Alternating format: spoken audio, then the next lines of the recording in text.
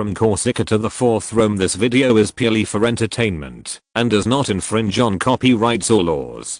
The rights to the novel and image belong to the original author. We do not claim ownership. Don't like waiting and want to listen to this fanfic in full now? Subscribe to our Patreon, where you'll find the best fanfics. Chapter 176. The First Fish. The scorching sun of summer shone on the calm Seine river, and the sparkling river surface looked like a pure silver mirror. However, Mr. Mortimer obviously did not like this image. When he thought of the silver mirror, he thought of silver, and then he thought of the young governor of Corsica and his damn silver company. After Mr. Mortimer and Lord Melly left the room, in order to prevent the conversation from being heard by the Duke of Choiseul, they simply ran to the riverside behind the restaurant. The two sat on the bench, looking at the Seine river in front of them, and were silent for a long time. Damn it, is that kid playing tricks on me? I don't know how many managers of companies that want to go public run to my office every day with boxes of materials, and he just told me that his company wants to go public with nothing in his hands. Mr. Mortimer said, while scratching his wig angrily, and the carefully groomed silver curly hair immediately turned into a bird's nest. Lord Melly sighed and shook his head twice, but there was nothing to say. Hey, Melly, old friend, what are you talking about? Mr. Mortimer said with his head down and supported by his head, sighing and looking at Lord Melly. Lord Melly said with a bitter face, what can I say? The Duke of Choiseul's meaning is very clear. That is, let us go through the listing procedures for that company. If I dare to say no, you can go to St. Ernst Nursing Home if you want to find me in the future. Anyway, I don't have to work as a chief of the stock exchange anymore. After hearing this, Mr. Mortimer had no choice but to nod his head helplessly and admit that Lord Melly was right. As a middle-level financial official, it would only take a word for the Duke of Choiseul to dismiss him. Even if the Duke was annoyed, his lordship that he had worked hard all his life might be deprived. As for Mr. Mortimer, although he had no affiliation with the Duke of Choiseul, if he really offended this powerful minister, Mr. Mortimer knew that he would definitely not have a good harvest. Seeing that Mr. Mortimer remained silent, Lord Melly sighed again, patted him on the back and said, think about the gains and losses carefully. This is what you bankers like to do most anyway. You are right. If I disobey the Duke of Choiseul, the worst thing that could happen is that I will be completely ruined. Mr. Mortimer gritted his teeth and said, if we go along with them, we can at least make some good friends. The Duke of Choiseul is not a person who asks for everything. Bonaparte has a good reputation as well. Maybe there will be some rewards once this kind of thing is revealed. Lord Melly leaned back in his chair. He was also worried about the problem of things being exposed like Mr. Mortimer, but after thinking about it, he had no choice but to shake his head and said, you also know the old saying in the financial world, if you are smart enough, you can be dishonest, and if you are honest enough, you can be stupid. But you can't be both stupid and dishonest. That's right. Mr. Mortimer continued the second half of the sentence, sighed and said, we can only try our best to be smart now. Lord Melly also nodded in agreement and smiled bitterly to comfort him. Think about it on the bright side. With the Duke of Choiseul and Governor Bonaparte covering for us, there is basically no chance that this matter will be leaked. We may also be able to get some benefits from it. Haven't you always wanted to seek influence in the political world? Isn't this a good opportunity to curry favor with the Duke of Choiseul? Mr. Mortimer's eyes lit up when he heard this, and the unhappiness on his face gradually disappeared.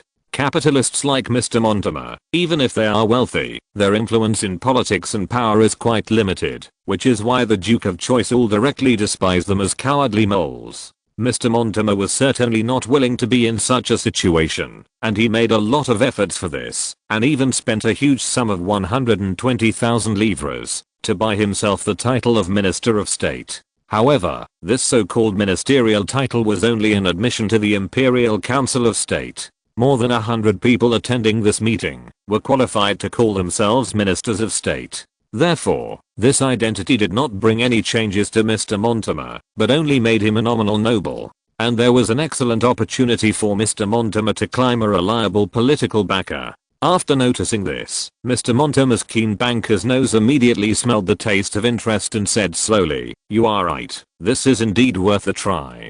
Listen, let's talk about this when we go in later. In the dining room, as Lord Merry and Mr. Mortimer left briefly, Clarence also walked out of the room with the Duke of Choiseul and stood in front of the window at the end of the corridor to chat. After all, the two did not want their private conversation to be heard by Mr. Mortimer's employees. By the way, Governor Bonaparte, Duke of Choiseul, who was originally chatting casually with Clarence, suddenly changed the subject, looked at Clarence meaningfully and said, "Those words you just said to Mortimer, you must have said that on purpose, right?" "Oh. What are you talking about?" Clarence looked at Duke of Choiseul and said with a smile as if he understood.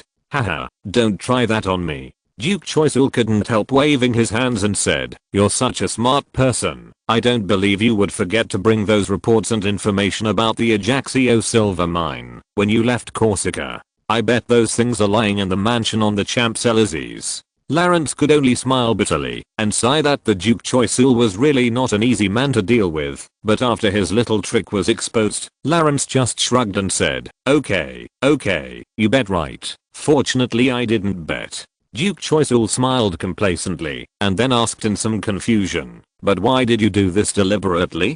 Don't you want the listing process to be as fast as possible? If you entrust the two of them to remake the information for you, it will take some effort." Clarence leaned on the windowsill with both hands, blowing the warm summer breeze blowing in his face, and explained, "Think about it. If I bring the full set of information today, then I will be able to pass their review on the spot." "Well, isn't that a good thing?" Duke Choiseul asked with a frown. Clarence smiled and shook his head and said, "It's a good thing, but it's not the best. If the information is complete, the National Silver Company will have a good chance of passing, even if it goes through the formal review process. In this way, even if the news that Mr. Mortimer and Lord Merry relaxed the review standards for me leaks out, it will not have any impact at all. After all, it doesn't matter whether they relax the standards or not. It can only be regarded as a little bit of abuse of public power for personal gain." "What do you mean?" Duke Choiseul finally came to his senses, looked at Clarence with sudden realization and said, "And if you deliberately let them forge a complete set of information for you, the nature of such an incident would be many times more serious, and they would never accept such a thing leaking out." Clarence smiled and nodded and said, "Remember the consensus we once reached? Only a relationship linked by common interests is the most stable. Now, Mr. Mortimer and Lord Merry, and I don't want this matter to leak out. Common interests have been established, and we are on the same boat." Duke Choiseul looked at the young man in front of him in disbelief. He didn't even know when Clarence planned this. Clarence ignored the Duke of Choiseul's astonishment and continued to explain, "And if this matter is leaked, it will only be an embarrassing scandal for us, but it will ruin the careers and industries of the two financiers. Just based on this point, they will almost obey us." Seeing that Clarence used such a small trick to pull the two financiers to his side, even though the Duke of Choiseul completely despised financiers, he had to admire Clarence's methods in his heart. "This Clarence may have many arrangements in his hands that I don't know at all. Fortunately, he and I are on the same side, otherwise it will inevitably become a huge trouble." It took the Duke of Choiseul a long time to calm down the complex emotions of fear and admiration for Clarence, and then casually asked Clarence, "But why do you deliberately win over these capitalists? They are of no use, except providing us with sponsorship funds. I think the bourgeoisie is likely to become a force that cannot be underestimated." Clarence paused and then said, "Of course, their wealth is not to be underestimated. I like it very much. A perfect version of the book in 1619. After a moment, the four people who had just left the room returned to their seats at almost the same time. Although Clarence didn't know what Mr. Mortimer and Lord Merry talked about, judging from the bright smiles on their faces, they should have made up their minds. Mr. Montmartre spoke first, smiling and saying without any embarrassment, "Ha ha ha, Mr. Bonaparte, I'm so sorry to have left just now. In fact, it's because your company's situation is special. I need to work with Lord Merry to study how to help you." Clarence nodded slightly, put a piece of appetizer wrapped in hawthorn jam on the silver plate into his mouth with a fork, and slowly said, "So what are the results of your research?" "That's right. Since you lack the necessary application materials, we are happy to help you and supplement the missing materials. Please rest assured that we have the most professional team to complete this task." Mr. Montmartre talked endlessly and confidently, and it was completely impossible to tell that this set of rhetoric was just made up by him a few minutes ago. That's great. Lawrence nodded with satisfaction. Mr. Montmartre couldn't help but breathe a sigh of relief when he saw Lawrence's satisfied look. Next, he just had to deal with this lunch and send that damn silver company to the Paris Stock Exchange as soon as possible, and his mission would be completed. Lord Melly on the side also relaxed and leaned back in his chair. Since they had decided to cling to the Duke of Choiseul, they knew what they had to do. As for the so-called National Silver Company itself, Mr. Montmartre and Lord Melly didn't care at all. In their eyes, such a company would become a real junk stock, even if it was listed. I don't know why Governor Bonaparte was so obsessed with this company that had not yet been established. After all, is there any investor in Paris who would put his funds in the deep mountains of Corsica thousands of miles away? Just when Mr. Montmartre felt a lot more relaxed, Lawrence suddenly said, "Oh, by the way, Mr. Montmartre, speaking of company information, I have the most important one here, the investigation report of the Ajaccio silver mine." As he said that, Lawrence handed Mr. Montmartre the report that academician Gita had just handed to him in the morning. Thank God, this really makes our supplementary work a lot easier. Mr. Montmartre took the report and thanked him casually, and then threw the report directly to a financial analyst on the side, indicating that he would check it. As for Mr. Montmartre, he was not interested in the report at all. In his opinion, it was just a small silver mine in the valley. No matter how exaggerated the report was, it could not change its essence. The financial analyst who received the report quickly read it carefully. It can be seen that he seemed to have received mineralogy education, which should be the reason why Mr. Montmartre brought him here. Just as several people were engaging in meaningless small talk, the financial analyst suddenly screamed, covering his mouth and shouting in disbelief, "Oh my God, this is impossible. This." Upon seeing this, Mr. Montmartre hurriedly slapped the employee on the back of the head and scolded him mercilessly. "Damn thing, why are you screaming? I'm very sorry, sir, but..." The analyst hesitated and handed the report to Mr. Montmartre and whispered, "But this silver mine is simply incredible. Its proven reserves are almost 5 times that of the Lion silver mine. Not to mention the unproven reserves. 7 times? Upon hearing this, except for Lawrence, academician Gator and Lavoisier, everyone present couldn't help but widen their eyes. Even the Duke of Choiseul found it hard to believe that the silver mine in Corsica could have reserves 7 times that of the Lion silver mine. Mr. Montmartre, who was standing there in a daze, had already ignored all the etiquette and asked his analyst directly in front of Lawrence, "Are you sure? There is no fraud, right?" "I don't see any fraud. There is no conflict between the data, and you can see these signatures. They are all well-known geologists." "Oh my God, my mentor at the University of Paris also signed it." The analyst showed the last signature page to Mr. Montmartre and said it confidently. After getting the guarantee from his subordinates, Mr. Montmartre's shocked expression had not yet recovered, and he had already turned his head to look at Lawrence. After taking a breath, he asked cautiously, "Mr. Bonaparte, does this silver mine really have such reserves? I think it is very clear in the report, and you have also seen that this report has been certified by many well-known scholars. I have no reason to doubt it." Lawrence shrugged and said. Mr. Montmartre couldn't help swallowing his saliva. The contempt in his eyes just now disappeared without a trace, replaced by greed visible to the naked eye, as if the report on the table was made of gold, an undeveloped silver mine. There are such amazing reserves. Investing in it is definitely a sure win. Lawrence saw Mr. Montmartre's greed, shook his head, and said silently in his heart, "It seems that the first fish has been hooked." Chapter 177 1 million livres. The waiter knocked on the door twice, excused himself, and entered with a silver tray. He then served the fragrant roasted sea bass, rib steak, creamy vegetable salad, and stew to the round table. Another dedicated waiter solemnly held a bottle of champagne, showing the bottle to everyone, while introducing the origin, year, and taste of the wine.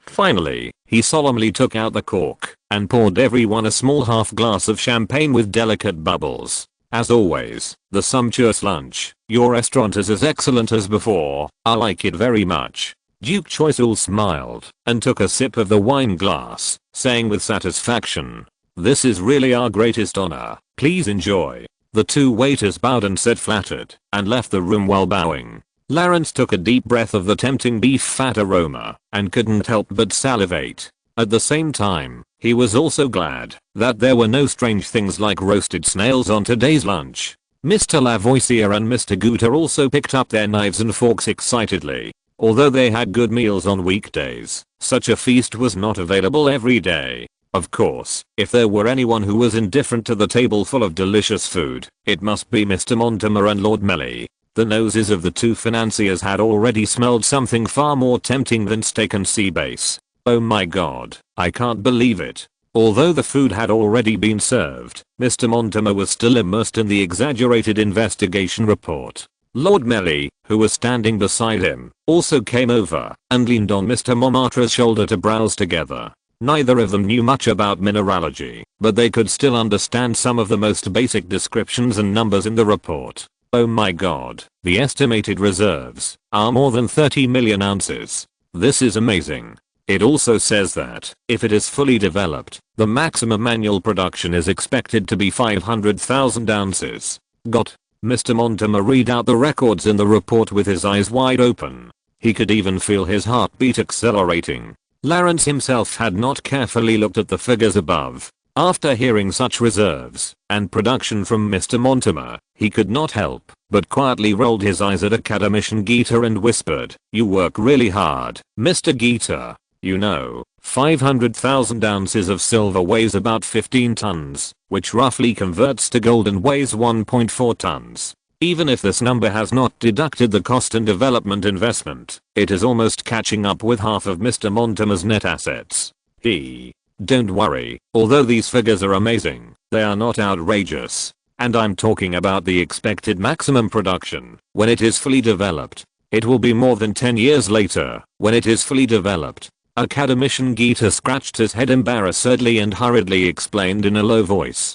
Although Duke Choiseul was also quite surprised by this number, after looking at Lawrence's calm expression, he probably guessed that this was Lawrence's deliberate act. In addition, he was not so sensitive to numbers and finance, so he didn't take it to heart. Ahem. Lawrence coughed twice to interrupt Mr. Mortimer's voice of amazement, and smiled and spread his hands and said, "Mr. Mortimer, let's have dinner first. This report will be disclosed to investors soon. I can also send you a copy immediately after I go back. Oh yes, thank you for your hard work, but I want to say that this report is really amazing." Mr. Mortimer reluctantly closed the report and handed it to Lawrence, and then after considering his words, he carefully said, "I don't mean to doubt your noble character, but my intuition tells me that its authenticity seems to need to be tested."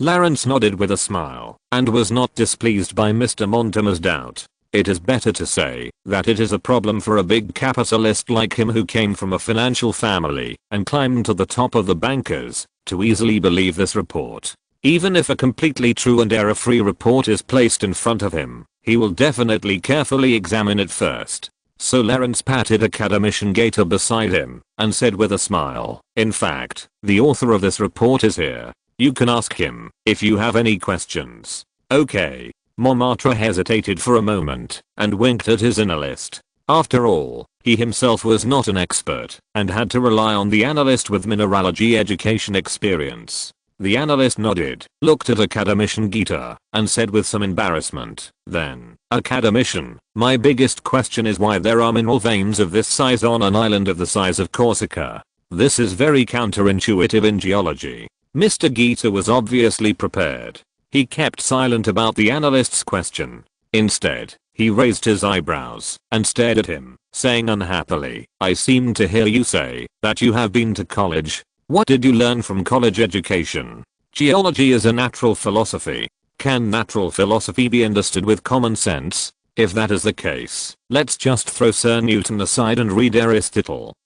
The financial analyst wiped the cold sweat from his forehead. Although he felt that he was no worse than the scholar in front of him in terms of wealth and status, when it comes to academic status, he is still far inferior to this academician of the Royal Academy of Sciences. "I'm just a little strange." The analyst, who had already fallen into a disadvantage, said repeatedly, because this silver mine is indeed inconsistent with the silver mines I have seen. Huh, do you know why? That's because you have seen too few veins. Academician Gator sat up straight and said loudly in a righteous and loud voice, let me tell you, when I went to Alsace-Lorraine for investigation last time, I saw no less than 5 veins that were very similar to the Ajaccio silver mine in distribution and type, so I don't think there is anything wrong with common sense. The analyst was suddenly speechless. He also knew that his knowledge reserves would inevitably not be as good as the other parties. After all, after graduating from university and getting his degree, he turned to the financial industry. When Academician Gator saw that the other party had nothing to say, he was even more ambitious and pressed on. By the way, you just said that you graduated from the University of Paris. Who was your supervisor? I basically know all the geology teachers at the University of Paris. The analyst glared and had to grit his teeth and said, it's Mr. Red Fischer. Red Fischer? He's still my colleague, and his signature is on the report. Mr. Gator put on a look of disappointment and shook his head at the analyst and said, huh, when I see Red tomorrow, I must ask him how he brought up such a low-level student. Upon hearing this, the analyst was completely speechless. Even though his boss was sitting next to him, he was so anxious that he didn't know what to say. Academician Gator became more and more excited as he spoke, as if he wanted to show off in front of Duke of Choiseul and Lawrence. He opened his mouth sarcastically and said, what's the matter, young man? Do you still have questions? Why don't you come to the Louvre tomorrow? The Royal Academy of Sciences is there. We can communicate with your mentor, Mr. Red, so that you don't get dissatisfied with me. Lawrence, who witnessed this conversation, couldn't help but chuckle and shook his head, secretly sighing. It seems that the academic cliques in the past life and this life are the same. As long as their status is not high enough, any objections from the scholars below can be refuted by those academic giants with their mouths. It's really not easy for Paul Lavoisier to make achievements under such people. I don't know how many Lavoisiers are buried in the hands of these people. It seems that I have to join the Royal Academy of Sciences as soon as possible. Academician Gator said this, but he didn't answer a word why the description in the report violated common sense. He just kept criticizing the analyst's own low ability. This is really a case of if you can't solve the problem, solve the person who raised it. Lawrence thought without any emotion. At the table, the analyst had no room for rebuttal. After struggling for a while, he turned to Mr. Mortimer and said, Mr. Mortimer, I still have a positive view of this report. After all, my mentor, Mr. Red, has also signed it. I think there will be no problem. Mr. Mortimer naturally did not understand the situation in the academic world. He only saw that his analyst was defeated by Mr. Gator's words and was finally speechless. So he also had more trust in this report. But in a cautious attitude, Mr. Mortimer still said carefully, by the way, Mr. Bonaparte, can I send an exploration team to Corsica to conduct a field investigation of the silver mine? After hearing this, Lawrence's smile gradually faded, and he shook his head and said, a perfect version of the book in 16:9. Mr. Mortimer, going to Corsica is not like going to Versailles. It is 2,000 miles away. It will take more than half a year for your exploration team to come back, and I urgently need to raise funds for the company. If I take my time, I can just go public according to the regular procedures. Why are we still sitting here together? Mr. Mortimer still said unwillingly, if your company is in urgent need of money, I can lend you a low interest loan. No, even an interest-free loan. Lawrence slowly put his hand on his chin, looked at Mr. Montmartre with a gloomy face, and said in a deep voice, since there are only a few of us present, I can tell you a piece of news, Mr. Mortimer. What news? Mr. Mortimer asked with a frown. You may have heard some rumors about the business background of the Corsica National Silver Company. Lawrence stared at Mr. Mortimer and said, and I can tell you for sure that this company is indeed jointly operated by the Corsican government and the French royal family. And I need to use this company to raise money to ease the financial pressure in Corsica. Do you think you can come up with such an interest-free loan? Lawrence's words can only be said to be half true and half false. He really wants to use this company to raise funds for Corsica's finances, but whether the amount of this money is enough to ease the financial pressure, or there is another plot, no one knows except Lawrence himself.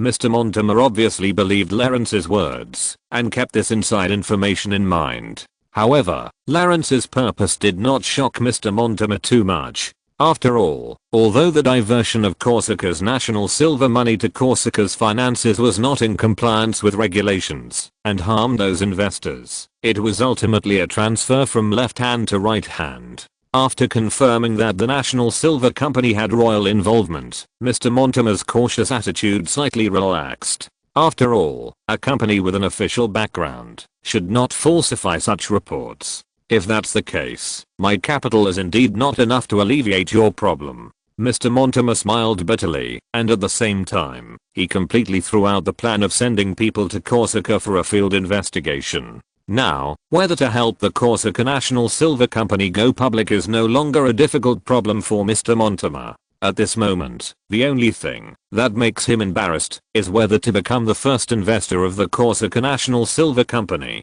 In the financial world, being well informed can completely determine the survival of a financier. As far as Lawrence knows, in the 20th century, when many securities companies set up representative offices in cities where stock exchanges are located, they would deliberately set up representative offices closer to the stock exchanges, and even take up land that is several times more expensive for this. Because information was transmitted through wired networks at that time, being closer to the stock exchange meant that the latest bond prices could be obtained a few milliseconds earlier. And it is these few milliseconds that are enough for brokers to capture and squeeze the arbitrage space in the financial market faster than others. This is why people usually say that there is no arbitrage in the financial market in theory, because all the arbitrage has been divided up in less than a second. And now, Mr. Mortimer has a top secret news in front of him that only he, an investor, knows. Silver Company. The Corsica government and the French royal family are jointly operated, and the credit is undoubtedly guaranteed. There are such huge fixed assets, and the operation of mining companies is very stable.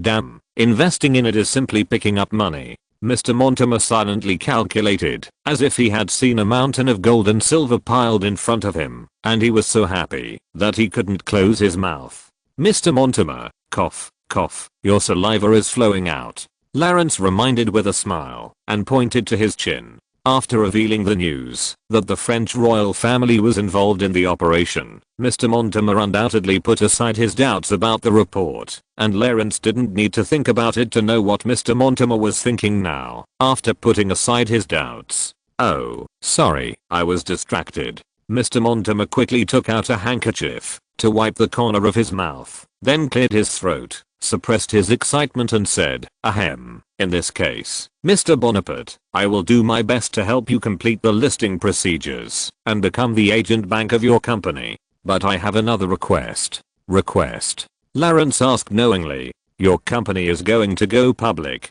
to raise funds from investors. Mr. Mortimer said with a smile, I'm also an investor, and I'm not modest. I'm still the top investor. I'm very optimistic about your company. I wonder if you will accept an immediate investment. Mr. Mortimer was also very smart. He knew that investment should be made decisively at the lowest value. If the company really went public, its value would be hyped up almost instantly, and it would be too late to enter the market at that time. Of course I accept it, but I think I should set a minimum share amount. Lawrence smiled and nodded. Minimum amount? Just tell me directly. Mr. Mortimer waved his hand and pretended to be rich. Lawrence slowly extended a finger, looked at Mr. Mortimer with a smile, and said loudly, 1 million livres, immediate delivery. Chapter 178 Deal done. 1 million livres? Mr. Mortimer was stunned for a moment. His eyes, which had always been bright and sharp, slightly collapsed.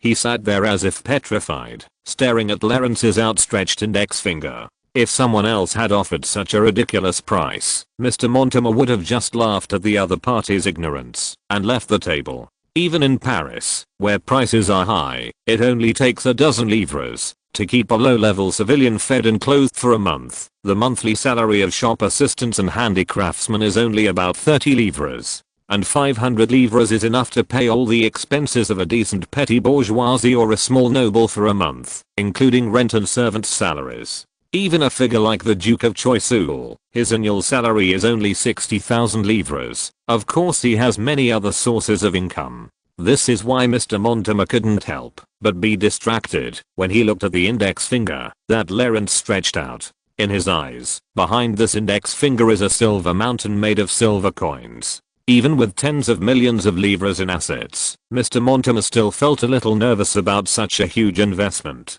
Especially for a banker like him, this investment would take up a considerable part of his cash flow. If there is any problem with the bank's cash flow, then a run and credit bankruptcy will follow. When the bank reaches credit bankruptcy, it can be declared truly bankrupt. Thinking of this, Mr. Mortimer couldn't help swallowing his saliva. Although he knew that he faced huge risks, this excellent investment opportunity was unique. Lawrence sat in his seat and looked at Mr. Mortimer with a smile, waiting for him to make the final decision. "Then how much shares can I get?" Mr. Mortimer asked excitedly and nervously, fiddling with his fingers. Lawrence was not an actuary, but he had never thought about running the company properly, so after a mental calculation, he said casually, "About a quarter, but I have to state in advance that this part of the shares only includes the right to dividends and does not have the corresponding voting rights on the board of directors. Including after the listing on the stock exchange, I will only issue non-voting shares."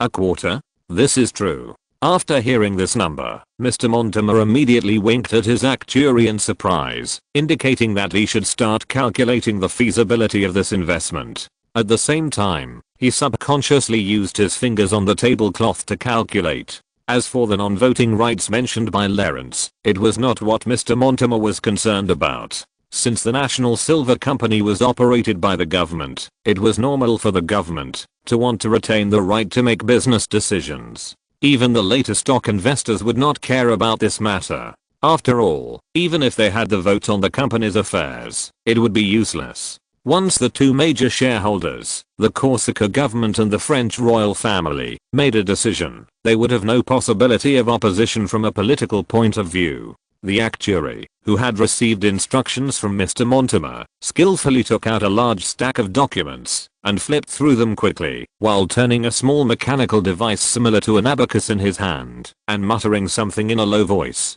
After a few minutes, the actuary showed a somewhat pleasant look on his face and leaned close to Mr. Mortimer's ear and said, "Sir, if we use the short-term treasury bond interest rate as the risk-free interest rate for discounting, and then use the earnings of companies in the same industry to make an estimate, the net present value of this investment can reach 1.7234 million livres. Although the investment cycle will be a bit long, it is undoubtedly an investment project with a 3A rating. More than 1.7 million. Hiss. Mr. Mortimer couldn't help but take a breath after hearing this, and the greed in his eyes became even more difficult to conceal. The net present value is the value of all future earnings discounted to the present, and then subtracting the current investment cost. In other words, as long as the risk is not considered, Mr. Mortimer's investment of 1 million is equivalent to his immediate profit of more than 1.7 million. As for the possible risks, Mr. Mortimer would not doubt a company with a dual background of the royal family and the government. Even Lord Mary, who was standing by, was very upset and sat there, regretting that Lawrence set the minimum share amount. Otherwise he would have invested most of his wealth in this promising silver company. Ha ha ha, Mr. Bonaparte, you are so generous. I don't know how to praise you. Mr. Mortimer was so excited that his whole body was trembling. He quickly signaled his employees to start drafting a share contract agreement and said gratefully, "I'm very satisfied with your proposal. If possible, let's sign the contract here." Of course. Lawrence nodded calmly. The contract between the two parties was soon signed at the dining table. Mr. Mortimer packed up the contract with satisfaction and said goodbye to Lawrence with his subordinates, Lord Mary and Lawrence. Although the sumptuous lunch on the round table had hardly been touched, Mr. Mortimer had obviously already feasted on a feast of capital and was secretly pleased with himself for picking up a big bargain. As if he was afraid that Lawrence would go back on his word, Mr. Mortimer hurriedly handed over a large stack of bearer deposit slips of the French commercial bank that had just been signed to Lawrence, and then hurriedly led everyone away. As the group left, only Lawrence, Duke Choiseul, and two scholars from the Royal Academy of Sciences were left in the room. I didn't expect you to sell a quarter of the shares casually. Duke Choiseul frowned slightly and looked at Lawrence, who was counting the deposit slips, and said with a little displeasure, although I don't understand finance, from the expression of the banker, it seems that you let him pick up a big bargain. Half of the profits of the Corsica National Silver Company still belong to the French. Lawrence's act of selling company shares will certainly affect the profits of the French royal family. This is why Duke Choiseul felt that Lawrence was slightly unhappy after selling the shares at a low price.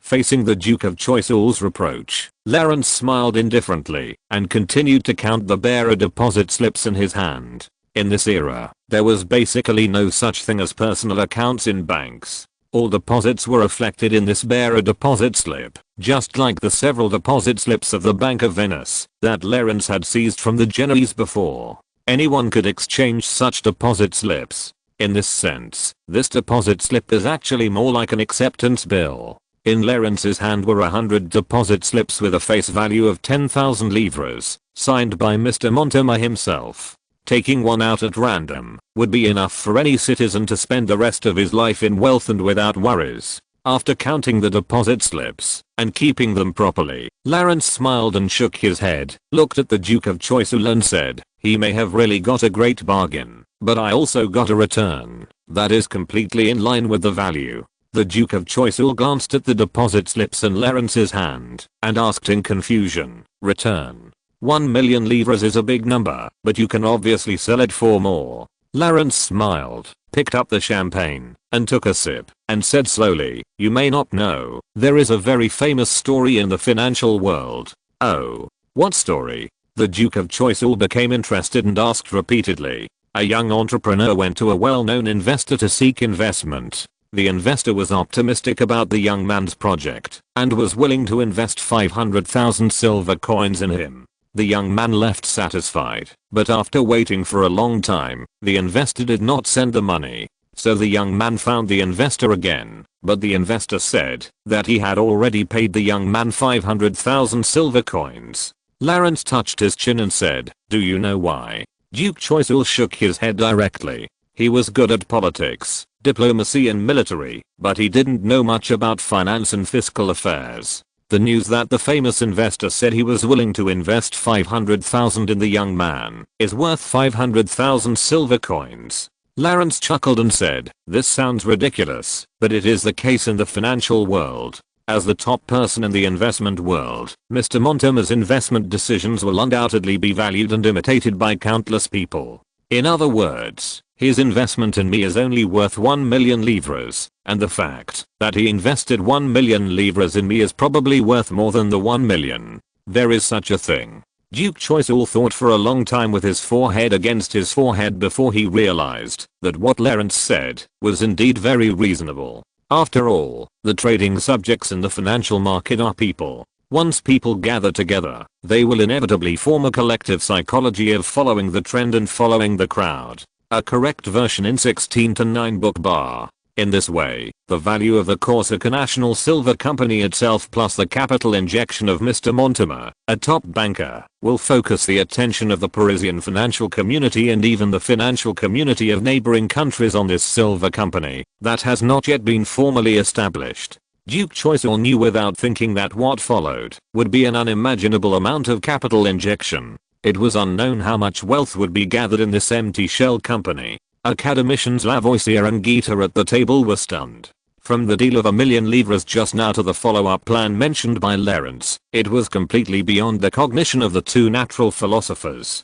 But academician Guiter was very clear about one thing, that is, the National Silver Company, where he was about to work, would gather countless wealth, and as a consultant of the company, his salary would naturally rise. Thinking of this, academician Guiter's eyes suddenly became more fiery. He had made up his mind to use all means to show his courtesy to Lawrence to ensure that the position of consultant of the company fell into his hands. Lawrence also noticed his fiery eyes, smiled and looked at Academician Gator, and slowly said, "Your rebuttal just now was excellent, Mr. Gator. You are flattering me. Since this is the report compiled by me, I must use my reputation to defend its truth," Academician Gator hurriedly said with a smile. Lawrence nodded, deliberately looked up at the wall clock in the room, and said to Academician Gator and Lavoisier in an undeniable tone, "I think it's getting late, and it's time to leave. But Duke Choiseul and I have things to do, and I'm sorry that I can't take you back." The two also understood that Lawrence was ordering them to leave, so they quickly stood up, bowed respectfully to Lawrence and Duke Choiseul, and said goodbye and left. Now, only Lawrence and Duke Choiseul were left facing the table of feast.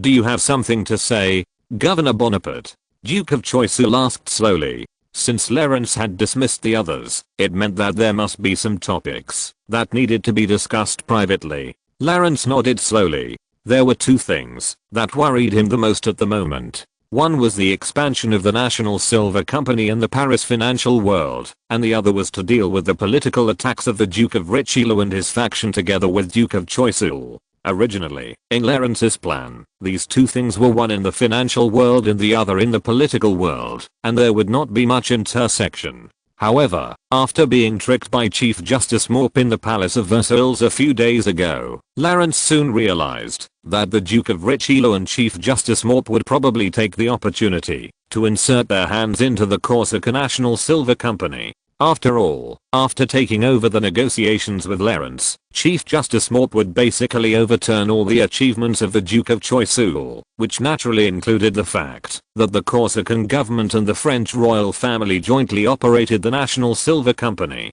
Without the support of the royal family, the performance of the National Silver Company in the financial market would certainly be greatly reduced, which was definitely not the result Lawrence expected. Not to mention that the Duke of Richelieu might try to directly suppress the National Silver Company in the financial market and prevent Lawrence from raising funds through it. So after dismissing others, Lawrence directly told the Duke of Choiseul his idea. "Well, you are right. Chief Justice Mop will not let you call the shots in the financial market." After listening to Lawrence's analysis, Duke Choiseul nodded in agreement, but his expression was not worried. Instead, he took the initiative to ask, "Since you have thought of this, it means you have a solution, right?" "You are too flattering me," Lawrence said with a wry smile, but still nodded and analyzed. "I think it is very simple to keep the royal family's share in the company.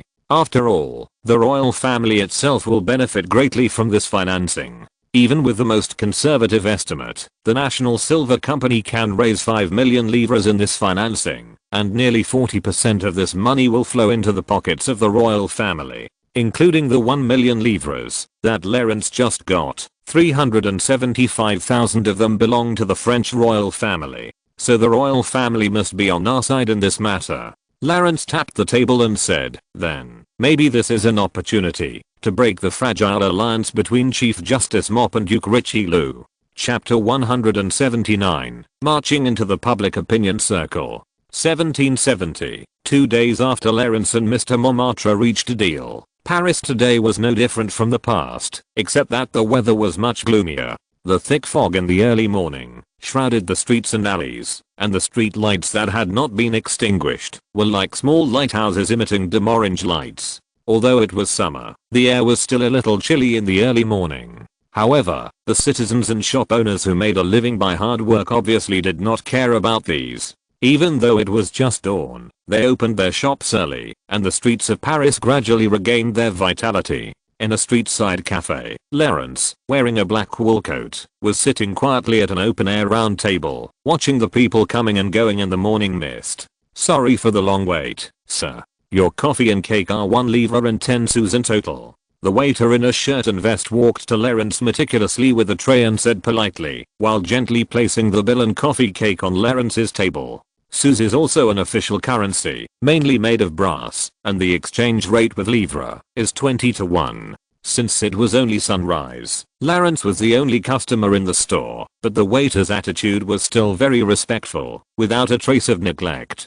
This was not because the waiter recognized Lawrence's identity, but because this cafe was located in the Place de la Bourse, the financial center of Paris. Many banks and financial institutions have branches nearby, and the headquarters of the Paris Stock Exchange is also located here. For someone like Lawrence, who is well dressed and comes and goes in the Place de la Bourse, the waiter knows without guessing that he must be a gentleman of high status. Lawrence nodded slightly and took a look at the ordinary coffee and the red velvet cake on the table. He felt helpless that such a small thing cost 1.5 livres. The same price was the food expenses of a poor citizen for several days. However, Lawrence still took out 2 livres from his pocket and put them in the palm of the waiter's hand. The extra 10 livres was naturally the tip of the waiter. "Thank you, generous sir. I wish you a good day." The waiter held the silver coin in his hand and said happily, "By the way." Lawrence stopped the waiter, who was about to leave, and asked casually, "Is there anything interesting here recently?" The waiter stood there and thought for a while. This cafe is a place where many financial practitioners rest and chat, so he can often hear some of the latest news in the financial world. Recently, there's nothing special. A certain gentleman made a lot of money through speculation and became rich overnight, and a certain gentleman's company went bankrupt and he left Paris in embarrassment. This is the news every day. The waiter shrugged and added, "But there is one thing I heard many customers discussing. It is said that Mr. Montmartre of the French Commercial Bank invested a large sum of money in a silver company. I heard it was several million livres." Almost all the customers in the store were discussing this matter yesterday. Lawrence smiled and nodded and continued to ask, "It's really interesting. What are those people discussing?" Let me think about it." The waiter didn't seem to be interested in the financial industry, but since he accepted Lawrence's tip, he had to think hard for a while and said, "I heard a lot of people talking about gathering some cash flow, and it seems that they want to follow up on Montmartre's investment. The rest are discussing the silver company." "Oh, I remember. It's called the Corsica National Silver Company. They all say that this company may have a royal background. I don't know much about the rest." After that, the waiter pointed to the street outside and said, "I think you can buy a newspaper. This matter will definitely be reported in the newspaper today." Lawrence nodded slightly and said, "I will. Thank you for the news." Just as the conversation between the two ended, an alert boy came up immediately. He obviously heard the waiter's suggestion that Lawrence buy a newspaper. The boy was wearing a low-brimmed newsboy hat, and this iconic hat already indicated his profession. He also had a huge shoulder bag on his shoulder that was not proportional to his body size. Although it was filled with newspapers, the weight seemed to be enough to weigh down the little boy. "Would you like to buy a newspaper, sir? This morning's financial news, Paris Morning News, and French Review." The boy said a series of newspaper names very skillfully and looked at Lawrence expectantly. Lawrence looked at the boy with interest and focused his eyes on the large bag of newspapers on him. Newspapers were undoubtedly the most common and important news media in the late 18th century. If a Parisian wanted to know what happened in Marseille, thousands of miles away, the most direct way was to buy a newspaper. Even for those who couldn't afford newspapers, their news basically came from those who read newspapers. In other words, the channels for ordinary people to obtain information were quite limited, and newspapers were almost their only source of information. As long as you control newspapers, you control news and public opinion. Lawrence knew very well that public opinion was much more important than the so-called truth, whether in this era or in the past. For example, how many people had seen Louis XV and dealt with him in person? Those farmers who worked in the countryside might never see their king in their lifetime, but they always discussed the king's deeds with relish after dinner, and these deeds were just inquired in the public opinion field. No one had ever seen the real king. In other words, it didn't matter what a person's true nature was. As long as his public opinion image was a kind father, then people would think he was a kind father. If his public opinion image was a tyrant, then people would think he was a tyrant. Just like the old Mario, the director of the Ajaccio orphanage, who was once used by Lawrence, ordinary people can't get to know the truth and will only think that he is really a kind and gentle old man who works hard for the children all his life. And what can control all this is the stacks of light newspapers in the bag of this little newsboy. If I can control the public opinion of Paris and even the whole of France in my hands, that would be great. Thinking of this, Lawrence narrowed his eyes slightly, and a long-term plan gradually emerged in his mind. Sir? Seeing that the gentleman in front of him suddenly lost his concentration, the little newsboy waved his hand in front of him curiously and asked carefully, "Do you want a newspaper?" Lawrence woke up then, put these thoughts aside temporarily, looked at the newsboy with soft eyes, and took the initiative to lift his heavy bag to the table, and said with a smile, of course. Just give me a copy of the financial news you just mentioned."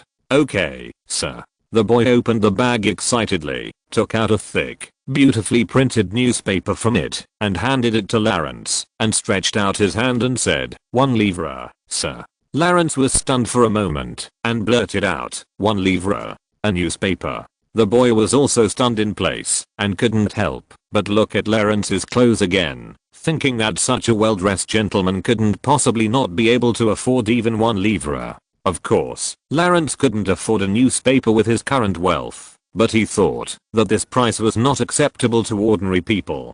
Perhaps only financiers who came and went in the Bourse Square would buy such a newspaper. "The price of the financial news has always been this price, sir. I definitely didn't raise the price intentionally." The boy thought Lawrence was doubting him, and waved his hand to explain. Lawrence frowned and glanced at the boy's bag.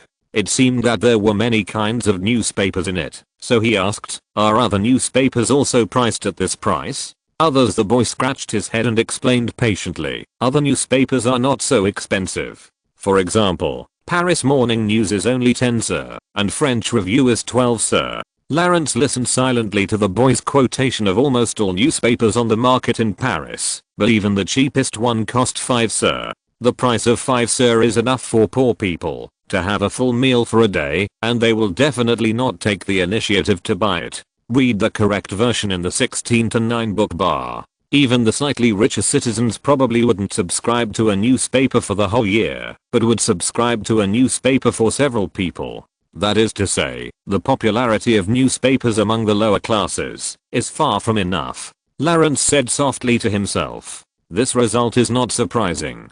In addition to the high price, newspapers themselves do not meet the entertainment needs of the lower classes. Those poor people with low literacy rates and struggling to make ends meet would not buy those obscure newspapers, even if they had spare money. They would rather spend their money in bars or casinos. And the editors of various newspapers did not seem to regard such people as their target audience. In fact, there is nothing wrong with such a decision. After all, newspapers need to make money. If they publish newspapers specially compiled for the lower classes, they may not even be able to recover their costs. However, for Lawrence, who wants to enter the public opinion circle, this is undoubtedly the best entry point. As early as a few days ago when attending the dinner at the Palace of Versailles, Lawrence and Duke of Choiseul mentioned the plan to manipulate public opinion. Today, there is nothing important, so Lawrence decided to take the opportunity to implement this plan. "Okay kid, give me a copy of the financial newspaper, and also the cheapest newspaper you just mentioned. No need to give me change." Lawrence took out 2 livres and handed them to the boy. The boy excitedly took the silver coin and shook it twice in his hand, then skillfully handed the 2 newspapers to Lawrence, bowed and ran away. These newspapers are really good at finding out information. Lawrence unfolded the thick financial newspaper and took a few glances at it. Soon he found the news about Mr. Montmartre's investment in the Corsica National Silver Company. Although this report was not on the front page, it was quite forward, and it took up an entire page to report it, and it also included the opinions of several well-known investors. Lawrence briefly glanced at the opinions of several investors who were interviewed. They all said that there was too little information about the Corsica National Silver Company, and it was difficult to make a judgment, but judging from Mr. Montmartre's bold investment behavior, it was still recommended to follow up appropriately. It seems that the National Silver Company will become a hot topic in the Paris financial community for some time to come. Lawrence smiled and put the newspaper aside. After all, in order to protect their reputation, these well-known investors usually speak ambiguously in interviews. It is rare to directly suggest investing in a project like this. Judging from the interviews with these investors, the financial community should be quite optimistic about the National Silver Company. After the investigation report fabricated by academician Gator is officially made public, I'm afraid that the attitude of the financial community will be taken to a higher level, and an explosive carnival will be ushered in directly. Lawrence came to this cafe in the Exchange Square today to test the attitude of the financial community. After confirming this, Lawrence picked up the cheapest newspaper on the market in Paris that he had just bought. Before reading the content inside, Lawrence already knew why it was so cheap. Just to say that the paper is yellow and brittle, and the printed fonts on it even have a slight double image, and you have to get close to see it clearly. Look at the content of this newspaper again. The name is Observer Daily, and the reports are basically editorials on social events. However, Lawrence could easily see that these editorials were extremely poor in depth and breadth. This newspaper could only be considered a second-rate newspaper at best, and with its inferior paper and printing, it could not even reach the level of a third-rate newspaper. No gentleman would be willing to unfold such a newspaper and read it in front of his colleagues during lunch. This would only make them lose face. No wonder it was priced so low. However, Lawrence did not show any disgust on his face. Instead, he read the text with relish. In his eyes, this newspaper and the newspaper behind it were the best way for him to enter the public opinion circle. If Lawrence wanted to control public opinion, he naturally needed a newspaper of his own as a mouthpiece.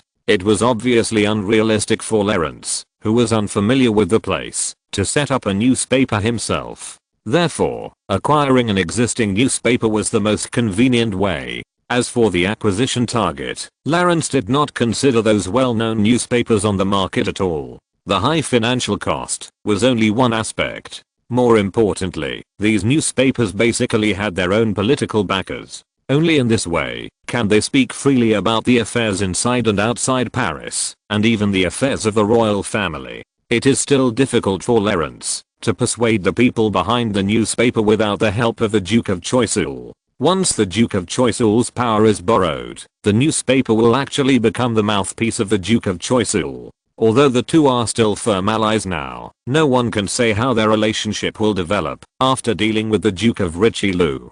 Therefore, Lawrence needs a news agency that is completely responsible to him and completely loyal to him. In this way, starting with a small newspaper and then developing slowly becomes the best choice, and the Observer Daily in front of him has become Lawrence's first candidate. No 78 Main Avenue. Lawrence found the location of the editorial office in a corner of the newspaper, then drank the coffee in the cup, put the two newspapers under his armpits, got up and walked to the street to stop a public carriage. He is ready to bring a revolution to the Parisian press. Chapter 180. No one knows newspapers better than me. Avenue Main is a street in the western part of Paris. It is a long way from the city center. Residents have to take a horse-drawn carriage to and from the city center. The remote location also means that the environment here is not satisfactory. The bumpy road has not been maintained for a long time, and the street is filled with a pungent smell. The street lamps on both sides of the road are almost never lit and extinguished, and the lamp oil inside may have been stolen long ago. However, despite the poor location and environment, for Mr. Haleson, who runs the Observer Daily, the low rent forced him to set up the editorial office of the newspaper here. Room 78 on Avenue Main is not a towering brick building, but a low and somewhat dilapidated two-story building. It looked no different from the surrounding houses, except that there was a large blackboard hanging at the door with beautiful and neat cursive characters. Observer Daily, please contact Mr. Hatham if you have any questions. In an office on the second floor of the newspaper, a middle-aged man in an old suit and a full beard was sighing over the sales report on the table. The man who looked a little lost was Mr. Hatham, who was both the operator and editor-in-chief of this tabloid.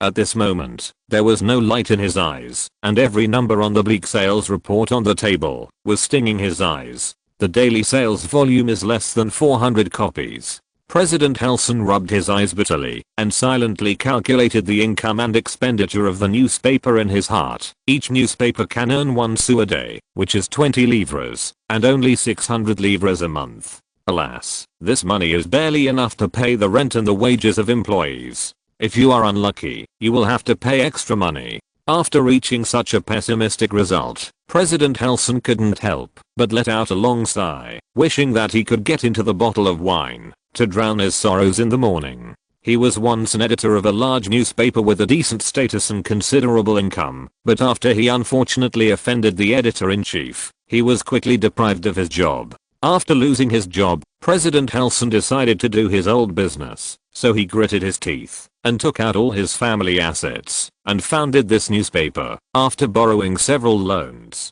However, President Helson has some ability in writing, but he seems mediocre in business management, which is why this newspaper is struggling on the edge of bankruptcy. If it doesn't work out, we'll have to find another way to make a living. Selling all the equipment and furniture should make some money back, at least to pay off part of the loan. The children can stop going to school for now, and my wife will have to find a job as a housemaid. President Hatham muttered to himself in confusion, as if recalling the days when he had no worries about food and clothing. But what else can a person like me do away from the desk? Just as the small room was shrouded in endless melancholy, an employee pushed the door open with a little excitement and reported, "President, a gentleman wants to see you. He's downstairs." A gentleman? President Hatham was stunned. In his impression, very few people would take the initiative to visit this newspaper. Even if there were, they would most likely not come with good intentions. The clerk nodded and said, "Yes, a young gentleman, dressed very decently, came by carriage. Please invite him in first." President Hatham hesitated for a moment, but nodded and asked his subordinates to bring the gentleman up, while muttering uneasily, "Is he here to cause trouble?" Downstairs of the Observer Daily, Lawrence looked at the dilapidated building in front of him curiously. Just standing outside, he could smell the pungent smell of ink emanating from it. The clerk who received him led Lawrence into the newspaper office in a panic, after getting permission from President Hatham. The newspaper office has 2 floors in total, and the area of each floor is not large. As soon as he entered the door, he saw a huge printing machine that occupied 2/3 of the first floor, and bundles of yellow paper of questionable quality were placed on the ground in a mess. No wonder the quality of the newspaper is so poor. There is not even a cooperative printing factory. It is just like a small family workshop. Lawrence glanced at the printing press on the first floor. From this point, it can be seen that the financial problems of this newspaper are very worrying. Otherwise it would not have to start its own printing business to save costs. Passing through the printing field full of lead powder, Lawrence went up to the second floor under the guidance of the staff. The second floor was much tidier. There were nearly 10 people working at their desks, plus a few reporters sent out. It seemed that they were all the employees of this newspaper. In the deepest room on the second floor, Lawrence saw President Hatham, who looked uneasy and nervous. Hello, sir. I'm Hatham, the editor-in-chief and president of this newspaper." President Hatham greeted, and carefully looked at the visitor in front of him. He was indeed a young and well-dressed gentleman. His temperament of a superior was like the air of a hereditary duke. As he said that, President Hatham quickly opened the desk drawer, took out a yellowed business card, and handed it over. Lawrence took the business card, glanced at it, nodded and put it in his pocket, then turned his head to look at the layout of this office. All the furniture was very old, obviously not brand new, but bought from the second-hand market. Even the chair under Lawrence made a harsh squeak from time to time. Looking at President Hatham again, there were a few inconspicuous patches on his grey dress, which seemed to be quite old, and the style was probably popular 10 years ago. "Nice to meet you, President Hatham. The newspaper is very good." Lawrence roughly guessed the business situation of this newspaper, and then smiled and looked at President Hatham and said, President Hatham was speechless after hearing this, wondering if Lawrence was mocking him. No matter who came, they would not think this was a good newspaper. Dismal sales, almost zero profit, shabby facilities, few employees. No matter how you look at it, this newspaper is about to reach the end of its life. Only people with ulterior motives like Lawrence would call it good. Because in Lawrence's eyes, the lower the starting point of this newspaper, the easier it is for him to completely control it. As for the current difficult situation, it doesn't matter at all. Lawrence has plenty of ways to make the Observer Daily appear in every household's mailbox, even in the king's suite of the Palace of Versailles. If you don't mind, President Hatham, Lawrence leaned on the back of this uncomfortable wooden chair and said easily, "Can you tell me about this newspaper?" President Haytham looked at Lawrence carefully again. Although he didn't know the identity of this gentleman and his purpose yet, the other party was obviously a person of outstanding status. Since he asked this, President Haytham said seriously, "As you can see, this is the Observer Daily. The original intention of our establishment was to make our voices heard about the various strange phenomena in this society, to make our cry out against the unfair reality, and to... what a good original intention and ideal." Lawrence chuckled and interrupted President Haytham and said, "But I think ideals are something that should be explored briefly. Let's talk about the current situation of this newspaper." President Haytham paused, and then nodded helplessly, sighed and said, "The current situation. Actually, there is nothing much to say. Everything about this newspaper is here. A rented small building, a printing press, a dozen employees, and a dismal newspaper with a daily sales of 400 copies. That's it. Why do you ask these questions?" Lawrence maintained a calm smile and said slowly, "I want to buy it. Buy this newspaper." President Haytham swallowed, a little unbelieving his ears. Lawrence didn't waste any words. He took out a deposit slip with a face value of 10,000 livres from his chest, slapped it on the table, and gently pushed it in front of him. Deposit slip of the French commercial bank. President Hayeson's pupils trembled. Even before he lost his job, he was not rich enough to deposit money in the bank. This was the first time he saw a real deposit slip. However, after seeing the face value on it, President Hayeson's heartbeat stopped for a moment. The eye-catching string of numbers on the deposit slip occupied his entire field of vision.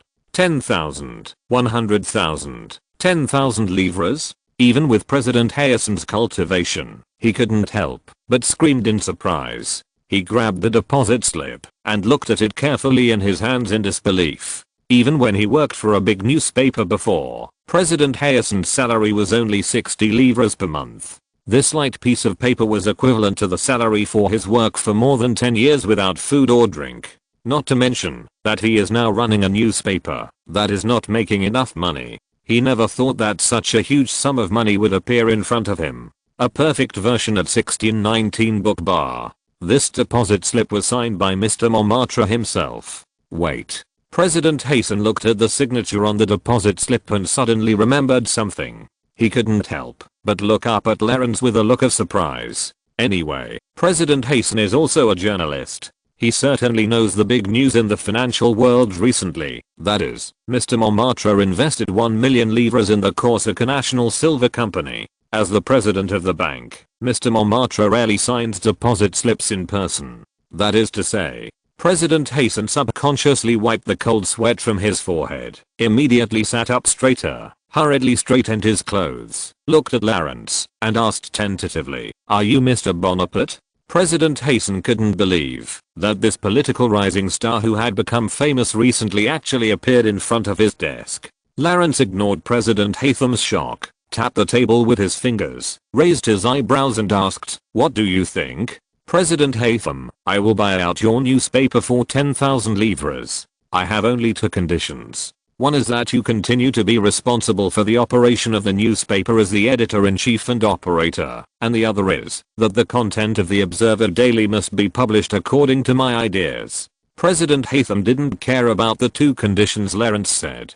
He looked at the priceless deposit slip in his hand and nodded without thinking. His cheeks turned red because of his excitement. "Very good. This is really a pleasant deal. We will talk about the contract later," Lawrence said with satisfaction, stretching out his right hand. President Haytham also hurriedly shook Lawrence's hand tightly and said excitedly, "You are the boss. You have the final say." As the two hands were held together, the deal was officially concluded. Although the formal contract has not yet been signed, President Haytham did not dare to use this to play any tricks. He knew very well that a small person like him was just a bug in front of Lawrence. If he dared to play any tricks today, his family would collect his body in a stinking ditch tomorrow. President Haytham smiled and carefully put the deposit slip into his pocket, then stood up and respectfully invited Lawrence to his seat, and he moved to Lawrence's chair. "Then let's talk about the Observer Daily." After completing the transaction, Lawrence also regained his serious look, spread the Observer Daily and the financial news bought in the morning on the table, and said slowly, of course, do you have any ideas? After talking about business, President Hatham's excitement was slightly diluted, and he looked at Lawrence cautiously and asked. Lawrence pointed at the two newspapers on the table and said, first of all, the Observer Daily cannot use such inferior paper and printing. I need you to contact the printing factory and make the quality of the newspaper reach the level of this financial news. This is a newspaper that costs nearly 5 sous, so our profit is. President Hatham frowned and said, money is not a problem, and I don't want to make money from newspapers. Lawrence waved his hand to interrupt, not caring about the impact on profits. That President Hatham said, okay, you decide. After hesitating for a moment, President Hatham quickly took out the memorandum and wrote down Lawrence's instructions. Anyway, President Hatham is no longer responsible for the profit and loss of the newspaper, and since Lawrence has the money to mess with him, he naturally has no right to interfere. Also, the content of your newspaper is really boring. Lawrence pointed to today's Observer Daily and said, look at your front page today. The headline is criticism of the phenomenon of high age of working women in areas surrounding Paris '. President Hasan said with a sullen smile, you know, some women in their 60s and 70s still have to do physical work to make a living. We are very worried about this phenomenon, so I don't care what you think, but this title makes people have no interest in reading it, even though the content of this report is quite good, and it should be written by you. Lawrence shook his head firmly and said, the style of the Observer Daily must change, starting with the title. For example, for this report, you can change it to shock. A 70-year-old woman works in the fields every day, and the reason is like this. Isn't this a bit like a false report? President Hasan couldn't close his mouth for a long time. He felt that this style of title was indeed more eye-catching, but it seemed to deviate from the principle of seeking truth from facts in news reporting. But Lawrence ignored his opinion and continued to talk about a series of change plans. It was not until more than an hour later that Lawrence finished telling all his ideas, and President Hatham's memorandum was filled with 3 pages of content. Oh my god, Mr. Bonaparte, I have to say that your ideas are very bold and creative, whether it is numbering each newspaper and using it as a voucher for a lottery, or opening a section in the newspaper for serialized novels, and many other things. These are unprecedented in the news industry, but President Hatham rubbed his sore wrist and said hesitantly, the audience of our newspaper is still too small. I'm afraid it will take a long time for these changes of yours to take effect.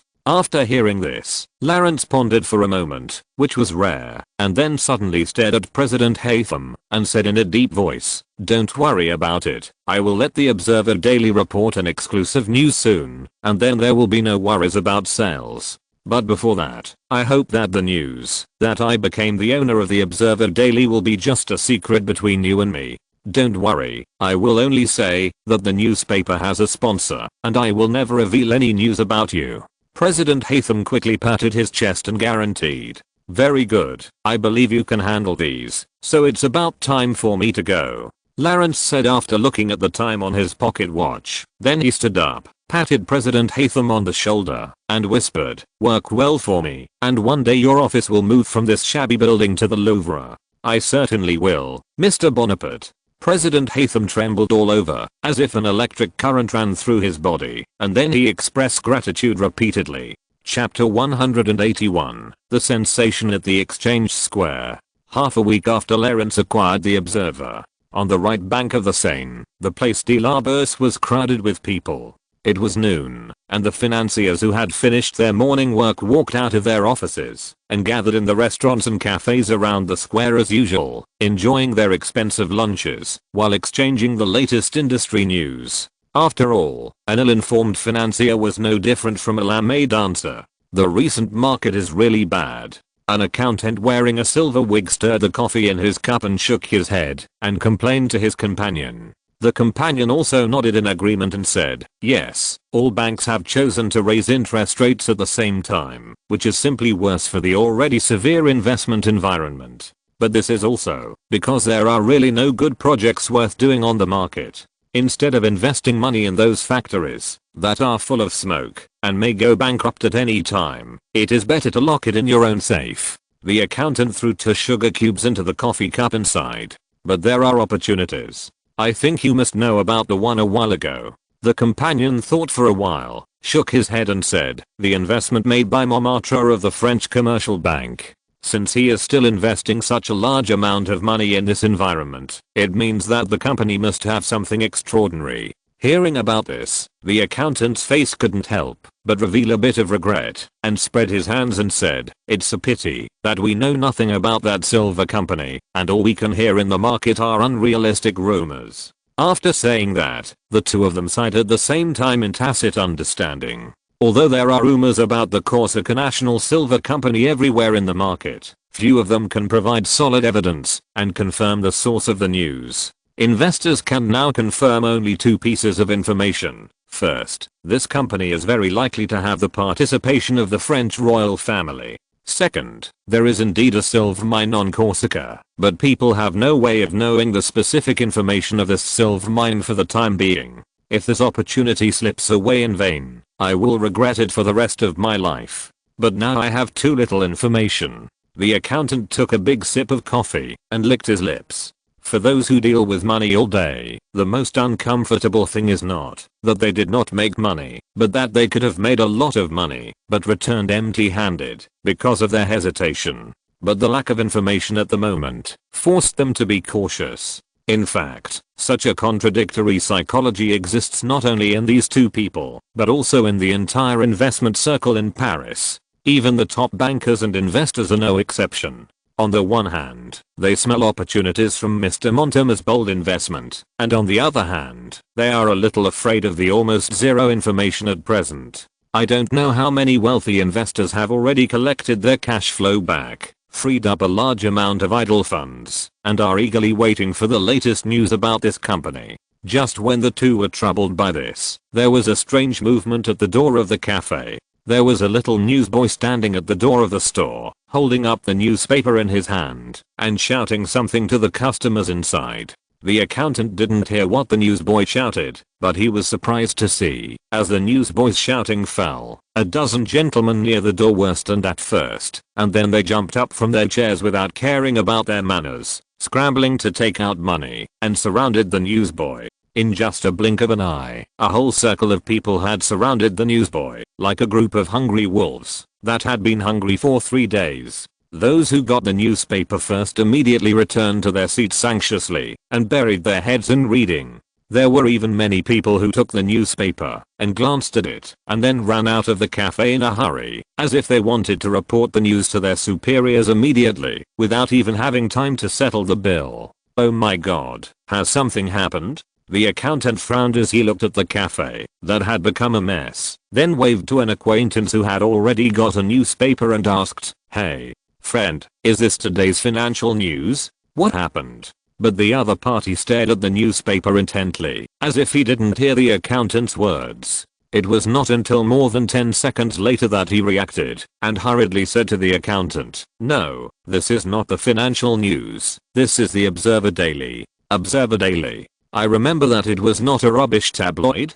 The accountant glanced at the bright white newspaper in the other party's hand in confusion, and was a little surprised that the rubbish newspaper finally changed the paper, and then asked, "Is there any news? Why do you act like you're crazy?" The man didn't even raise his head in the face of the accountant's question, and said impatiently, "I suggest you buy a newspaper and take a look. There is news about the Corsica National Silver Company." What? The accountant couldn't help but stare and exchanged glances with his companion. Both of them had unconcealed surprise on their faces. The mysterious silver company that attracted the attention of the entire Parisian financial community and was rumored to have a royal background actually had news. The accountant had no time to think about it. In the Bourse Square, business intelligence was more valuable than gold. He quickly took out his wallet and grabbed a few silver coins from it and joined the rush to buy. After a long wait and scramble, the accountant was lucky enough to get a copy of the latest Observer Daily and returned to his seat. He couldn't wait to spread it on the table and read it with his companion. On the front page of the newspaper, there was a line of eye-catching bold words. Inside story revealed. Exclusive disclosure of the French commercial bank's investment in the Corsica National Silver Company. Just by reading this title, the accountant swallowed nervously and put his eyes closer, fearing that he would miss any word on it. This report occupied 2 sections, and it took the 2 of them several minutes to barely finish reading it. But after reading the report, the 2 people could not help showing excitement and joy on their faces. The report briefly described the news that Mr. Montmartre bought a quarter of the shares of the National Silver Company for 1 million livres, and also revealed that the National Silver Company would soon be listed on the Paris Stock Exchange under the agency of the French Commercial Bank. Although the report was summarized in these 2 sentences, in the eyes of these savvy financiers, the value of these 2 pieces of news was already immeasurable. Not only did they see that the market value of the National Silver Company was estimated to be above 4 million livres, but they also knew the extremely heavy news that the company would be publicly traded on the stock exchange. Although more specific details about the National Silver Company were not disclosed, these 2 pieces of news alone were enough for those financial institutions and banks to quickly adjust their capital structure and allocate the most appropriate amount of funds to prepare for the investment in the National Silver Company.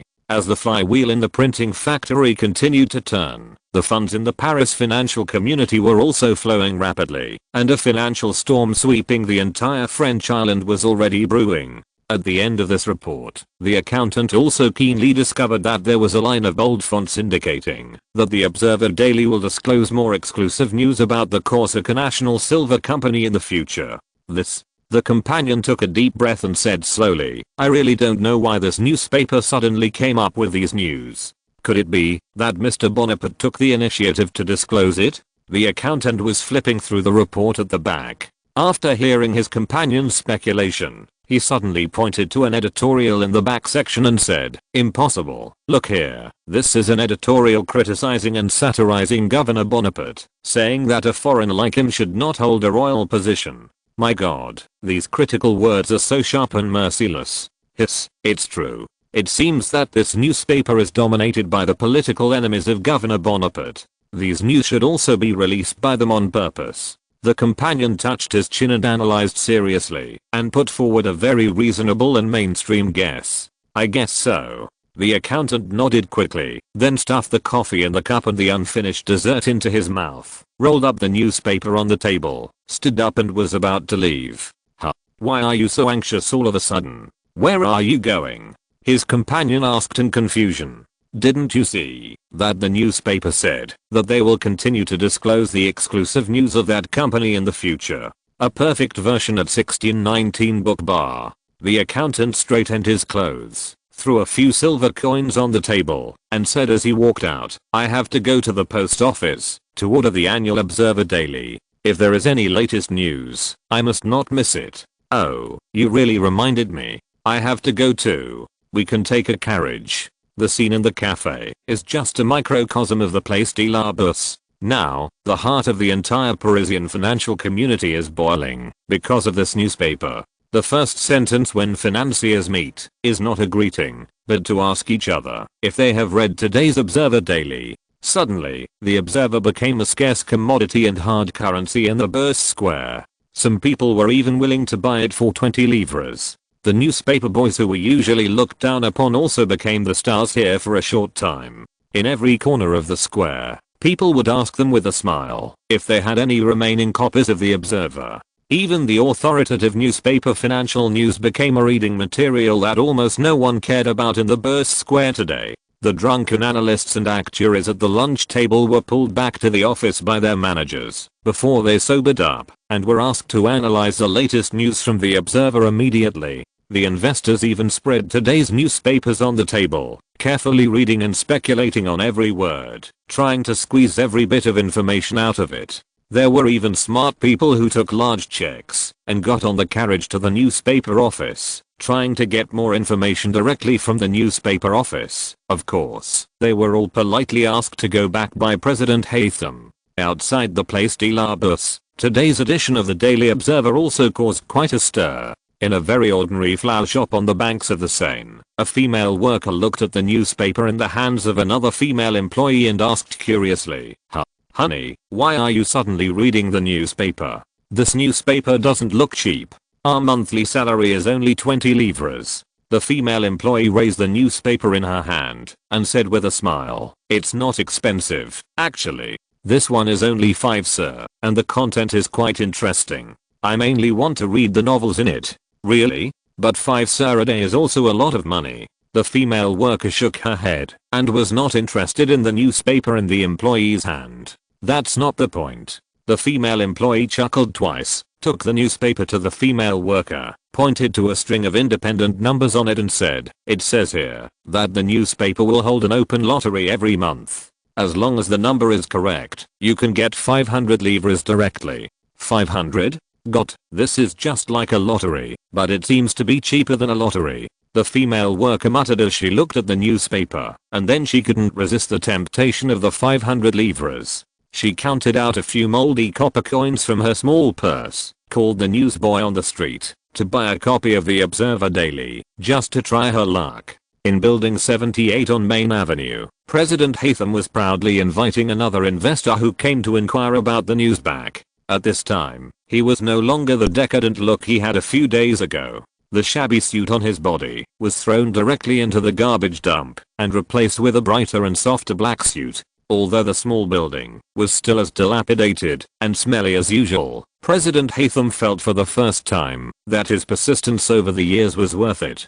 Today was the first day of the official release of the new edition of the Observer Daily. President Haytham had almost not slept all night for this, fearing that he would delay the important event of Mr. Bonaparte because of his negligence. However, only half of the day had passed when President Haytham received repeated requests from the printing factory for reprinting, and also learned that the Observer Daily on the market was close to being sold out. Although there was no official statistics, President Haytham estimated that the sales of the Observer Daily had exceeded 10,000 copies. This achievement was something President Haytham had dreamed of for many years, but had never achieved. He thought he would never have such an exciting moment in his life. He even wanted to bring his treasured champagne to the newspaper office to open it and let the bubbles spray in every corner of the office. Of course, in addition to being excited, President Haytham did not forget who brought him this achievement. Lord Bonaparte, he really is. A few tears welled up in President Haytham's eyes, and he chanted Clarence's name in an almost pious tone. As a senior editor, he knew very well what the important factor was that made the Observer Daily sell out today. It was undoubtedly the inside information about the Corsica National Silver Company provided by Clarence. Thinking of this, President Haytham quickly wiped away the tears from the corners of his eyes, put aside his excitement temporarily, and sat back in front of his desk. After tidying up his appearance, he wanted to repay the kindness of Mr. Bonaparte with his work. At the same time, just when the financial world of Paris was ignited by this small newspaper, the initiator of all this, Clarence, did not personally witness it all. On the Isle de Cité, there is another magnificent building complex, the Paris Palace of Justice, which is only more than 400 meters away from Notre Dame de Paris. Clarence was standing in front of the gate of the Palace of Justice, calmly admiring this building that symbolizes law enforcement and law, kindness, and power. This is the residence of the Paris High Court, and also the office of the French Chief Justice, the Marquis de Morp. Chapter 180 to Confrontation and Apparent Defeat. It seems that Chief Justice Morp is getting a little impatient. Clarence murmured softly, while looking at the building complex that occupied 1/3 of the entire Isle de Cité. Since Louis XV's decree that the procedure of Corsica's surrender should be handed over to Chief Justice Morp, the two have not formally discussed the matter. In the original plan of Chief Justice Morp and Duke of Richelieu, after they took on this power, they would immediately use it as a threat to force Clarence to assist them, or at least ask Clarence to stay away from Duke Choiseul. However, their plan obviously encountered an unexpected change. At the dinner at the Palace of Versailles that day, Louis XV actually appointed Clarence to the two positions of royal tax inspector and first attendant of the crown prince on the spot. With the blessing of these two powers, Clarence's status in Paris is naturally different from the past, which also made Chief Justice Morp a lot afraid of him, so he never took the initiative to come to him. However, it seems that the Lord Chief Justice has also read today's Observer Daily and learned about the commotion in the bus square. He obviously can't continue to sit idly by and watch the Corsica National Silver Company, because Lawrence is holding a gold-plated invitation in his hand, written by Lord Chief Justice Mop, which concisely invites Lawrence to come to the Palace of Justice immediately for a chat. This invitation was only delivered to the mansion on the Champs-Élysées this morning. When Lawrence received the invitation, the ink on it had not even been completely dried. Then it's time to meet the Lord Chief Justice. Lawrence glanced at the content of the invitation again and walked straight towards the guard at the door. The Paris Palace of Justice, this complex located in the heart of Paris, has always been a symbol of the legal authority of this kingdom. It is also the residence of the Paris High Court, the highest appellate body in France, and the office of the respected French Lord Chief Justice. Although the current Lord Chief Justice, Marquis Mop, has broken with the Paris High Court, he is still the undisputed supreme authority here. His office is located on the top floor of a magnificent 4-story building on the main axis of the Palace of Justice, which is also the main building of the Palace of Justice. Standing here, you can have a panoramic view of the entire north bank of the Seine, including the Louvre and St. Jacques Tower Park across the river from the Palace of Justice, as well as the Louis XV Square not far away. After the revolution, this square has a more famous name, the Concorde Square. However, Chief Justice Morp is not interested in standing in front of the window with a cup of coffee to enjoy these beautiful views every day, just like today. What the hell did this damn Bonaparte do to that company? Chief Justice Morp sat behind the desk, his eyes fixed on the Observer Daily on the table, even though he had read the front page report no less than 10 times. At first, Duke Richelieu and he did not pay attention to the so-called National Silver Company. It was not until the news of Montmartre's investment in the National Silver Company came out some time ago that they felt something was wrong. It's just that, although these two people are politically shrewd, they are obviously not so sensitive in finance, so they don't pay special attention to it. It was not until today's report came out that Chief Justice Morp, who learned about the tremors in the Place de la Bourse, made up his mind that he would never let Lawrence go on so recklessly. Knock, knock. A black-clad official knocked on the door twice, then slowly pushed the door open and reported in a low voice, "Your Excellency, the Governor of Corsica, Lawrence Bonaparte, has arrived.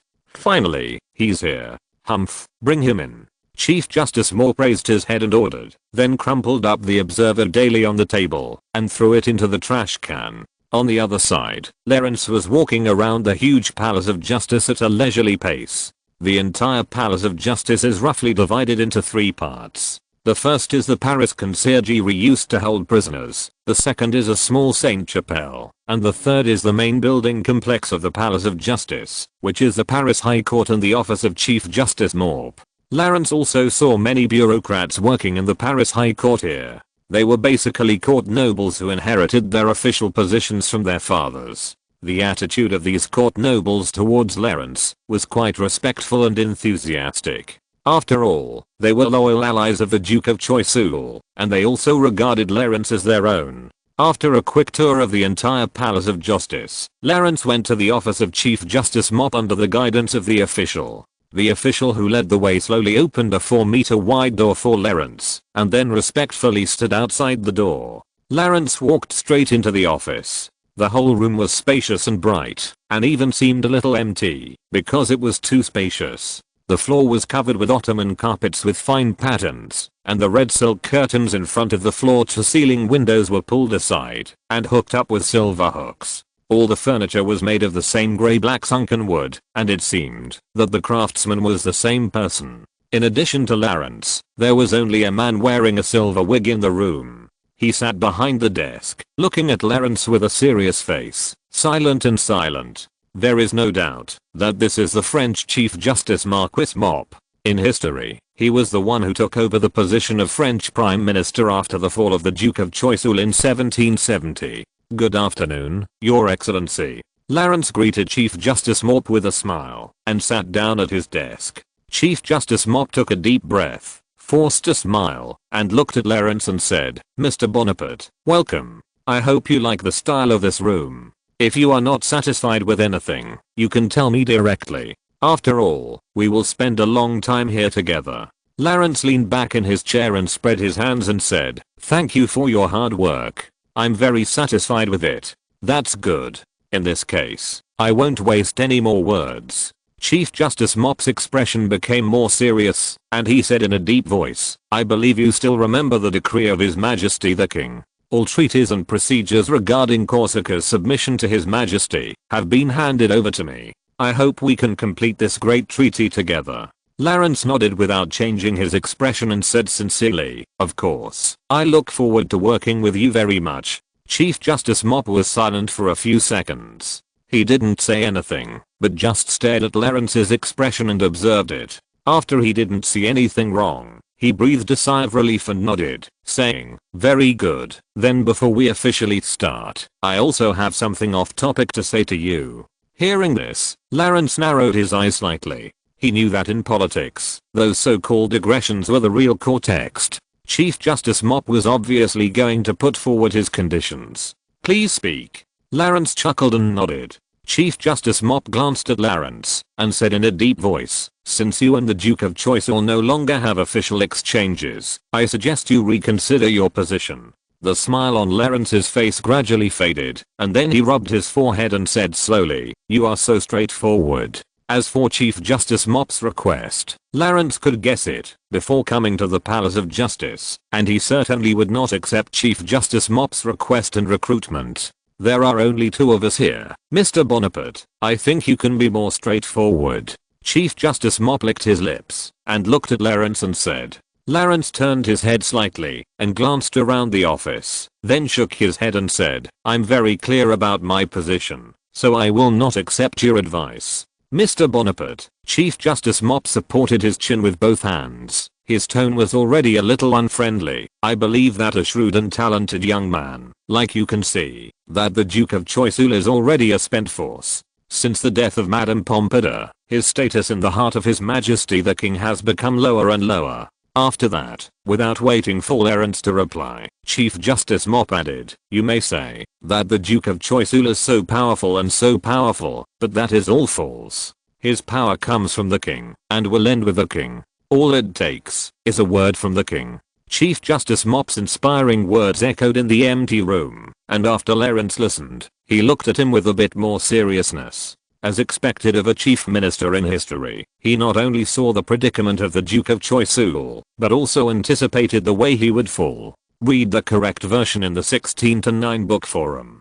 Lawrence frowned slightly and glanced at Chief Justice Mop, and his opinion of him improved slightly. Seeing that Lawrence did not speak, Chief Justice Mop continued to bewitch him and said, "And young people like you, as long as you stand in the right position, you will have a place in Paris and Versailles soon. The political legacy of the Duke of Choiseul is richer than you think, and you will definitely have a share of it." Lawrence still did not reply, but he knew that Chief Justice Mop was right. In history, from the fall of the Duke of Choiseul in 1770 to the accession of Louis XVI in 1774, the political structure of France during these 4 years was called the three-person politics. That is, 3 people divided the political legacy of the Duke of Choiseul. They are Duke of Aiguillon, nephew of Duke Richelieu, who serves as Minister of Foreign Affairs, Chief Justice Mop, who serves as Chief Minister, and Joseph Méritaire, who serves as Minister General of Finance. Among them, Duke of Aiguillon is equivalent to the representative of Duke Richelieu's power, and Minister General of Finance Terre was also supported by Chief Justice Mop.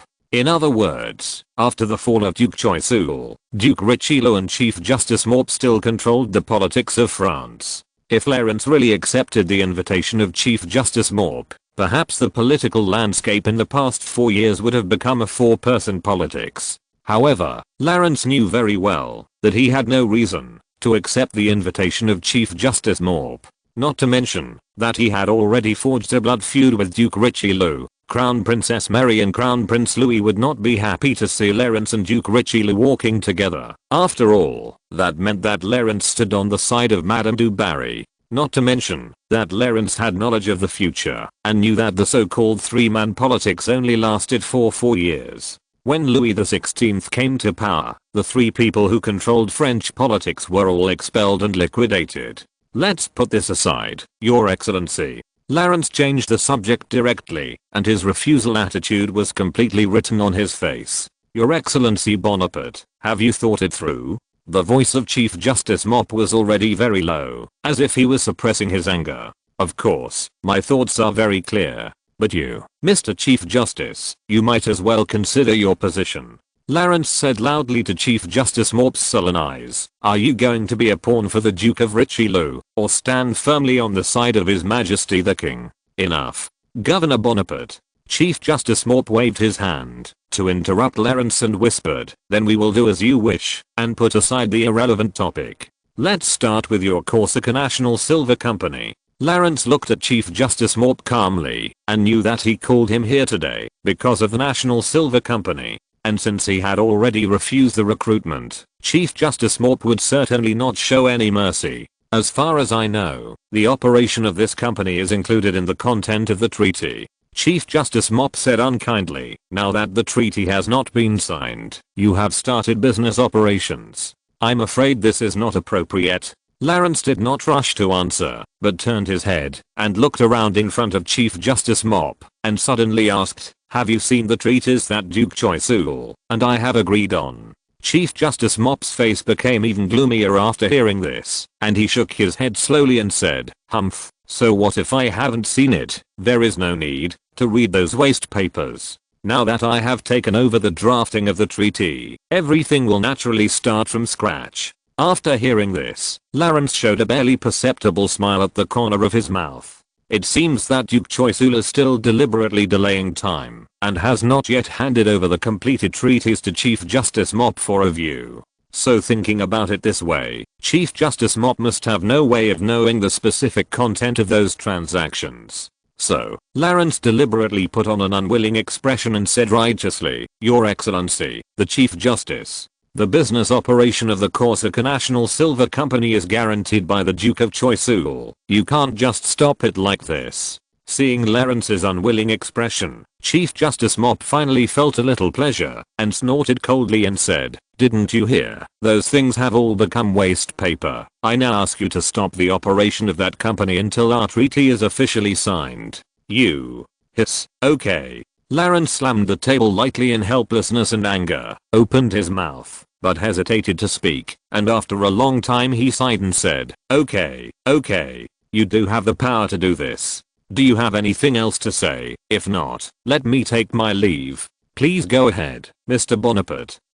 Remember to return the 1 million investment you received. Chief Justice Mop shook his head proudly, watched Lawrence leave the room angrily, and then said to himself with disdain, what a young man who has not seen much of the world. Of course, Chief Justice Mop would not see it. Lawrence couldn't help but smile a little when he left the room. Then Lawrence went directly to the gate of the Palace of Justice, stopped a public carriage with his hand, and told the coachman, go to the Bank of Commerce of France. The coachman turned his head and asked carefully, which one, sir? They have many branches. The one with the most money. If you're listening to this novel on a channel other than Fanfic World, it means they downloaded and uploaded it without effort. We cordially invite you to visit our channel, Mundo Fanfic Novelos. There you'll find the original version of this story and you can explore many other novels of various genres. We're waiting for you to immerse yourself in a world of incredible novels. Chapter 183 Return to Versailles.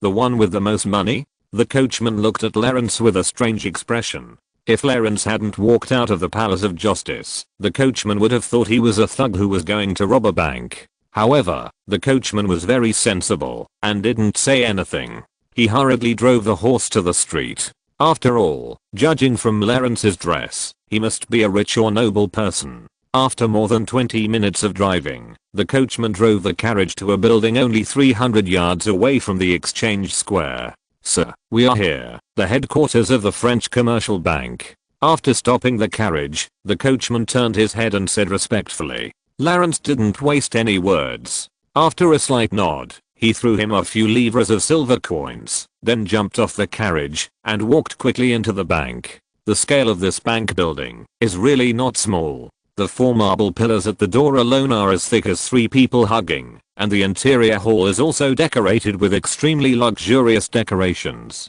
The crystal chandeliers were inlaid with gold and silver and were lit with the finest jade wax even in the daytime. Ivory decorations could be seen everywhere on the tables, chairs, and counters, as if every object here was showing off the wealth of the bank to the visitors. Mr. Montmartre's financial strength was evident in the fact that he could own such a building in this area, where every inch of land was worth a lot of money. However, Lawrence didn't care much about these luxurious decorations. In his opinion, such decorations were not so much about showing off wealth as about reassuring depositors and increasing their confidence. As soon as Lawrence stepped into the bank hall, a smiling waiter immediately came up to him, bowed deeply and asked, "Good afternoon, sir. Do you need any business?" Lawrence waved his hand and said, "Is Mr. Montmartre here? I want to see him. If he is not here, someone who can take care of things will come." The waiter was stunned for a moment. He had worked in this bank for so many years and had never seen someone so arrogant to come and see the president, so he frowned and said, "I can serve you if you have any business to handle.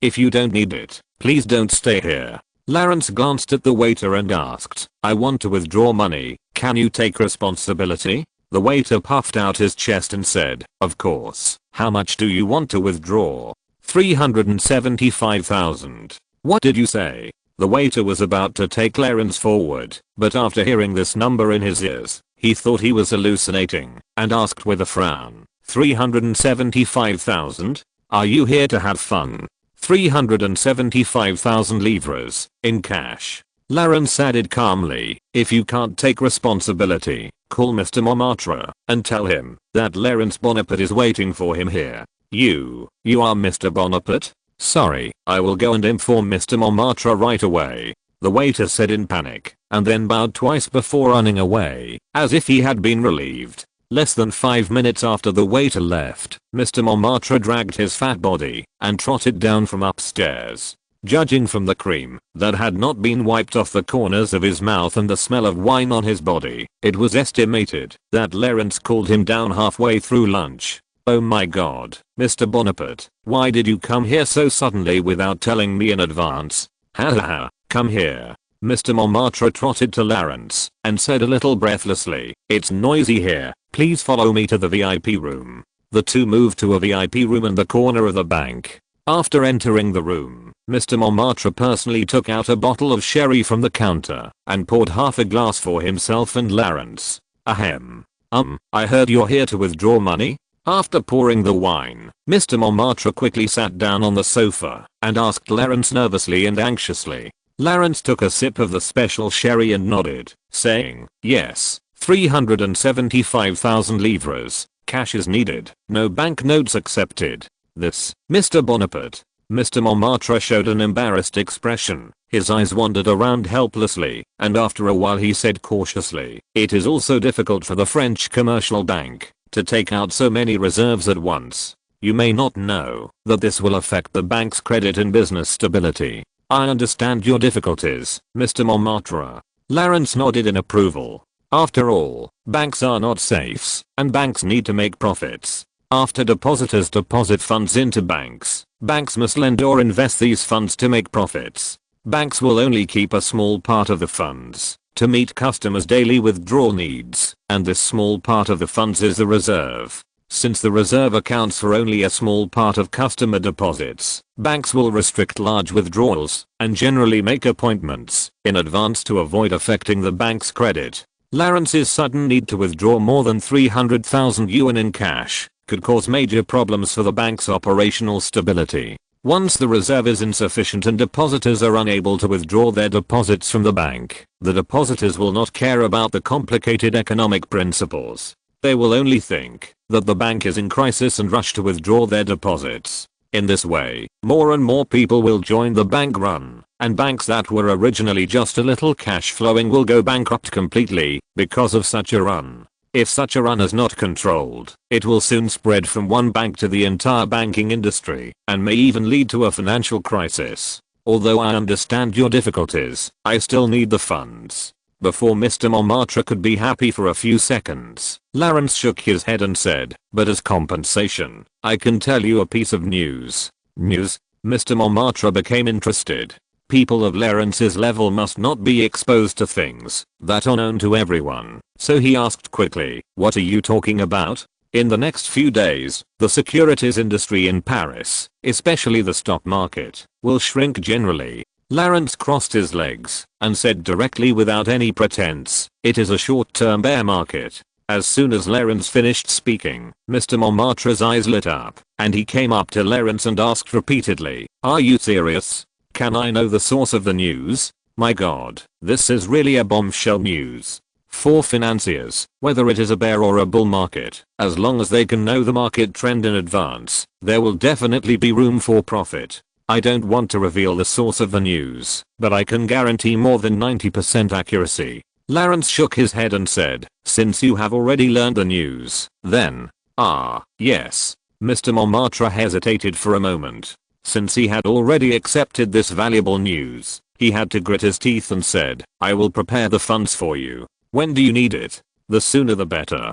I will send someone to send you the corresponding deposit slip." At about 2 o'clock in the afternoon, Lawrence returned to the mansion on the Champs-Élysées. After returning home, Lawrence immediately went into the study. After thinking hard for a while, he wrote a letter. Then he counted the corresponding amounts of the bearer deposit slips locked in the safe and handed them to the old butler of the mansion and ordered, "Send these deposit slips to Mr. Montmartre and this letter to the Observer Daily. Send someone to go in person. In addition, prepare the carriage of the mansion." "Yes, sir," the old butler said competently, and then turned around to carry out Lawrence's instructions. More than an hour later, the people from the Bank of Commerce of France delivered the cash Lawrence wanted.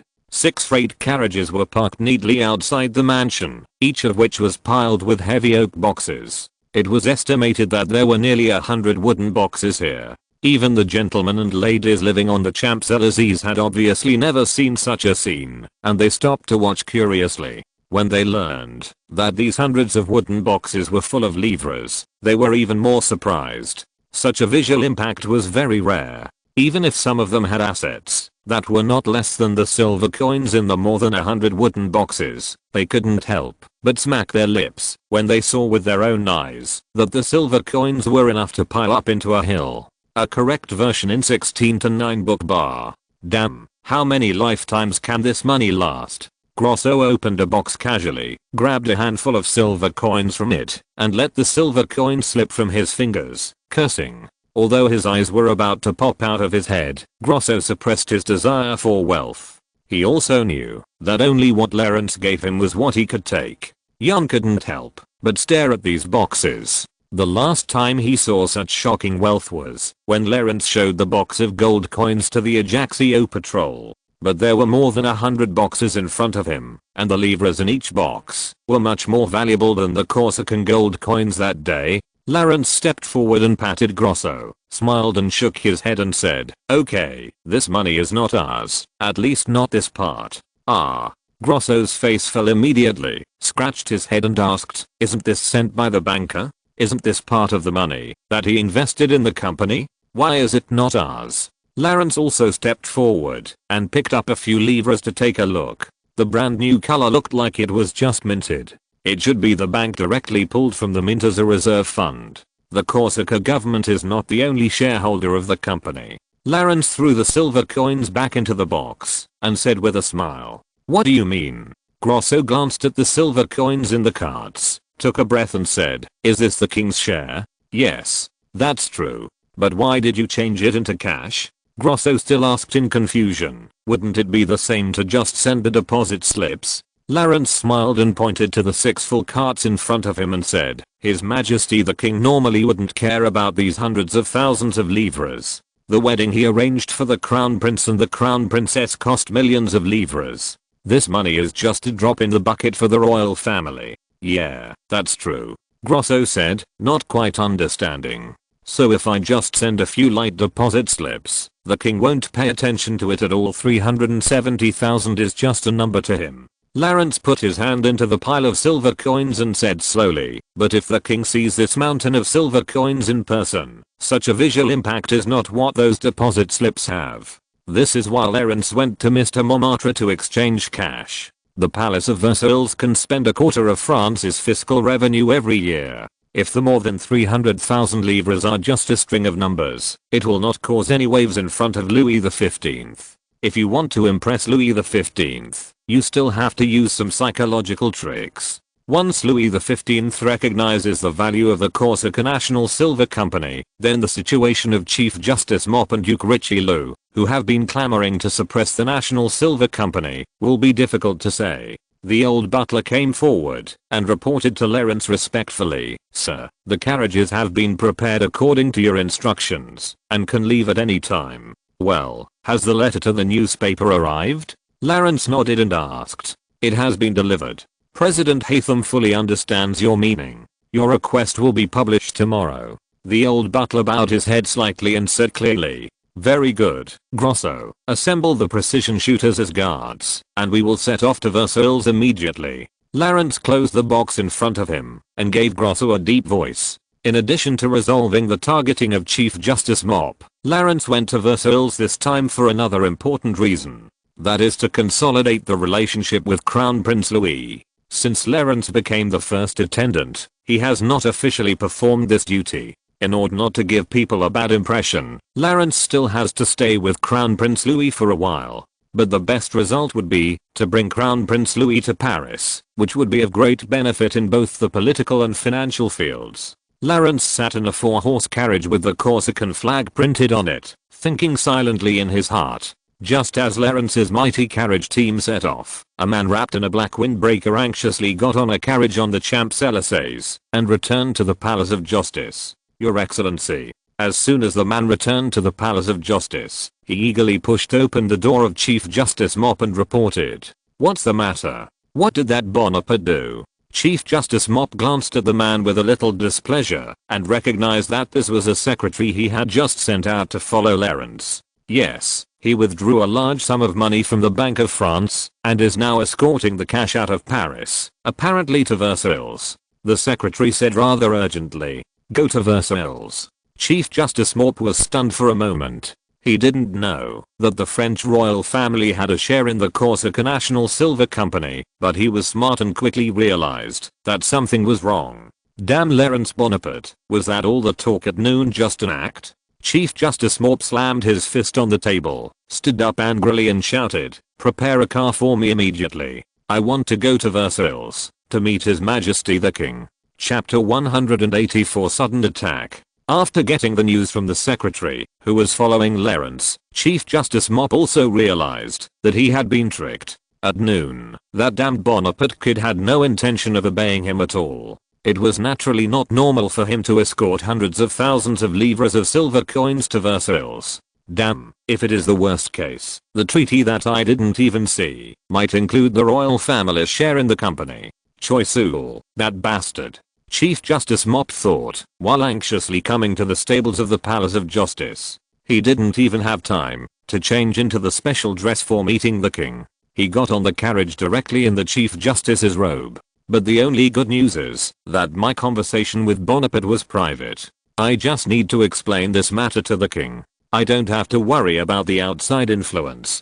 Chief Justice Mop in the carriage gritted his teeth and pondered, and then suddenly remembered something. He opened the door of the carriage and said quickly to the secretary outside, "By the way, you go and tell the Duke of Richelieu this news immediately." After that, Chief Justice Mop irritably pulled the door shut and urged the groom to set off immediately. Although there were a large number of freight carriages in Lawrence's convoy, the speed of travel would not be too fast, but Chief Justice Mop could not care so much. He had to rush to Versailles as soon as possible.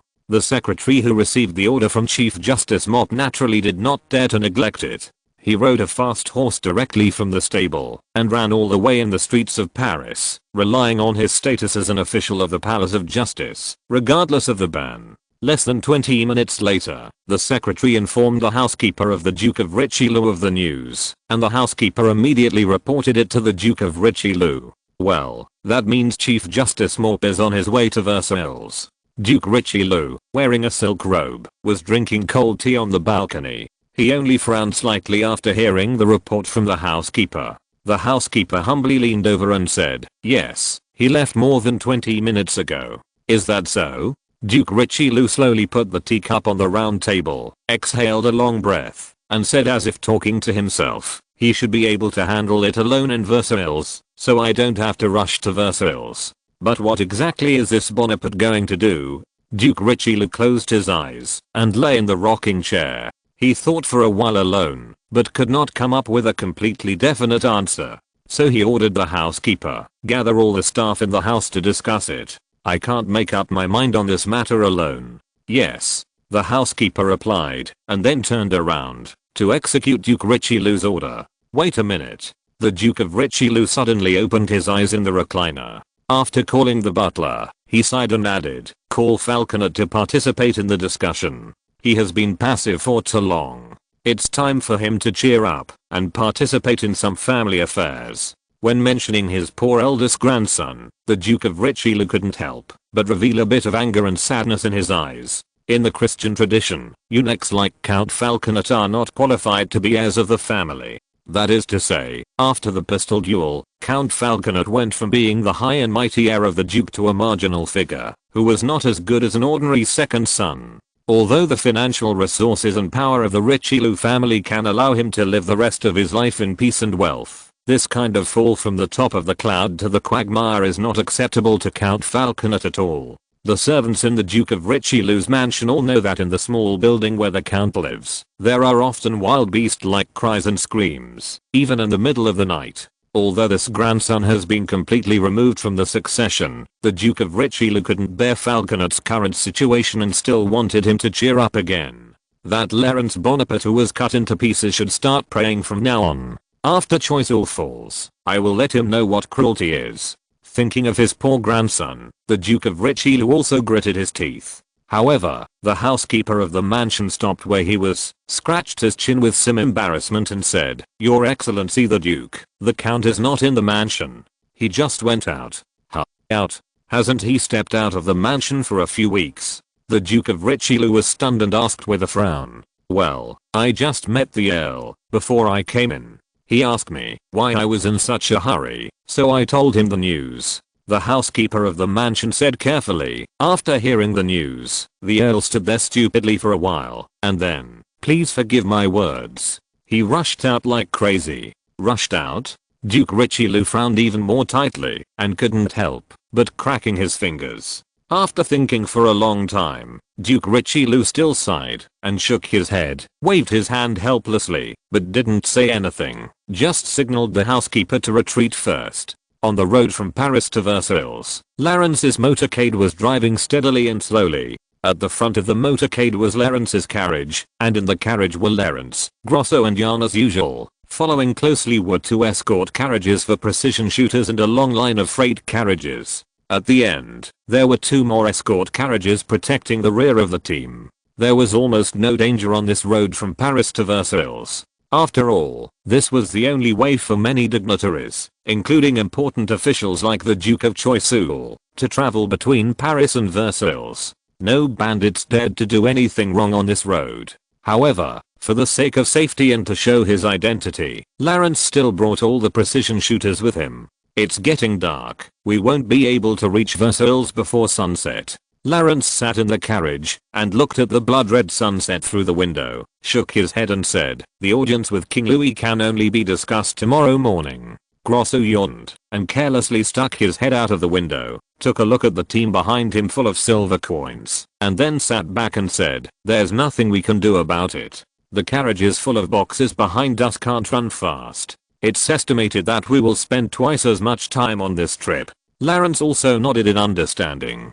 The carriages full of goods were not fast in themselves. In order to prevent rollover and keep the same pace, they had to deliberately control the speed, which made the speed of the whole team slower than usual. But Chief Justice Maupeou will definitely rush to Versailles after hearing the news. It seems that we can't get ahead of him, but it doesn't matter. Laurence thought silently in the bumps of the carriage, waiting to arrive at Versailles. The bloody sunset was still emitting the last ray of light. The coachman of the team had already lit the coal lamps and hung them on the front of the car. At the same time, the dim light made the team move slower. The team was still moving slowly. Sitting in the car, all they could hear was the monotonous noise of the wheels rolling over the cobblestone road, which made the 3 people in the car a little sleepy. At this moment, Grosso and Jan suddenly shuddered, sat up all of a sudden, and looked at each other seriously. Seeing the two of them suddenly react so violently, Lawrence immediately swept away his tiredness, and frowned and asked, "What happened?" "Hush." Grosso frowned and hissed, then closed his eyes, and listened carefully for a moment. There was a sound of horse hooves, but it was not made by our horses. "It sounds like there are quite a few riders." Grosso gritted his teeth, and cautiously stuck half of his head out of the window, to observe the situation around him. Jan added nervously, "Yes, sir, and this sound has been following us for a while." "Does that mean someone is following us?" Lawrence asked with a little surprise. Lawrence trusted the experience and intuition of these two people. Grosso looked back with difficulty for a while, then spat out of the window and said, "I saw their shadows. Damn, there are indeed people riding horses following us. It is estimated that they are 300 or 400 yards away." Although he had no talent in fighting, Lawrence immediately reacted. The speed of the riders on horseback must be much faster than his team. If they were just passing by, they would definitely surpass this team soon. Read the correct version in 16:9 book bar. But according to what Grosso and Jan said, they had obviously been following the team for a long time. "Can you tell who they are?" Lawrence asked immediately. Grosso squinted his eyes for a moment, stretched his head back and shook it, saying, "It's dark, but they are definitely not good people. They definitely controlled their speed and deliberately followed behind, keeping a distance. Boy, just listen to me." Almost without any hesitation, Lawrence nodded and allowed Grosso. Lawrence completely trusted his ability and loyalty. Grosso, who got Lawrence's permission, immediately took out his pistol and started loading it. After skillfully filling it with gunpowder and bullets, Grosso directly stretched the muzzle out of the window and pulled the trigger.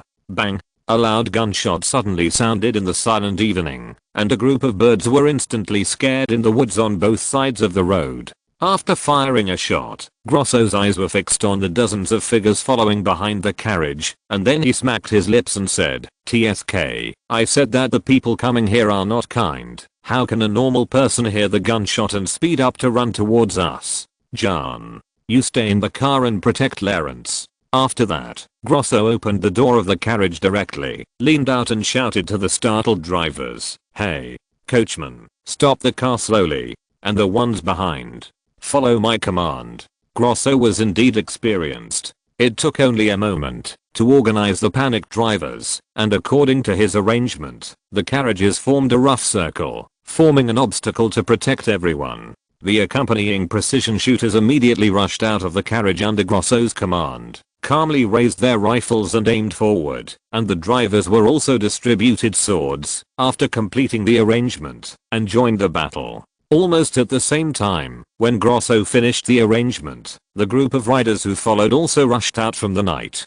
In the light of the carriage oil lamp, Lawrence and Grosso could see the clothes and dress of this group of people. They saw that these dozens of riders were all covered in ragged black robes, and many of them just tore a piece of rags and wore them. They looked no different from beggars in the slums. Even the scimitars and swords on their waists were rusty. I don't know where they were dug out of antiques. Some people didn't even know how to ride. When they accelerated to charge towards the convoy, they lost their balance and fell to the ground. What a strange thing. How could there be horse bandits on this road?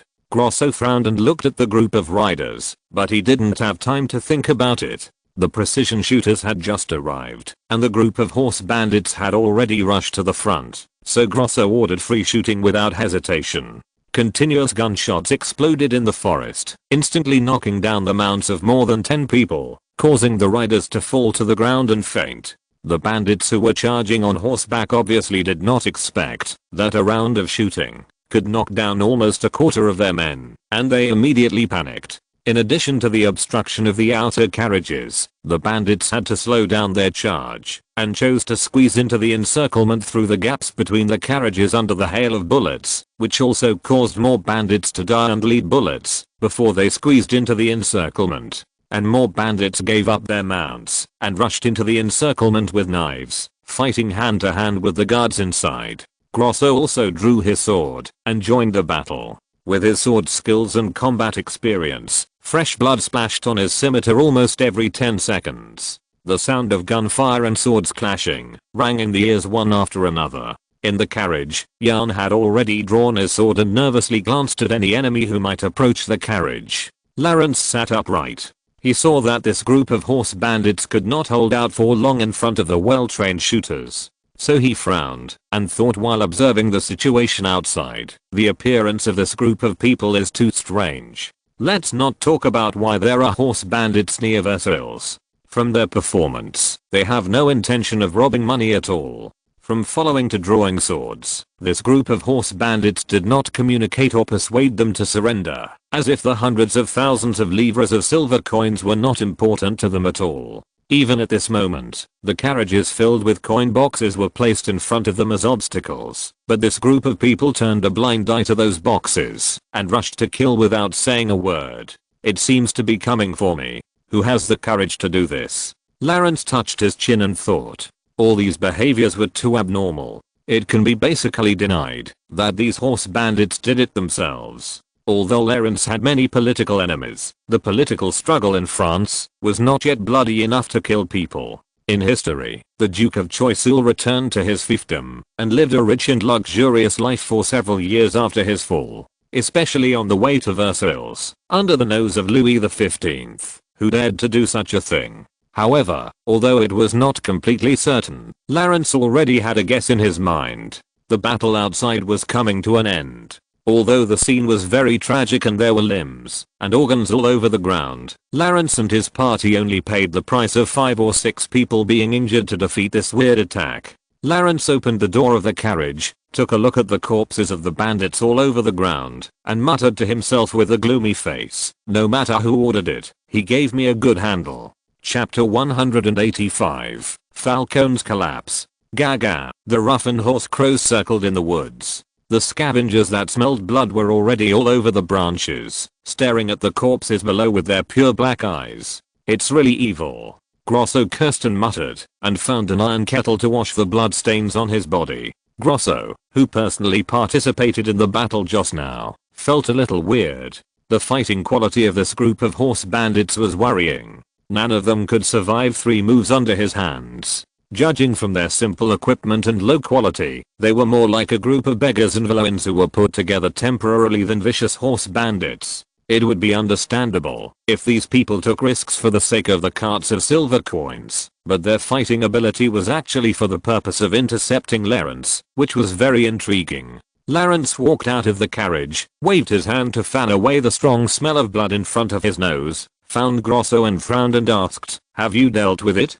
How is the situation?" Grosso wiped the blood off his body and said, "A lot of them ran away, and the rest are basically dead, but there should still be a few survivors." As he spoke, Grosso randomly found a horse bandit lying on the ground, kicked off his robe to reveal the naked and bony body inside, shook his head and said, "But it's very strange. Look at these people, they are as thin as skin and bones. I guess they can't even have a full meal on weekdays. I've never seen such a miserable situation among the mountain guards. Well, it's really not right. Find me a living person and see if I can ask anything." Lawrence nodded slightly and said, still preparing to extract some information from these horse bandits. Grosso also neatly carried a dying horse bandit to Lawrence and then rode a shaft horse to guard the area in case of enemy reinforcement. Lawrence glanced at the horse bandit's chest that was still bleeding and was too lazy to talk nonsense with him. After all, it was not clear whether there would be a second wave of attacks here, so he said straight to the point, "This place is only half the distance from Versailles.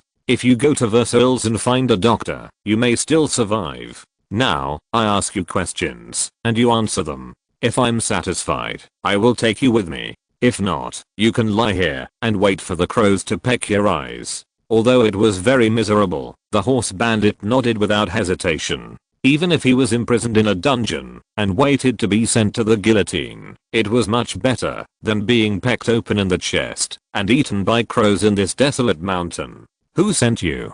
Lawrence asked coldly. Arco Lawton. The bandit struggled to spit out a very common name, which sounded like the name of a small leader. "Who are you?" Lawrence continued to ask.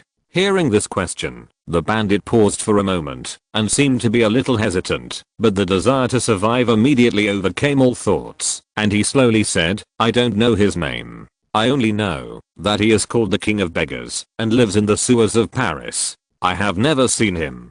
King of Beggars? Lawrence read the name again without caring. Although a rat in the sewer calls himself a king, he is essentially just a gang leader.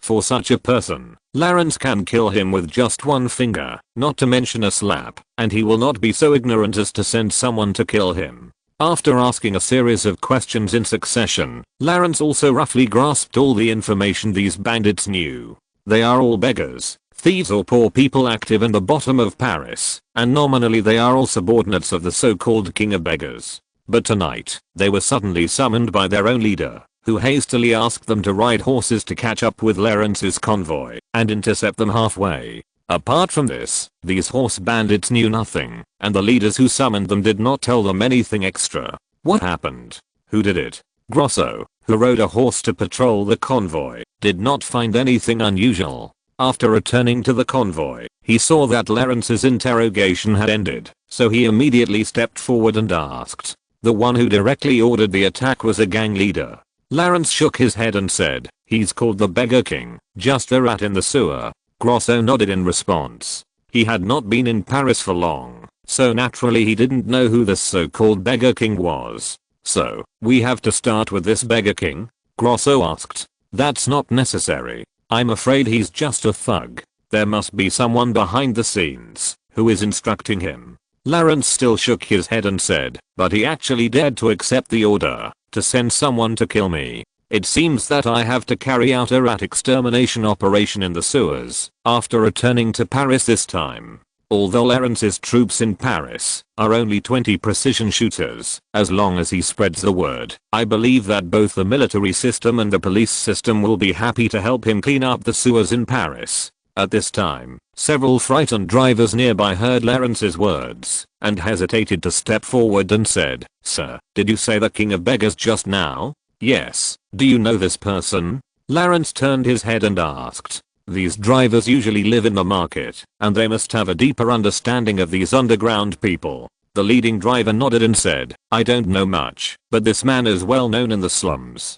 Quite a lot of thieves and robbers work under him. It is said that there are thousands of people under his command. Thousands of people. It seems that his backers are strong enough. Lawrence nodded.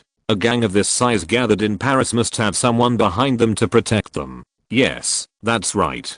The driver continued. In fact, the backer of the Beggar King is not a secret in Paris. It's Jane du Barry. Jane du Barry? Lawrence was indeed a little surprised to hear this name. However, Lawrence was not surprised that Jane du Barry had a relationship with the Beggar King. Since Jane du Barry was running a large number of casinos and brothels, which was a grey industry, his hands would definitely not be very clean. As the person who introduced Madame du Barry into the upper class, although Jane du Barry did not have a particularly high position in the Duke of Richelieu's faction, he was also a key member, so it was not a problem for him to protect a so-called Beggar King. What really surprised Lawrence was that Jane du Barry was very likely to be related to this attack. Behind Jane du Barry is the Duke of Richelieu. The Duke of Richelieu would not order an attack on me unless he had a stroke, and the Duke of Richelieu would not send such a thief if he really wanted to attack me. Lawrence looked at the corpses and blood on the ground, frowned and thought, and Jane du Barry himself would not be stupid enough to do such a thing.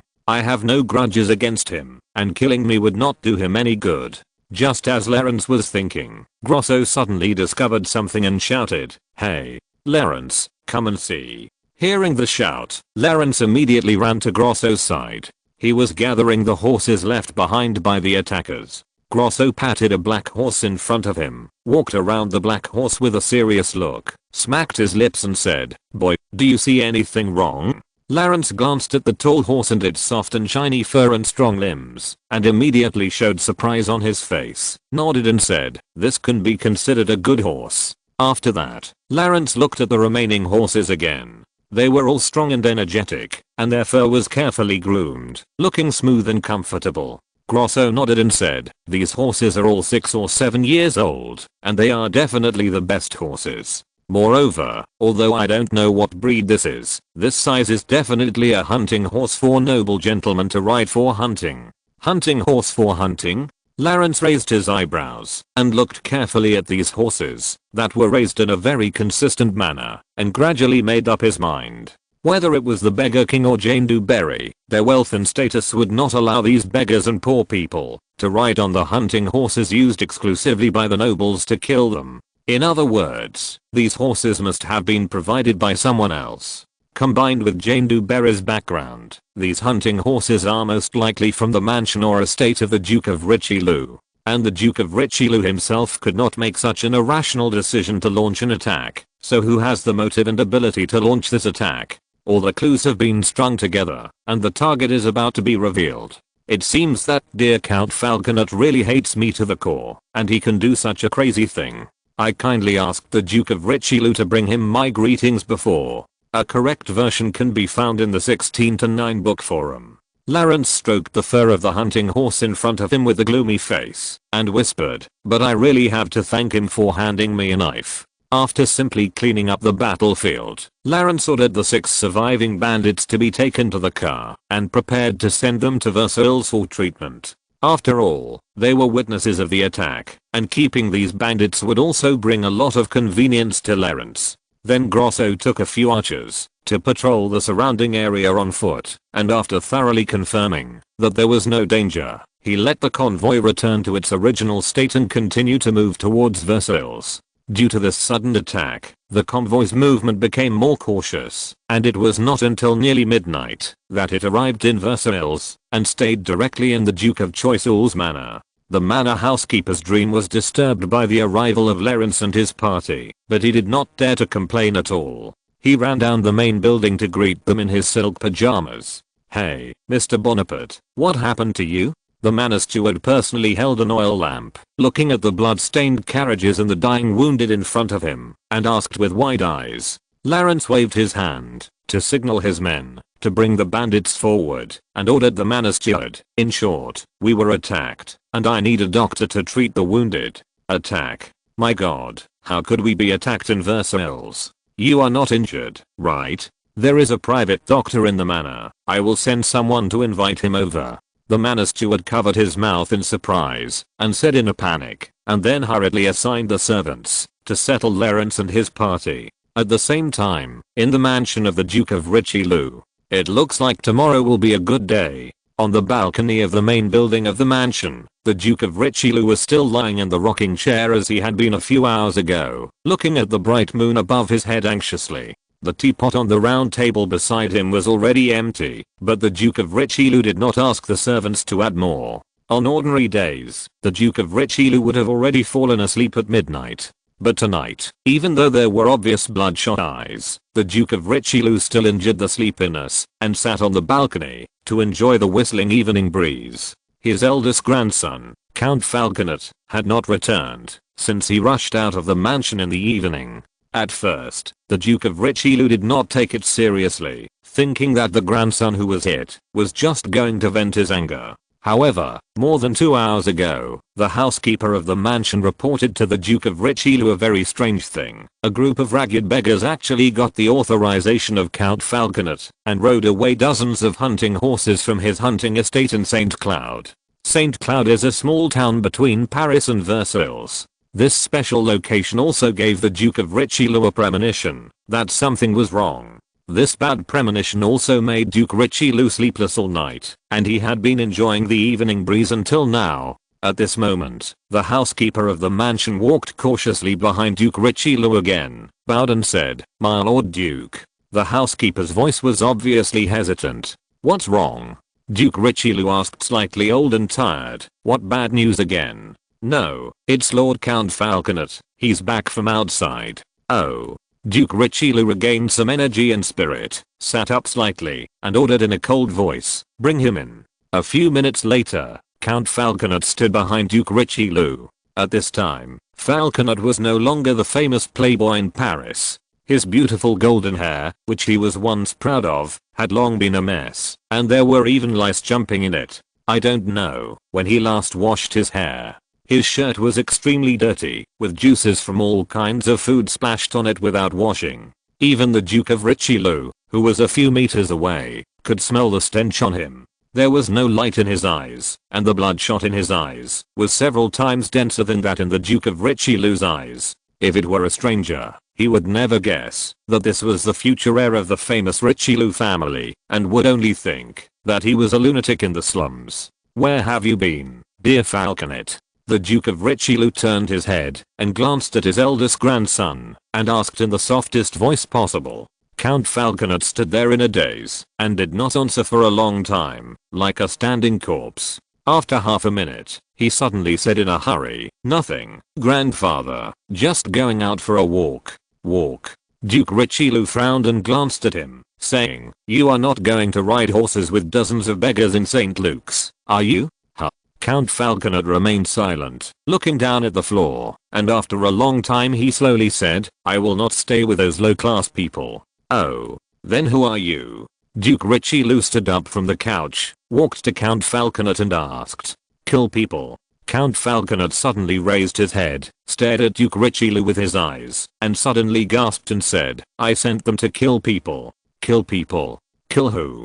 Duke Richelieu stayed there for a while, and his mind suddenly went blank. When this name was mentioned, Count Falconet was trembling all over, even his gums were shaking constantly, and a low roar sounded, like coming out from between his teeth. Lawrence Bonaparte.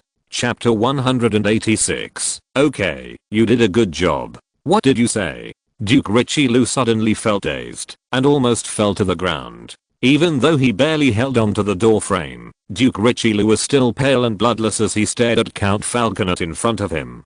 Count Falconet looked at his grandfather without any reaction, and even when he almost fell to the ground, he was indifferent, just roaring at Duke Richelieu from his throat. You evil beast."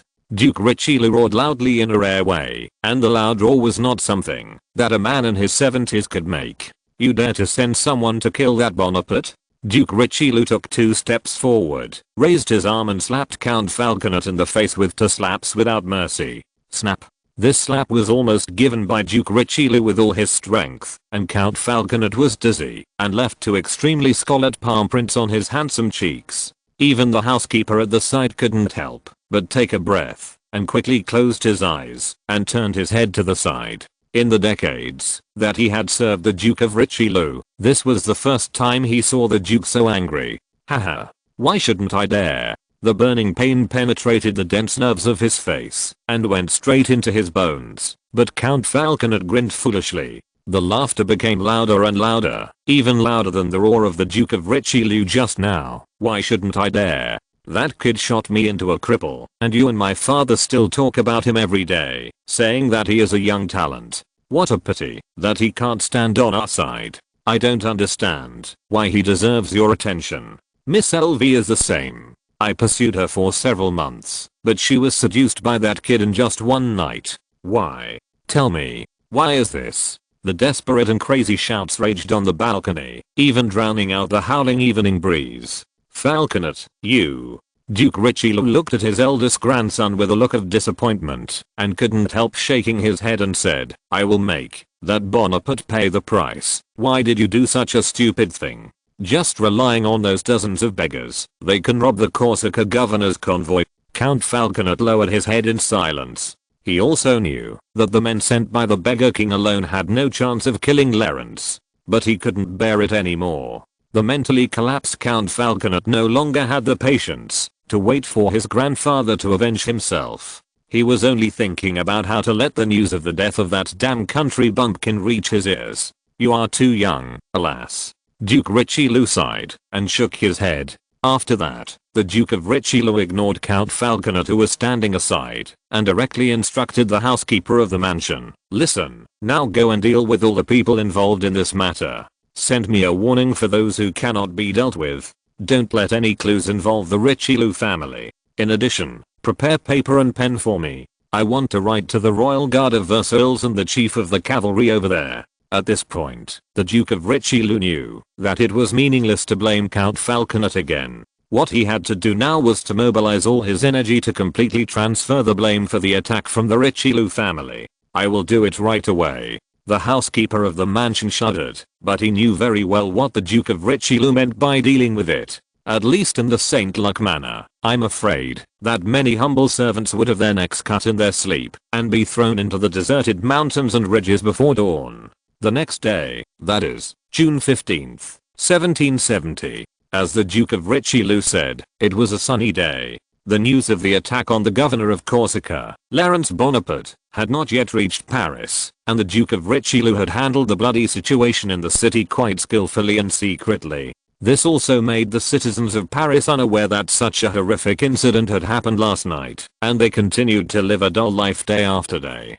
Ah, what a nice day, perfect for a cup of hot chocolate from Cuba. Mr. Mortimer sat in his office, looking at the cloudless sky outside the French window, and said to his secretary in a good mood, "Can you please make a cup, and bring in today's morning paper by the way." Mr. Mortimer did not forget the news about the short market that Lawrence had revealed to him yesterday. For this reason, he immediately sold a batch of stocks and bonds yesterday to collect funds and avoid risks. Therefore, early this morning, Mr. Mortimer was excited and couldn't wait to see the news that Lawrence said come true in the newspaper. A few minutes later, the secretary came in with a large cup of fragrant hot chocolate and a large stack of morning newspapers just pulled out of the printing factory under his arm. Mr. Mortimer immediately picked up the top financial news newspaper and read it with relish. For investors like them, financial news newspapers are their most familiar source of information. However, until he flipped through the entire newspaper, Mr. Mortimer did not find any reports about market fluctuations. It's really strange. Mr. Bonaparte said he was 90% sure. Mr. Mortimer picked up the next few newspapers and read them again, but he also did not find any valuable reports. Mr. Mortimer rubbed his hands a little uneasy and had to pin his hopes on the last newspaper. He glanced at the newspaper at the bottom, which was the Observer Daily that became famous yesterday. Many investors also included this newspaper in their subscription list because of the shocking insider report of the Observer Daily yesterday. What is this? Mr. Mortimer just glanced at the headline on the front page of today's Observer Daily, and his eyes were immediately attracted. The bold words on it clearly read, Chief Justice Mop halted the listing process of the Corsica National Silver Company and may strictly control the entire financial market in the future. Lawrence Bonaparte personally confirmed it. Seeing this headline, Mr. Mortimer opened the newspaper very nervously. After all, Chief Justice Mop is the person with the most say in judicial and legislative affairs at the moment. If he said that he would strictly control the financial market, then there is a high probability that corresponding laws will be introduced in a short time. And all investors are happy to see a free market. The greater the government's control, the more pessimistic investors will be about the market. So that's it. Chief Justice Mop's attitude will definitely reduce investors' confidence in the market. This is the news that Mr. Bonaparte said. After reading the report, Mr. Mortimer clapped his hands excitedly. Since Lawrence's news has been confirmed, the capital allocation he made in advance will also come into play. And Mr. Bonaparte is talking about a short-term bear market, which means that there will not be any real government control measures in the end, including the suspension of the listing process, which should only be temporary. I won't worry about it.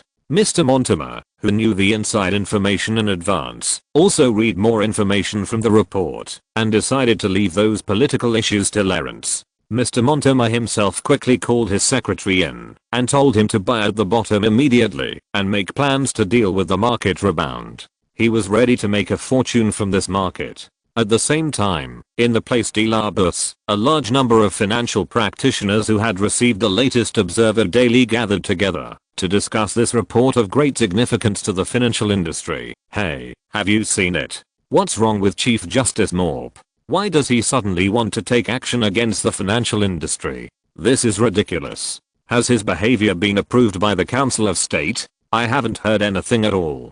Could the report be wrong? No, the report said that it was confirmed by Monsieur Bonaparte himself. I saw him walking out of the Palais de Justice yesterday. He must have discussed the matter with Chief Justice Mop. Moreover, Chief Justice Mop has stopped the listing of the National Silver Company. It must be strictly regulated. No wonder I heard that Monsieur Bonaparte withdrew a large sum of money from the Bank of France commercial. It seems that it is to cope with this downward market. Yes, that must be the case. Well, let's stop complaining. Let's sell a batch of liquid assets first. God knows how this matter will develop in the end. Damn it, I don't want to be slaughtered like this. I'm going to petition the Palace of Versailles. A large number of investors discussed the report, but their attitude was quite consistent. That is, disgust for Chief Justice Morp's arbitrary behavior. Some people with close connections in the political circle are contacting the corresponding officials to inquire about the latest developments of the matter and even hope that King Louis can intervene in this unreasonable behavior. Check out the correct version in the 16-9 book forum. Chief Justice Morp, who was far away in Versailles, naturally didn't know that he had been blamed for nothing by Lawrence. Around noon, Lawrence, who had been waiting at the Duke of Choiseul's manor, also received a notice from the royal envoy saying that King Louis would meet him during lunch. And through indirect inquiries from the envoy, Lawrence also got out of him that Chief Justice Morp would also accept the king's summons at the same time. It seems that the two are going to meet directly. After quickly putting on a dress and a wig, Lawrence went directly to the Palace of Versailles with the freight carriages carrying more than 100 boxes. The guards at the gate of the Palace of Versailles had never seen Lawrence come to see the king in such a grand manner, and they were a little undecided for a while. In the end, under the pressure of Lawrence, the guards reluctantly gave in and agreed to move the wooden boxes into the palace and arrange them neatly in the marble courtyard. Louis XV and Chief Justice Morp were originally waiting for Lawrence in the dining room of the king's suite, but after hearing the servants report the set of battles that Lawrence had set up in the marble courtyard, Louis XV was also very interested and took the initiative to come to the courtyard to find Lawrence. "Ah, Lawrence, you are here." Louis XV was not accompanied by Madame du Barry today, and his face was much more serious than usual. He nodded slightly to Lawrence and said, "I heard that you encountered an attack on the way here." Louis XV would of course be the first to know about what happened under his nose. Chief Justice Morp only learned about the attack when he was with Louis XV. He was still confused, wondering who was so ignorant that he dared to launch an attack around Versailles. After saluting, Lawrence said, "Yes, Your Majesty, fortunately I'm fine." Although Lawrence had already guessed the mastermind of the attack, accusing Louis XV now would only seem like throwing dirty water. As the ruler of Corsica, Lawrence was also very clear about the mentality of the superiors. They were basically unwilling to accept the opinions of others and would only accept the conclusions they came to personally. In other words, Lawrence had to let Louis XV himself recognize the mastermind of the attack. This was the best option. Don't worry, Governor Bonaparte. Although Louis XV had learned the news in the morning, he was still a little furious when he mentioned it at this moment. He nodded to Lawrence and said, "I have ordered the royal guard to investigate thoroughly. I will never tolerate such thugs wreaking havoc on the land of France. This is also a gift to me, Your Majesty." Lawrence bowed his head respectfully. Seeing that Lawrence did not take advantage of the issue, Louis XV's eyes softened when he looked at him. After all, he did not want to mention such a thing that would destroy his royal prestige. After giving Lawrence a unilateral guarantee, Louis XV looked at the boxes that almost filled the entire marble courtyard and frowned and asked, "But, Lawrence, what are you doing?" Lawrence did not reply immediately, but winked at his followers. The followers who received the signal quickly opened all the more than 100 boxes. What is this? Even with Louis XV's status, he couldn't help but be stunned when he saw the scene in front of him.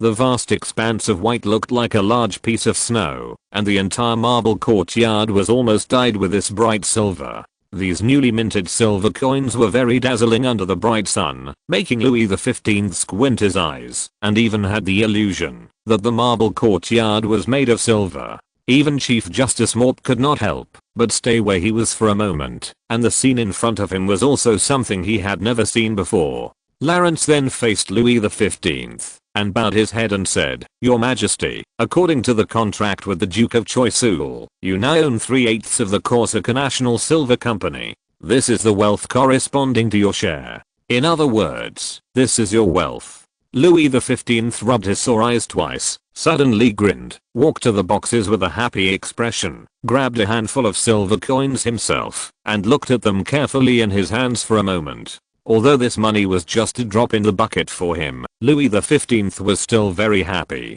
After all, this money came from the legitimate source and was obtained from those already extremely wealthy financiers. On weekdays, Louis XV squandered the national tax revenue, which naturally attracted criticism from many newspapers and the public. However, the money in front of him was the royal family's income. Not bad. Very good. Lawrence, you are really capable, but you did a good job. Louis XV smiled and threw the silver coins in his hand back into the box and said with deep emotion, especially when Louis XV thought that Lawrence was still temporarily living in the Duke of Choiseul's mansion and didn't even have his own residence, but he was the first to transport the money to the palace under such circumstances. Louis XV was deeply moved. Loyal and brave, selfless, and excellent. Your qualities simply moved me, dear Lawrence.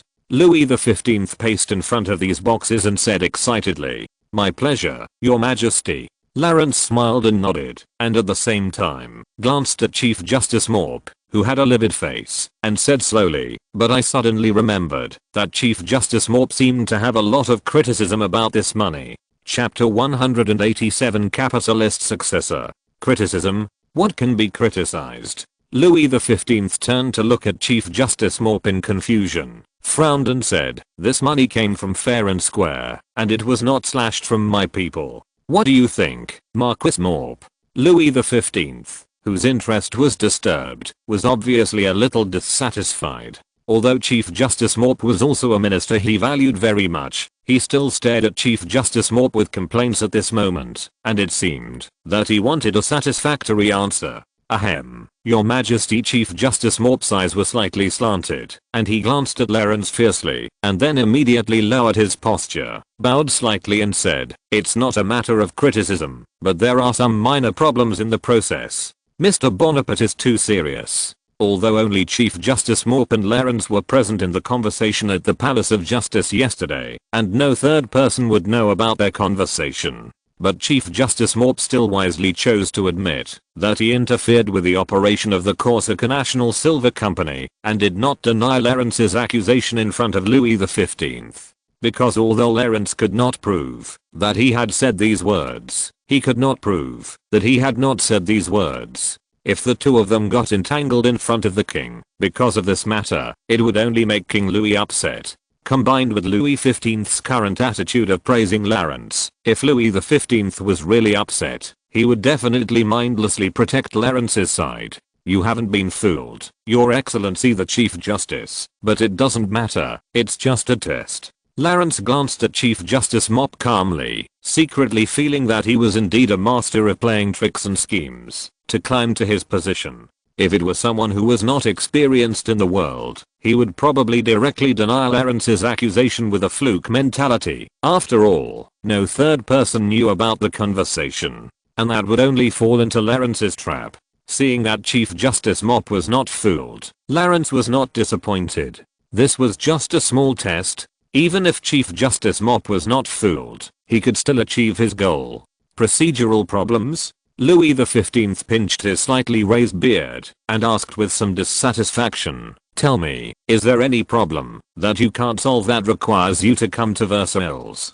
Chief Justice Morp nodded angrily and told the truth. "It's like this, Your Majesty. The operation of this company involves the unfinished treaty between me and Mr. Bonaparte, so from a procedural point of view, the operation of this company must be suspended before the treaty is completed." Although such a statement would also disappoint Louis XV, it was much better than the hat that Lawrence put on Chief Justice Morp for criticizing the royal family. Moreover, in front of such superiors, one needs to be deliberately honest in order to win their favor. Sure enough, after hearing Chief Justice Morp's honest report, Louis XV's brows relaxed a little. In his opinion, this was also a manifestation of fulfilling his duties. However, Louis XV, whose interest was disturbed, was still slightly annoyed. He turned his head and looked at the silver that Lawrence presented to him and said slowly, "Well, what you said makes sense, but I can't let Lawrence take the money back, can I?"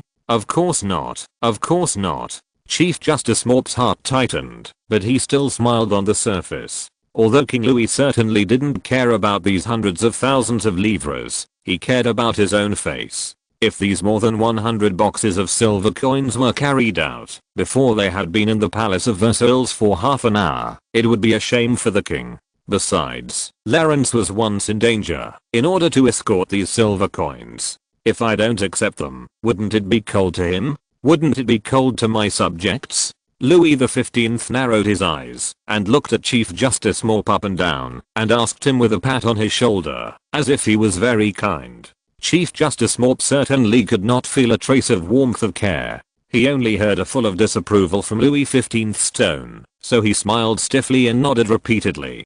Damn Clarence. You play this trick on me. Chief Justice Morp only then realized that from the moment Clarence moved the more than 100 boxes of silver coins into the Palace of Versailles, he had lost the power to interfere with the Corsica National Silver Company. Oh, right. Louis XV still felt dissatisfied after warning Chief Justice Morp, so he stroked his beard and pondered for a while. Suddenly, he pretended to remember something, turned his head, and looked at Clarence and asked, "How is the negotiation between you two about the treaty? I'm looking forward to the day of the coronation ceremony, and I even want to change the venue to Notre Dame de Paris." Chief Justice Morp, who was standing aside, of course wanted to use an official tone to evade this question. After all, the negotiations between him and Clarence had not even started, let alone overthrowing the Duke of Choiseul's job and renegotiating. But Louis XV did not even glance in his direction.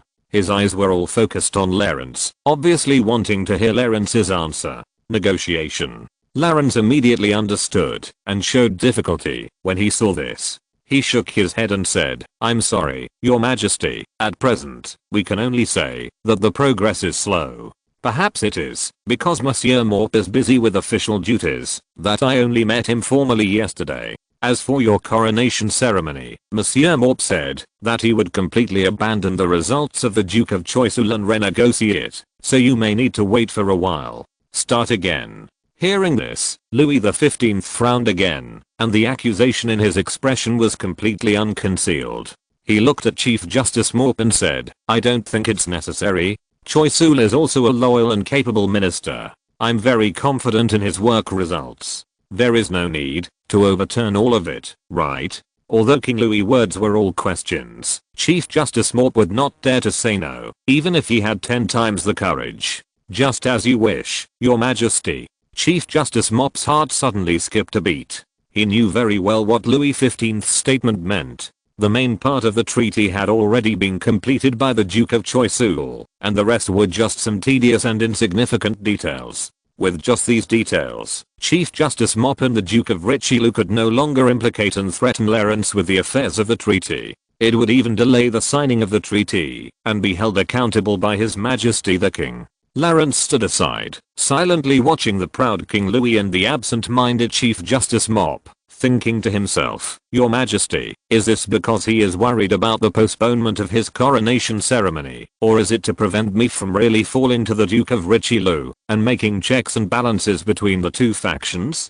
As Clarence and Morp ended their confrontation in the marble courtyard, the three returned to the restaurant of the King's Suite to continue enjoying their sumptuous lunch. Of course, Chief Justice Morp was naturally not in the mood to enjoy the court dishes. In just a few words, Louis XV completely deprived him and the Duke of Richelieu of the greatest weapon to restrict Clarence. Although the Duke of Richelieu still had many means, and he also prevented Clarence from further slandering him in this confrontation, such a setback was still difficult for Chief Justice Morp to accept for a while. He hardly said anything until the end of the lunch, and immediately said goodbye to King Louis after the lunch, saying that he would return to the Palace of Justice in Paris to handle official business. Clarence was not in a hurry to return to Paris. He had to meet a very important person, who was also a major political asset and future political backer of Clarence, Crown Prince Louis. The west wing of the Palace of Versailles, the prince's bedroom.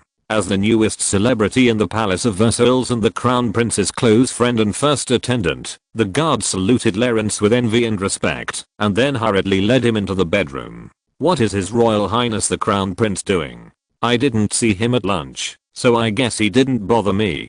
Walking in the hall decorated with gold and silver, Lawrence casually asked the guard, while looking at the decoration of the palace. No, His Royal Highness has ordered that you can see him anytime you come. He is in the workshop. The guard answered loudly. Workshop? Lawrence listened for a moment, and sure enough, there were bursts of noisy jingling sounds on the upper floor of the bedroom, which seemed to be the sound of hammers hitting iron tools. Well, it seems that it is the lock-making workshop of the locksmith Crown Prince. Lawrence also shrugged helplessly. It is said that Louis XVI had a lock-making workshop of more than 200 square meters in the bedroom when he was the Crown Prince. It seems that the rumor is indeed true. It can only be said that habits are indeed formed from childhood, and it is not easy for Louis XVI to stick to the hobby of lock-making for a lifetime.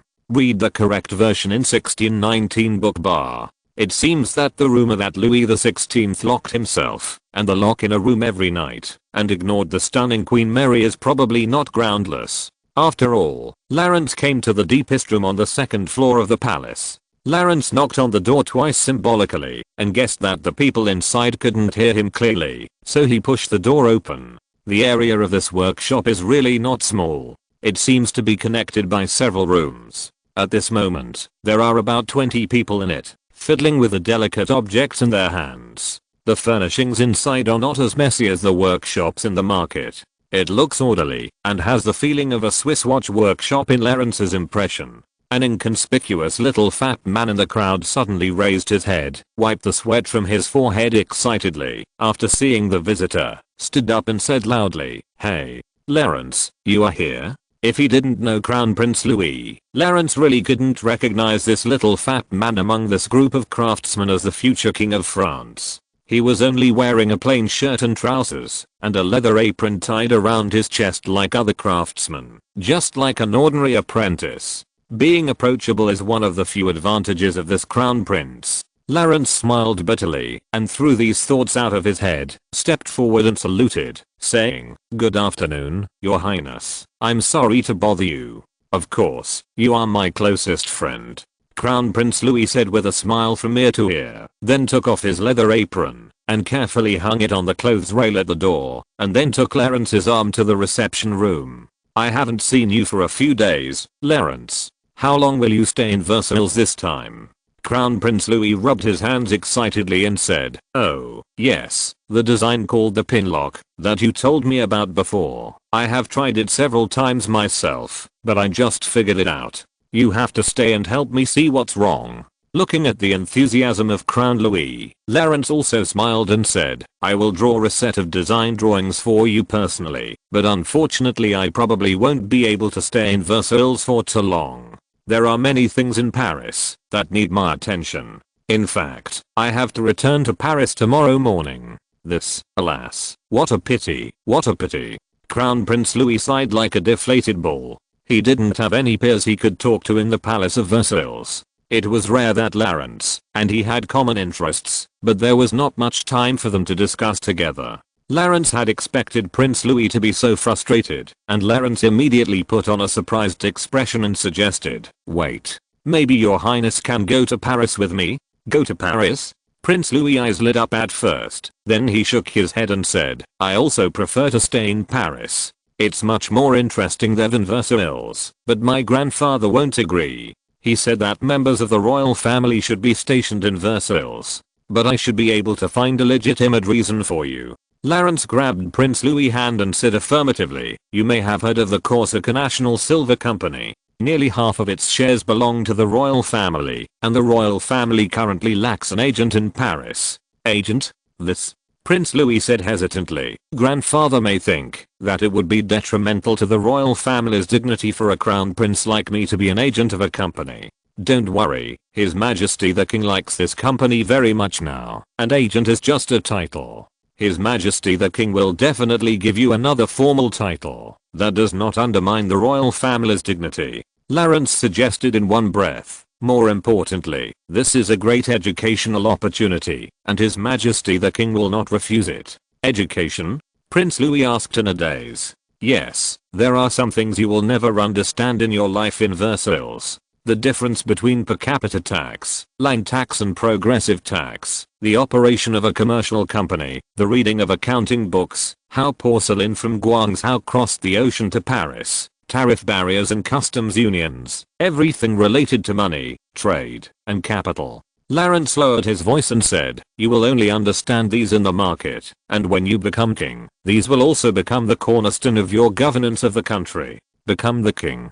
Prince Louis licked his lips subconsciously. In his subconscious, the king is his energetic and experienced grandfather, and he seems to be able to be a carefree crown prince like now. It was not until he heard Lawrence's words that Prince Louis suddenly realized that his grandfather was already 60 years old, and the moment when he wore the crown might really not be far away. However, Prince Louis carefully recalled the series of questions Lawrence had just raised, and he did not know any of them. Would he govern the country and its people without knowing anything? His Prince Louis could not help but take a breath, struggling in his heart. Then, Prince Louis looked at Lawrence very seriously, nodded heavily and said, "You are right, Lawrence, I need this education. And I will do my best to help you, Your Highness." Lawrence looked at Prince Louis sincerely and nodded. Chapter 188, Cracks in the Alliance. The Apollo Hall in the Palace of Versailles is also known as the Hall of the Sun God.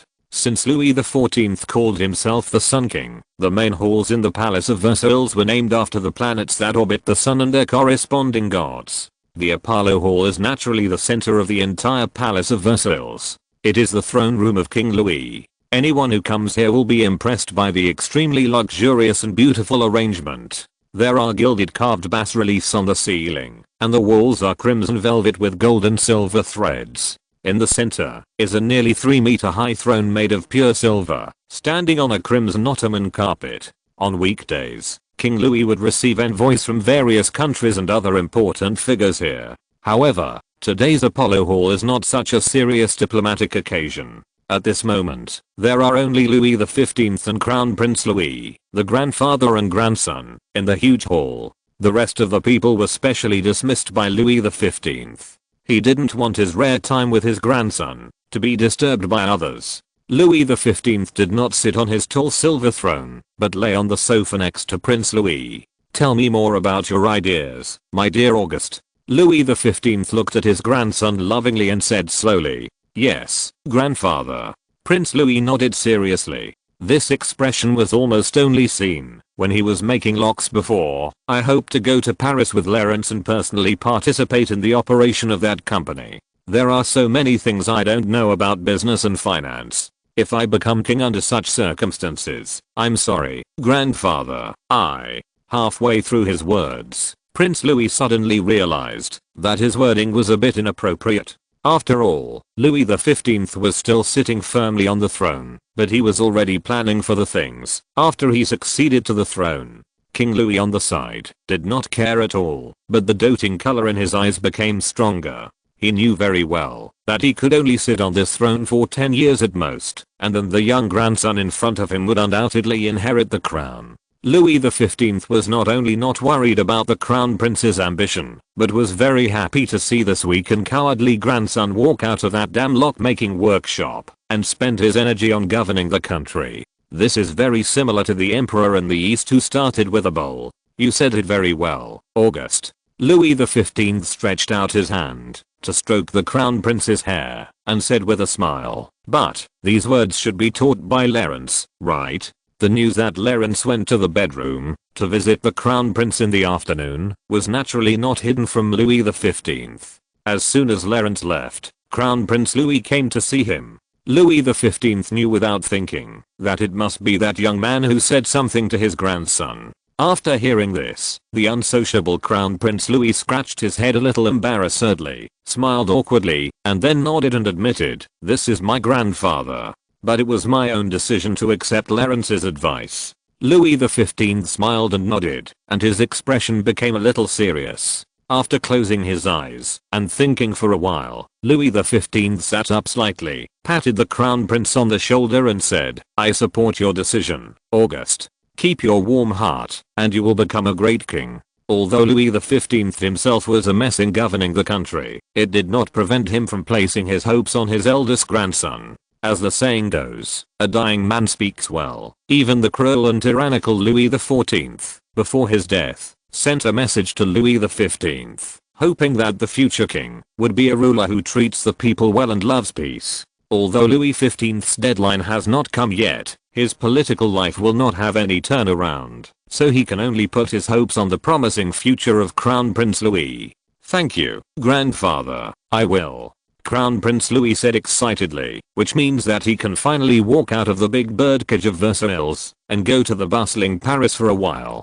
Go back and have a good rest. I heard that Lawrence will leave early tomorrow morning. Louis XV stroked the Crown Prince's hair again and said with a smile. After the Crown Prince left the Apollo Hall excitedly, Louis XV was the only one left in the huge Apollo Hall. However, he did not leave in a hurry, but thought alone for a long time. Lawrence, he has done a great job. He can lead August on the right path. It is indeed the right choice to put him next to August. Louis XV closed his eyes slightly and whispered to himself, but I hope that following August during this period will make him clear which side he should stand on. The next morning, the avenue from Versailles to Paris is much noisier than usual. Even from 800 yards away, you can hear the loud sound of wheels rolling and horseshoes trampling on the road. Nearly 500 armored cavalrymen marched in unison on the road. The silver-white breastplates and pure black horses gathered together like a huge wave of silver and black sweeping across the road.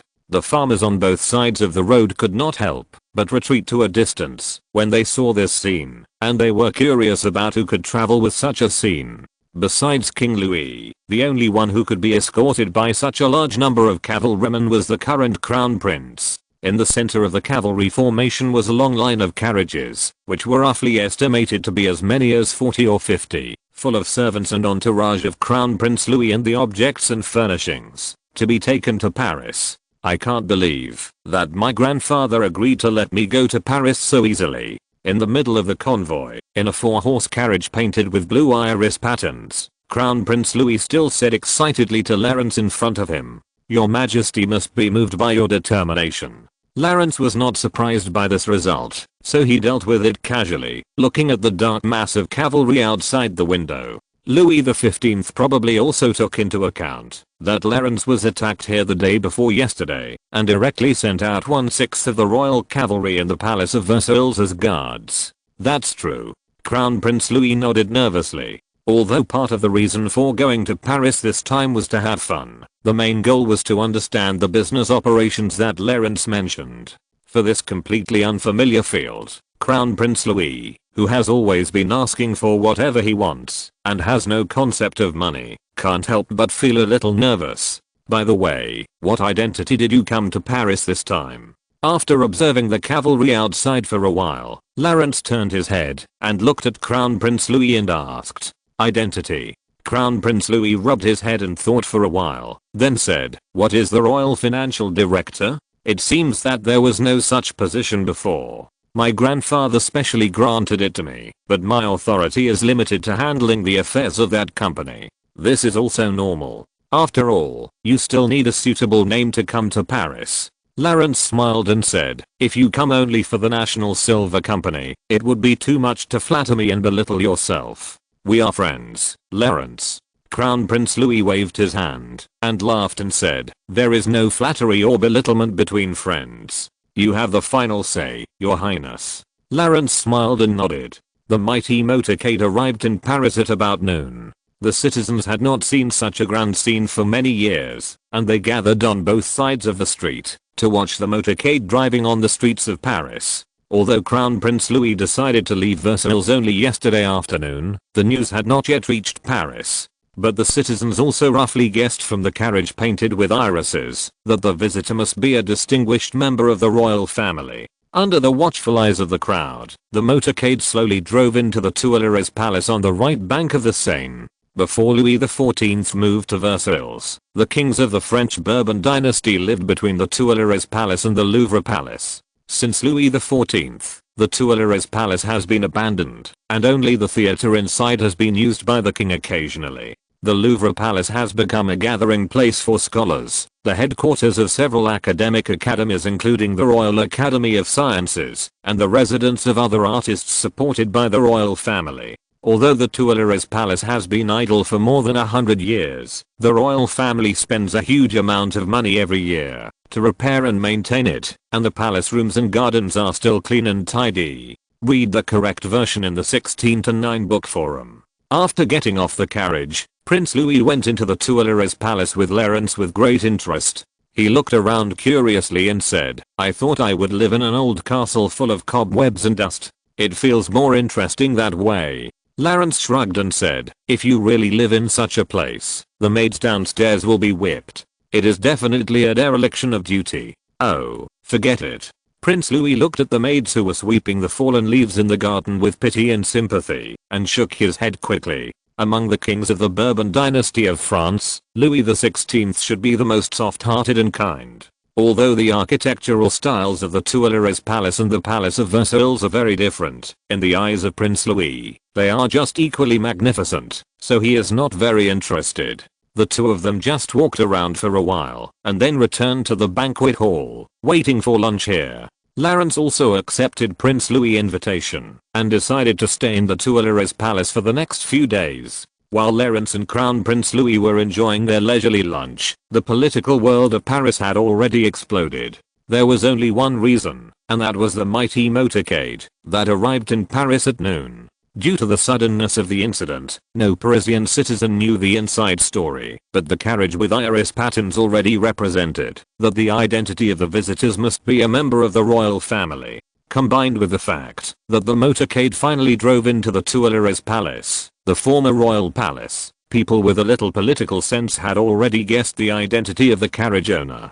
And the people who were most sensitive to this news were undoubtedly those who stood at the top of the political world. At this moment, the Duke of Richelieu's mansion. The Duke of Richelieu was sitting motionless on a bench in the middle of the mansion garden, facing the summer scenery in the garden. His face was a 10. This face was only a little better than when he learned that Count Falconet had attacked Lawrence a few days ago. At this time, a man in a black robe rushed into the garden angrily, walked straight to the Duke of Richelieu and sat down, but was silent. The Duke of Richelieu glanced at the man calmly, closed his eyes and said, "You are here in person, Marquis de Mop. This is rare." The man pulled off his hood, revealing the face underneath. It was indeed Chief Justice Mop. However, his face was even uglier than that of the Duke of Richelieu, and even mixed with a bit of anger. In order to prevent being criticized for collusion, Chief Justice Mop rarely visited the Duke of Richelieu in person, and usually communicated through letters.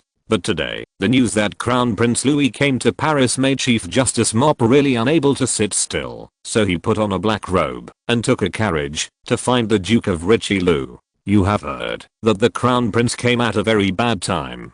Duke Richelieu tried his best to remain calm and said, "You were also plotted against by that Bonaparte in Versailles. The current situation is not optimistic." "Humph, I was plotted against. Let's not talk about the Crown Prince first." Chief Justice Mop snorted coldly. It was obvious that he was full of resentment. He said unconvincedly, "I want to know why you sent people to attack Bonaparte. The king sympathized with Bonaparte because of this, so I was at a disadvantage." Chief Justice Mop had the confessions of prisoners and other evidence provided by the royal guard to the Palace of Justice. Therefore, he knew the identities of the beggars who attacked Lawrence, and knew that those beggars had a close relationship with Duke Richelieu, so he thought that Duke Richelieu personally ordered the attack.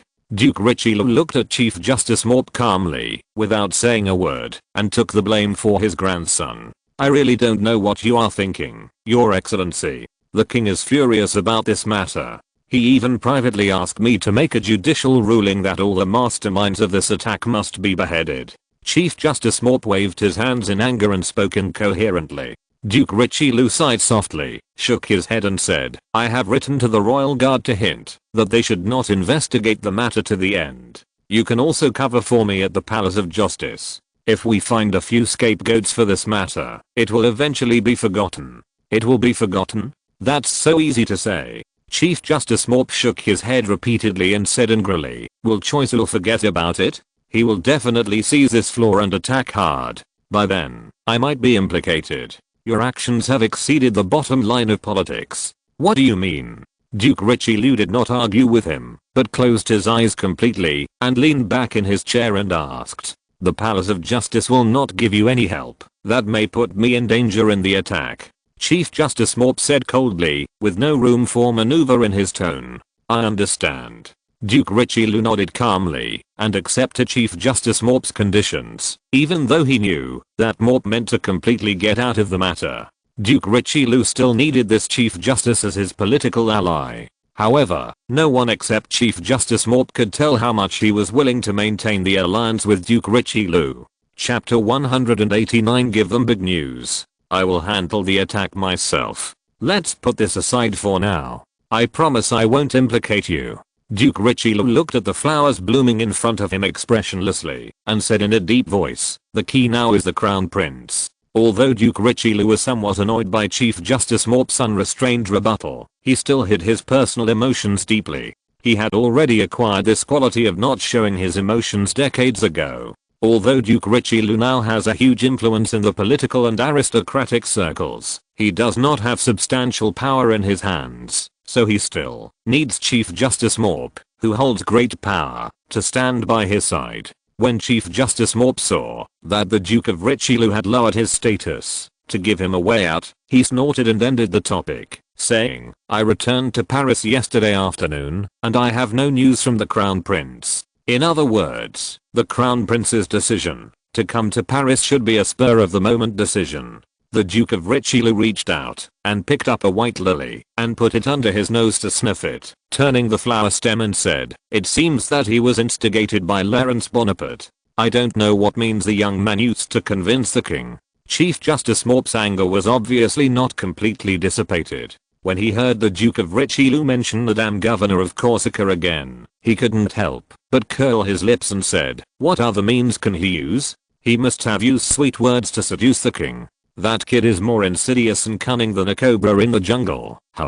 The Duke of Richelieu reluctantly threw the lily in his hand aside, stretched his neck twice, and said, "To some extent, this is also an advantage." Having said that, the Crown Prince's visit this time should not be for political purposes. Even if there is a political purpose, it should not be directed at us. Well, that's right.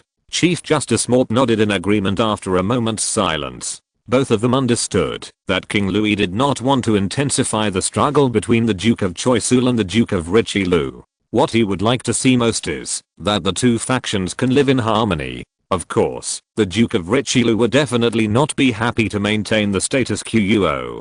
After all, that would mean that the Duke of Choiseul would continue to hold power, while he and his family's descendants would be further away from the center of politics. However, since King Louis hoped for reconciliation between the two factions, the intention of sending Crown Prince Louis to Paris was definitely not to suppress the Duke of Richelieu's faction, but for another purpose. This was also the consensus of the two. Although it seems that Choiseul and Bonaparte dare not use the Crown Prince to fight against us, they will definitely not give up the political value of the Crown Prince. Chief Justice Mop put his chin on his hands and analyzed with a gloomy face. "We will be a little passive in the next period of time. It should be like this. We have to switch from offense to defense." Duke Richelieu nodded slightly and said, "But as long as the plan of Baron Berchela and I begins to implement, everything will be fine." "The conspiracies between you and the British ambassador?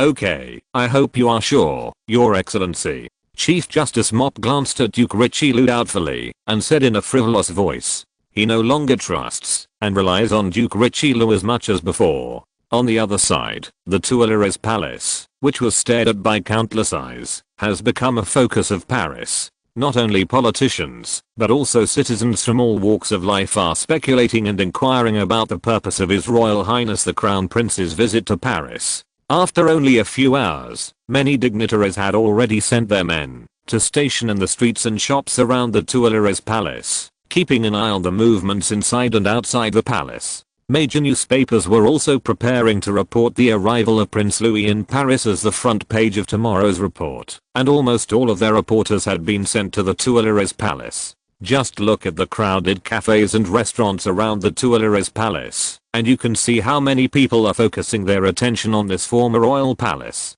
In the evening, an abrupt carriage suddenly broke into the sight of the spies. The carriage was black and very simple, without any exaggerated decorations, and was slowly driving towards the Tuileries Palace. This carriage was obviously not the carriage of a certain noble, because there was no coat of arms painted on the side walls of the carriage, and most nobles would not travel in such a carriage without personality and characteristics. The coachman wore white gloves and a grey suit, but he looked nervous, as if it was the first time he drove to such a deep palace as the Tuileries Palace. Finally, the carriage stopped smoothly in front of the palace gate. Two elegantly dressed gentlemen wearing short capes and walking sticks walked out of the carriage and stood in front of the gate together. They took a few deep breaths on the spot and seemed to be more nervous than the coachman. Huh. That's... A spy not far away squinted his eyes and looked around for a moment. People in their line of work were naturally well informed. They quickly recognized the two gentlemen and said in surprise, "That's Montmartre and Lord Melly, how come they are here?" After hearing this, several people around also whispered, "Are you talking about Montmartre of the Bank of France and Lord Melly, chairman of the stock exchange? These two are both people in the financial industry. Could it be that His Royal Highness the Crown Prince's visit is related to the financial industry? It's hard to say, let's wait and see. I have to report this news quickly." The most excited people in the crowd were of course the reporters from the financial newspapers.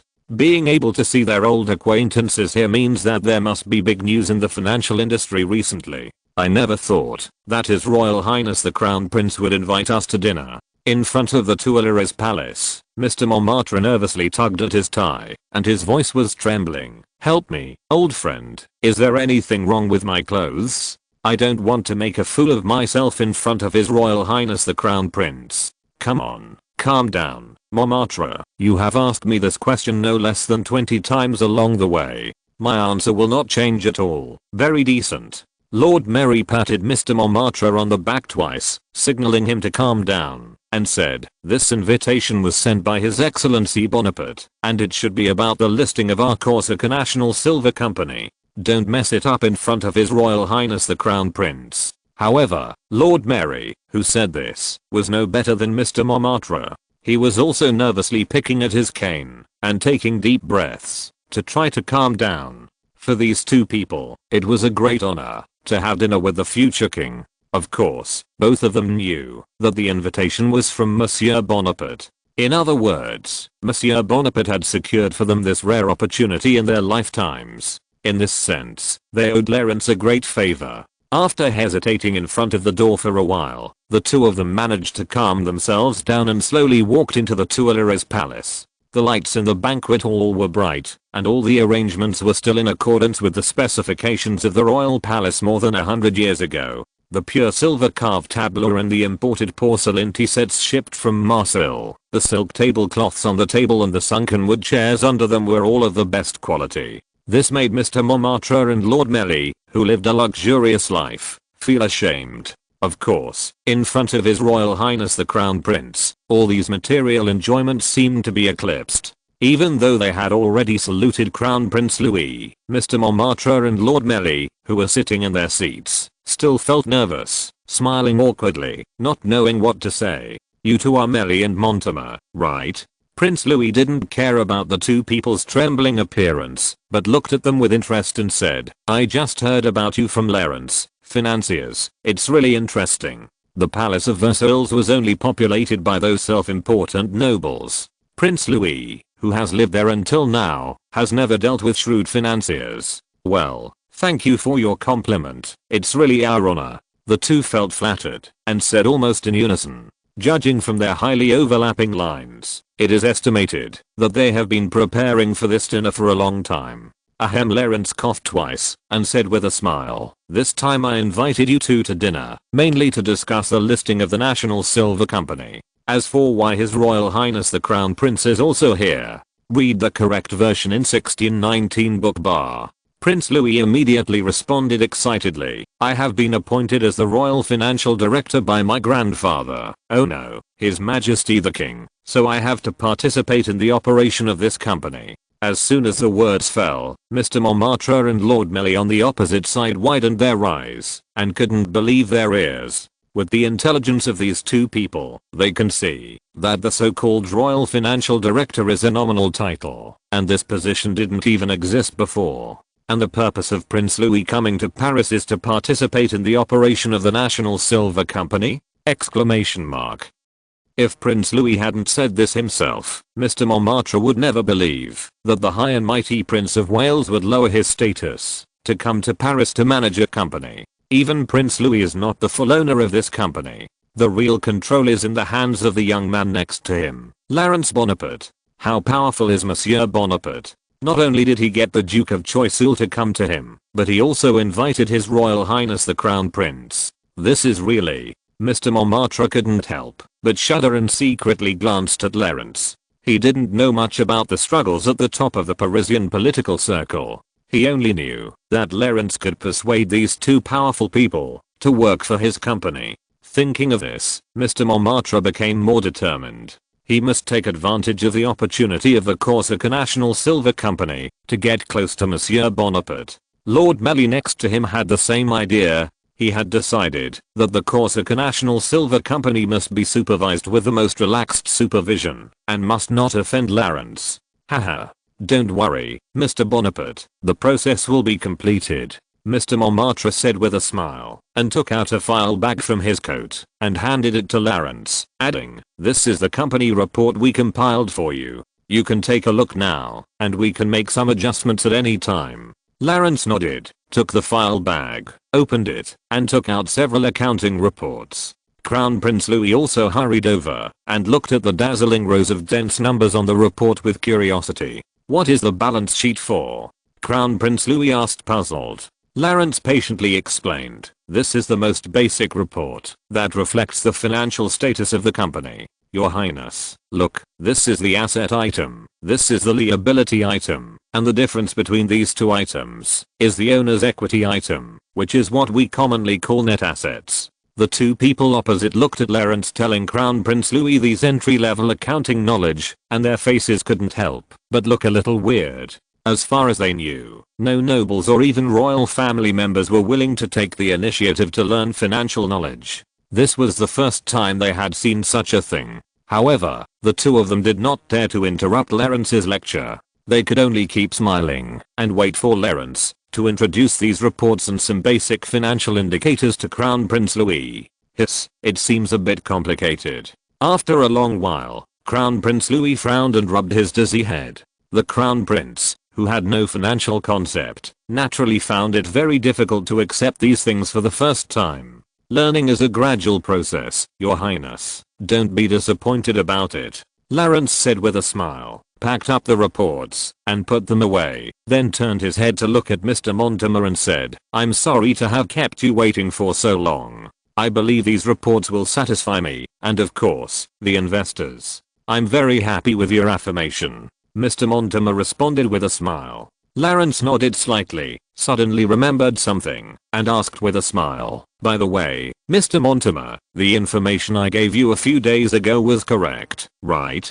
A few days ago, after Laurence published the news in the Observer Daily that Chief Justice Mop would control the financial market, the market as expected showed pessimism and ushered in a wave of general value declines.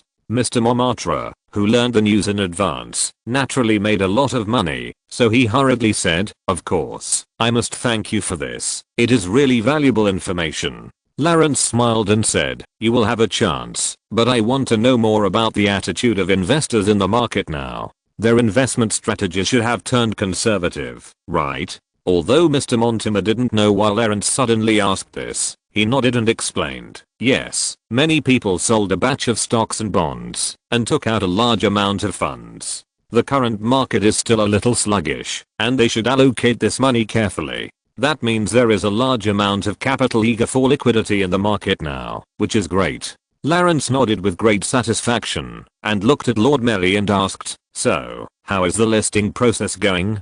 "Don't worry, the process has been basically completed," Lord Melly said meticulously. "You only need to confirm the current company's equity structure and decide the number of shares to be issued this time, and we can list the National Silver Company. As long as you decide, you can even do it tomorrow." "Very good, very efficient, Lord Melly. Lawrence nodded and said in affirmation, but there is no need to rush to confirm the listing date. Before that, I have something else I want to trouble you with. Of course. Just tell me directly. Hearing that Lawrence had something to ask of him, Lord Merry quickly replied. The stock exchange and various newspapers should be very familiar with each other, right? Especially financial newspapers. Lawrence asked affirmatively. Lord Merry nodded and said doubtfully, yes, that's right. We will also publish the announcement through newspapers. I hope you can invite all reporters from newspapers in the name of the stock exchange and invite them to gather at the Paris Stock Exchange at noon the day after tomorrow. Don't forget to tell them that His Royal Highness the Crown Prince and I will also be there. Lawrence leaned back and looked at Lord Merry with his eyes slightly narrowed. These reporters from all newspapers? You want? Lord Merry asked in surprise. Lawrence chuckled, shook his head slowly and said, don't they like news? I'll go and make a big news for them. If you're listening to this novel on a channel other than Fanfic World, it means they downloaded and uploaded it without effort. We cordially invite you to visit our channel, Mundo Fanfic Novelos. There you'll find the original version of this story and you can explore many other novels of various genres. We're waiting for you to immerse yourself in a world of incredible novels. Chapter 190, When Dancing with the Market, Lead the Dance. The next day, the weather in Paris was a bit gloomy, with continuous drizzle. The moisture and dust in the air mixed together, making people sticky all over, which was really unpleasant.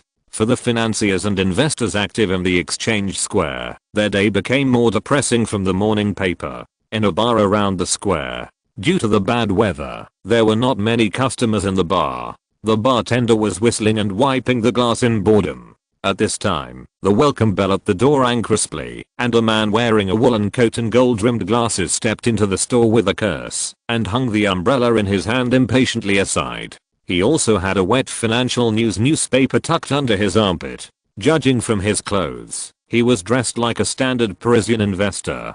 Hey, you're here, old man. The bartender glanced at the newcomer, and recognized that he was an old customer. He greeted him as usual, same old. Small glass of white wine with chocolate? No, the investor shook off his rain-soaked coat, sighed and sat down at the bar and said, I want triple distilled whiskey. Triple distilled whiskey is whiskey that has been distilled and purified 3 times. It is also considered to have a higher alcohol content among spirits. Oh my god, drinking strong liquor in the morning? Going on vacation in the afternoon? The bartender looked at the investor in surprise and said, usually, these savvy investors would only get tipsy for a while in this bar, in order to keep a clear mind. It is extremely rare for someone to drink heavily, as soon as he came in like today. The investor grabbed a handful of wet hair, waved his hands in frustration and said, no, it's the market. The market is really bad. I might as well get drunk, and go home to sleep. What happened?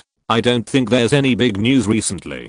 The bartender poured the investor half a glass of whiskey and asked in confusion. The investor reluctantly slapped today's financial news on the bar and pushed it to the bartender, explaining, there is big news in the financial world. Our crown prince has arrived in Paris, and yesterday he met with 2 financiers at the Tuileries Palace, namely Montmartre, the president of the Bank of Commerce of France, and Lord Merry, the chairman of the stock exchange. Really? I seem to have heard someone say that. Does this have any impact? The bartender glanced at the newspaper and continued to ask.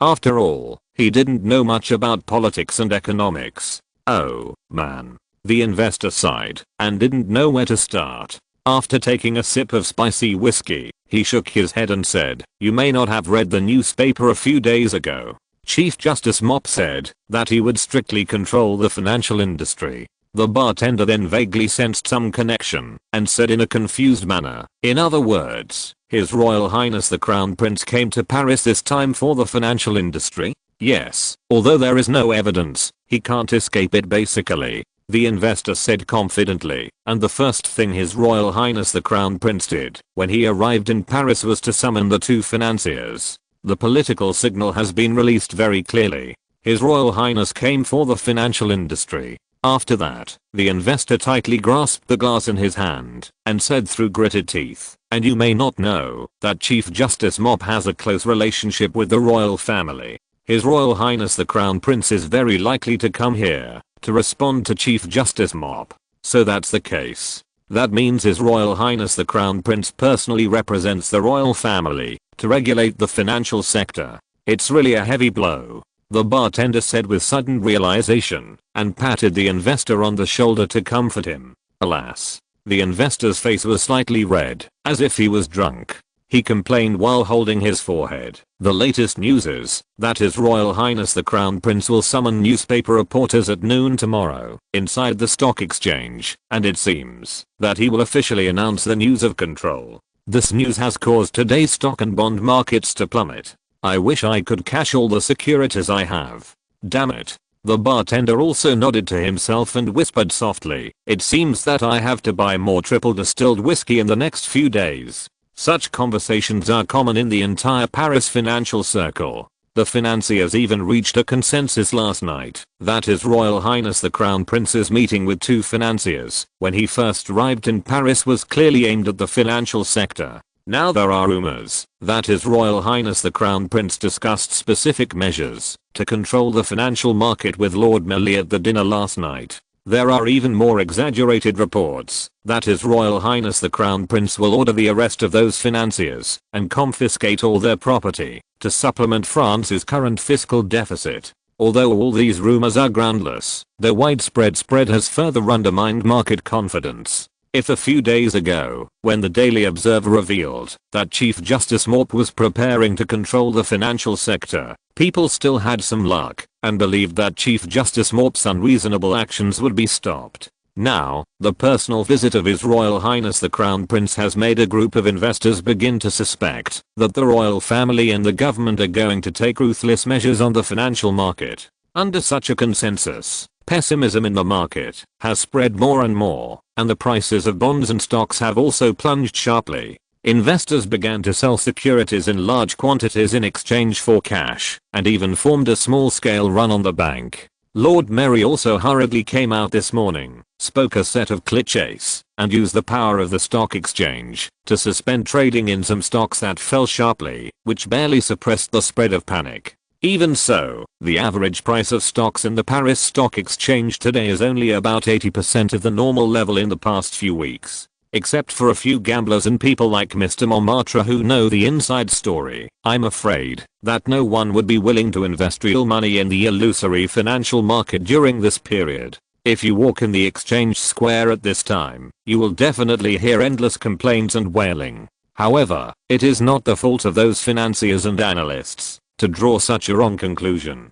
After all, the logical chain of this conclusion is quite clear. Just after Chief Justice Mop expressed his intention to control the financial industry and stop the listing of the National Silver Company, Crown Prince Louis came to Paris. The first thing he did after arriving in Paris was to summon two financiers. After summoning the financiers, he had to hold a press conference. These four stages are linked together, and they have to believe that the financial market will change. However, no one can find out. Behind these four things, there is the shadow of the same person. At the same time, in the Tuileries Palace. Very good. Everything is as expected. Lawrence carefully read the financial news in his hand. The reports and professional analysis on it are exactly the same as he expected. In the eyes of the public, Chief Justice Mop is a loyal servant of the royal family. In fact, he does have a close relationship with the royal family, so everyone thinks that Crown Prince Louis' trip is to echo Chief Justice Mop. Since everyone is pessimistic, it is natural for the market to go down and the stock market to fall. There is also a thick stack of newspapers on Lawrence's desk. They have also used a lot of pages to report and analyze this incident, even those non-financial newspapers. At this time, Crown Prince Louis walked into Lawrence's room with a tired face, and he kept complaining about something.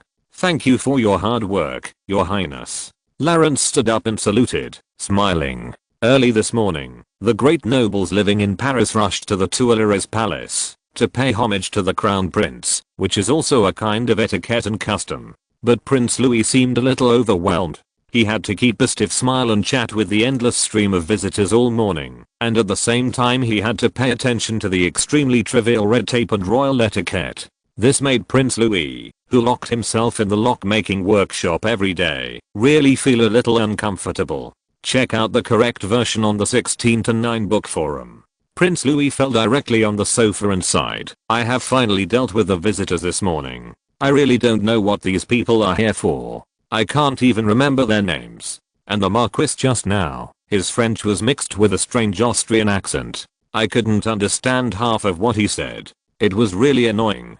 You will get used to this, Your Highness. Lawrence shrugged and said, after you become king, such public relations activities will fill your schedule if you want to be a king who works hard to govern the country. Although Lawrence was not tired of those public relations receptions, he would not deny their importance. Long before Lawrence became the governor of Corsica, he often, even deliberately, created opportunities to show up in public and meet people from all walks of life. For politicians, fame is never too high. Well, I think I can get used to it. Crown Prince Louis curled his lips, stood up and glanced at the newspaper on Lawrence's desk, and said curiously, is this the Paris newspaper? Can I take a look? Of course. Lawrence nodded. Crown Prince Louis picked up the top financial news newspaper with great interest and started reading it, but after a while, he couldn't help but frowning. I don't have any idea about the financial market.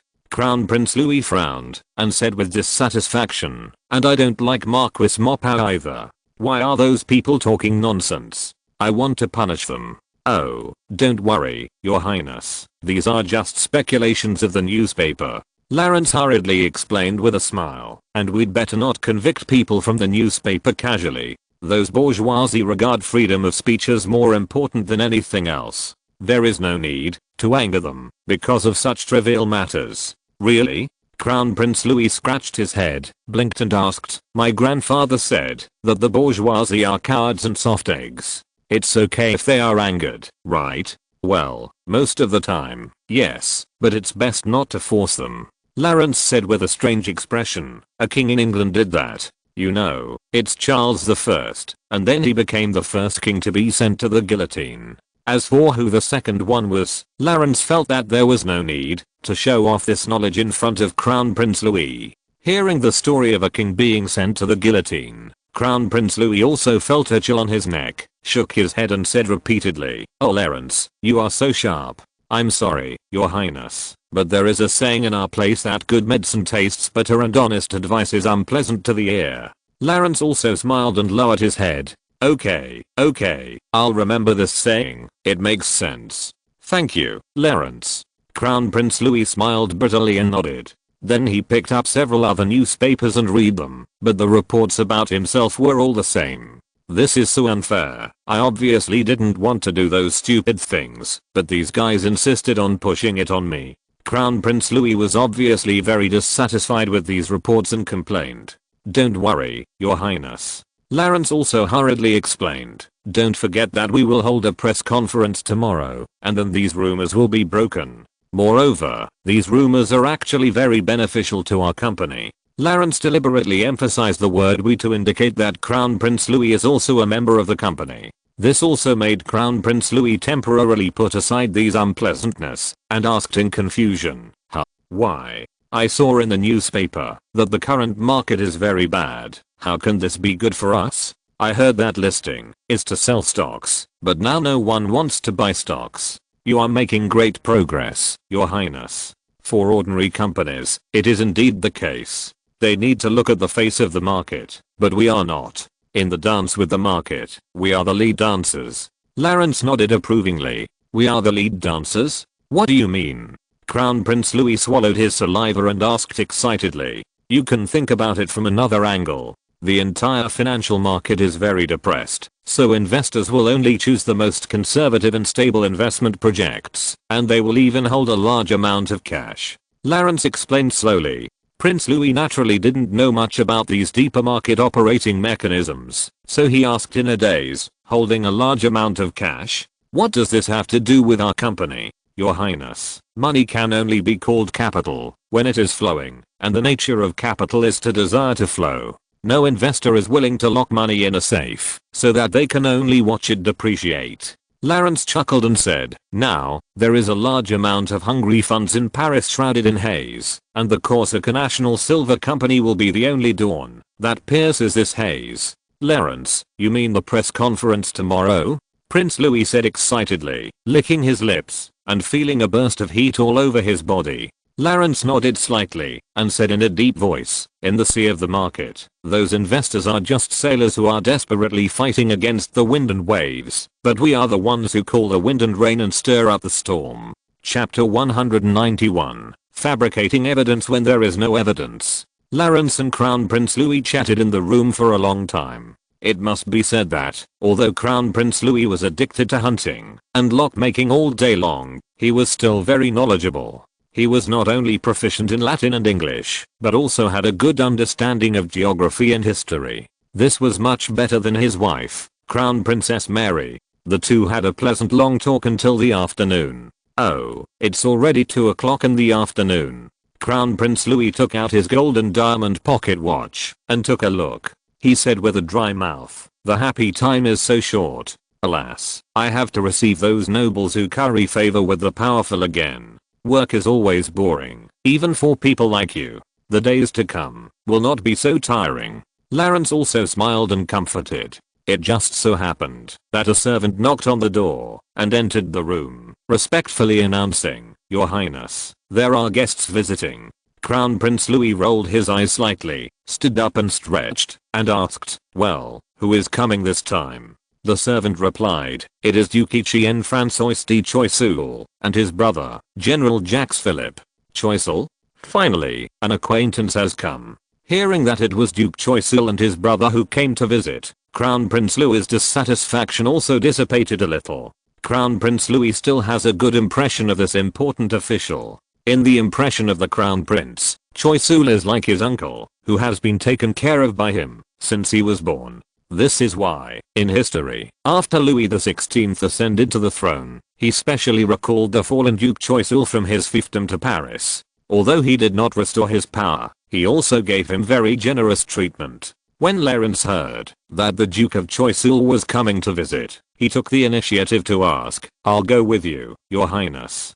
Lawrence had not contacted the Duke of Choiseul since they parted at the Cité restaurant last time. A lot of things have happened in the past few days, and Lawrence took advantage of this opportunity to arrange follow-up plans with the Duke of Choiseul. "Oh, of course, you can change your clothes and come with me."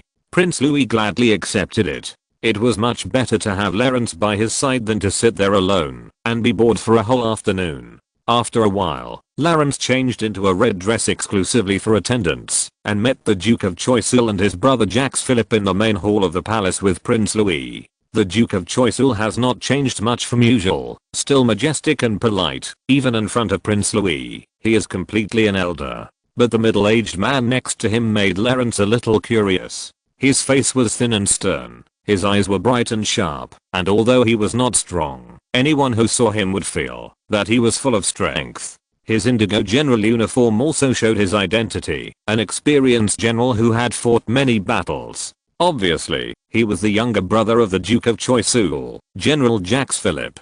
Jacques Philippe should be a French lieutenant general at this time, and he will soon be awarded the position of governor of Lorraine. Lawrence smiled and saluted the two of them, while silently recalling the information of the younger brother of the Duke of Choiseul in his heart. Choiseul had two younger brothers, one of whom was sent to the church since childhood, and is now the Archbishop of Cambrai. The other was Jacques Philippe in front of him, who was sent to serve in the Austrian army when he was young. This practice is also very common among the great nobles. In order to ensure the inheritance rights of the eldest son, the second sons are generally sent to the church or the army. In history, Jacques Philippe was also very capable, and he has been the attendant of the Austrian Marshal and the Holy Roman Emperor Franz I 10 years ago. In 1760, he left Austria and came to France and served as a French lieutenant general until now. After that, he served as the governor of Lorraine and Alsace and was promoted to Marshal of France. After the death of the Duke of Choiseul, he inherited the title and became the second Duke of Choiseul.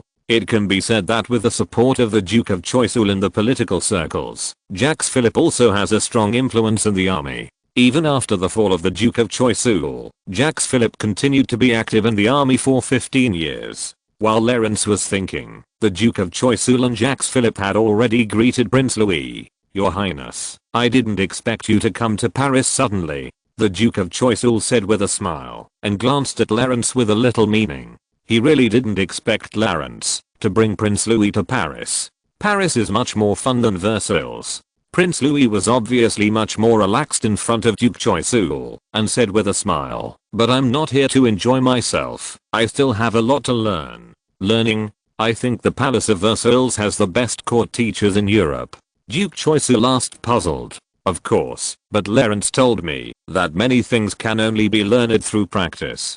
Prince Louis glanced at Clarence, nodded and said, "He said that only practice is the only criterion for testing truth."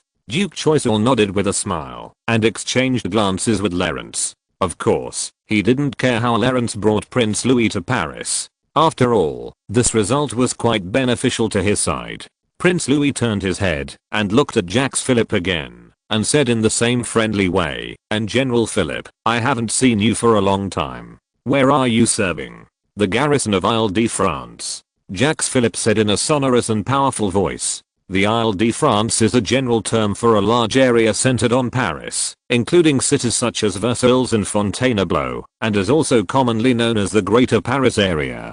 Jacques Philippe can serve in such an important army, and it seems that the king has placed deep trust in him. However, Jacques Philippe shook his head and added, "I have received the king's transfer order, and will go to Lorraine to serve as governor at the end of the year." The Lorraine region is located on the border between France and Germany, so it has been changing hands between the two countries, jumping back and forth. From the Holy Roman Empire to Prussia, and then to the German Empire, the French have been competing with them for the sovereignty of the Lorraine region. It was not until after World War II that the French completely incorporated Lorraine into their territory. In this era, France once again took the Lorraine region from the Holy Roman Empire in 1764, 6 years ago. And for this turbulent border area, it is natural to need a governor who is proficient in the cultural traditions of both Germany and France to govern it. Therefore, Jacques Philippe, who had served in the Holy Roman Empire for decades, became an excellent candidate. "Ah, it's a pity that I won't see you for a long time," Prince Louis said with some regret. He still liked this resolute general, at least compared to those weak men like women with the title of general in the Palace of Versailles. Prince Louis still admired men like Jacques Philippe more. After another round of greetings, Duke Choiseul winked at Clarence and then said to Prince Louis, "Your Highness, if you don't mind, I would like to say a few words to Governor Bonaparte." Although such a request was a bit rude, the people present were very familiar with each other.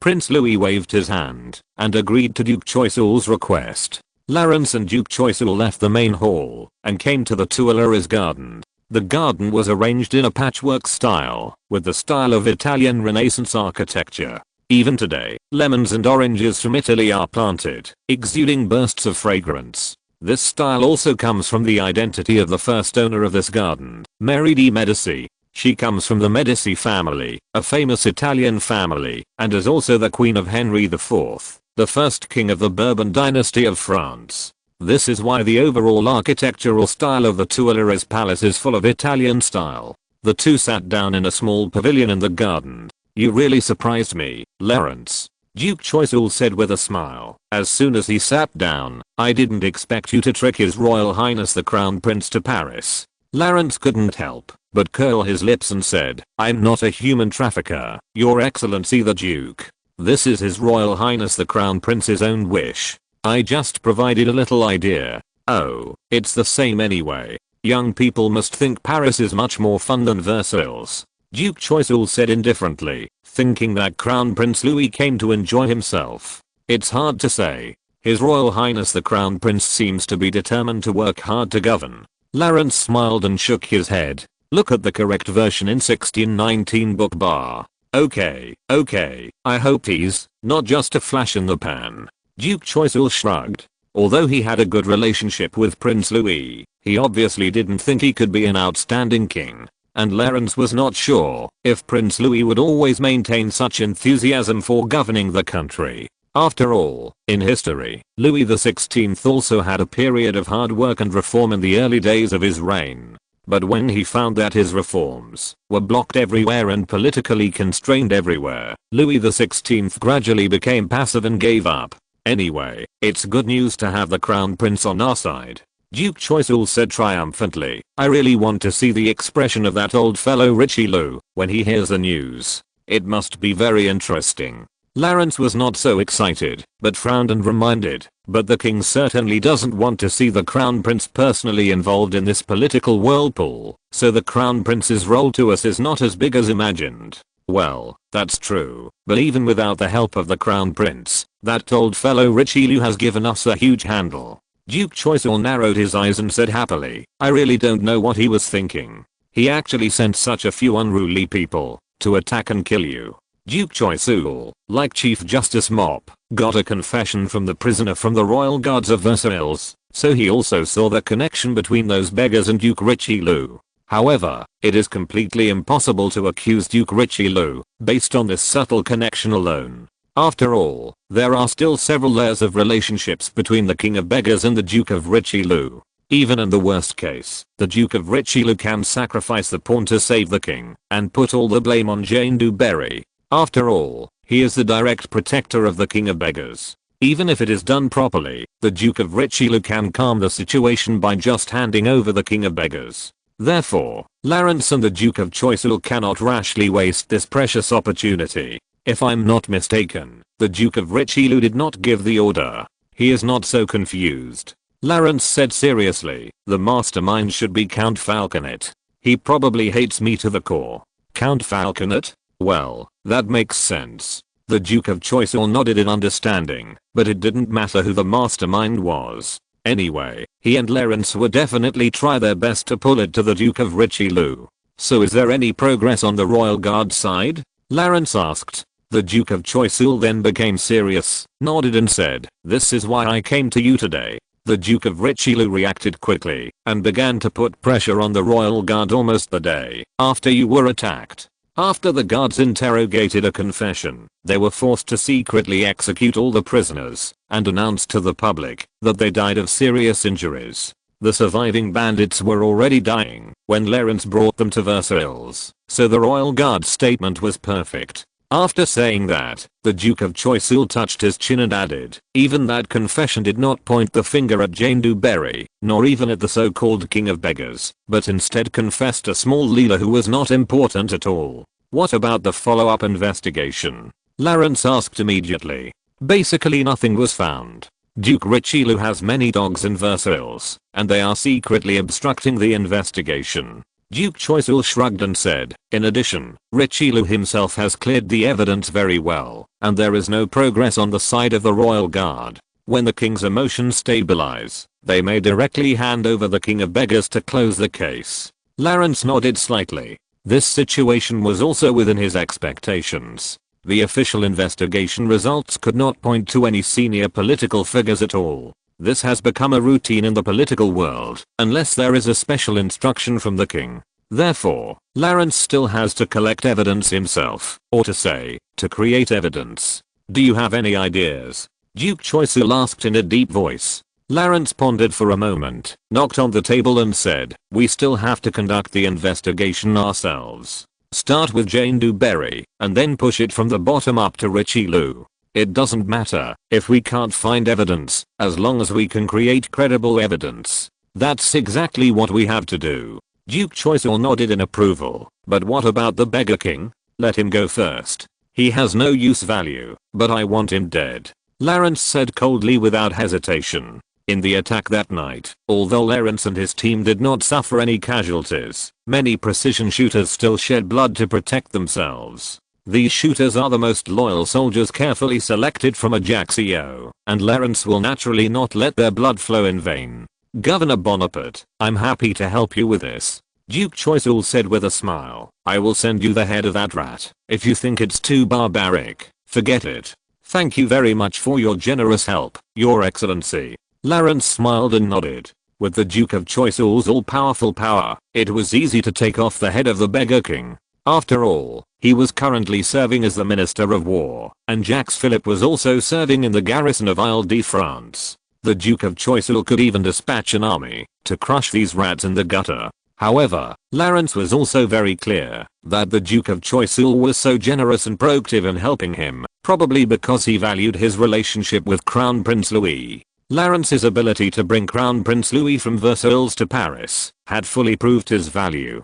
This undoubtedly made the Duke of Choiseul value his relationship with Clarence even more. Chapter 192, The Crown Prince's First Appearance. Duke Choiseul and General Jacques Philippe stayed in the Tuileries Palace until the evening. The conversation between the four was very pleasant, and even General Jacques Philippe, who met Clarence for the first time, showed obvious admiration and appreciation for Clarence. As a soldier, he naturally heard about several battles in Corsica where Clarence commanded a small force to defeat a large one. Although the troops deployed by both sides in those battles were only a few thousand people, which could only be regarded as village official fights on French soil, General Jacques Philippe still had a strong interest in Clarence's command and combat experience. This also gave the two a lot of common topics. At about 7 o'clock in the evening, Duke Choiseul and General Jacques Philippe, who were drunk at the dinner, were almost ready to say goodbye and leave. "Ah, it's really late."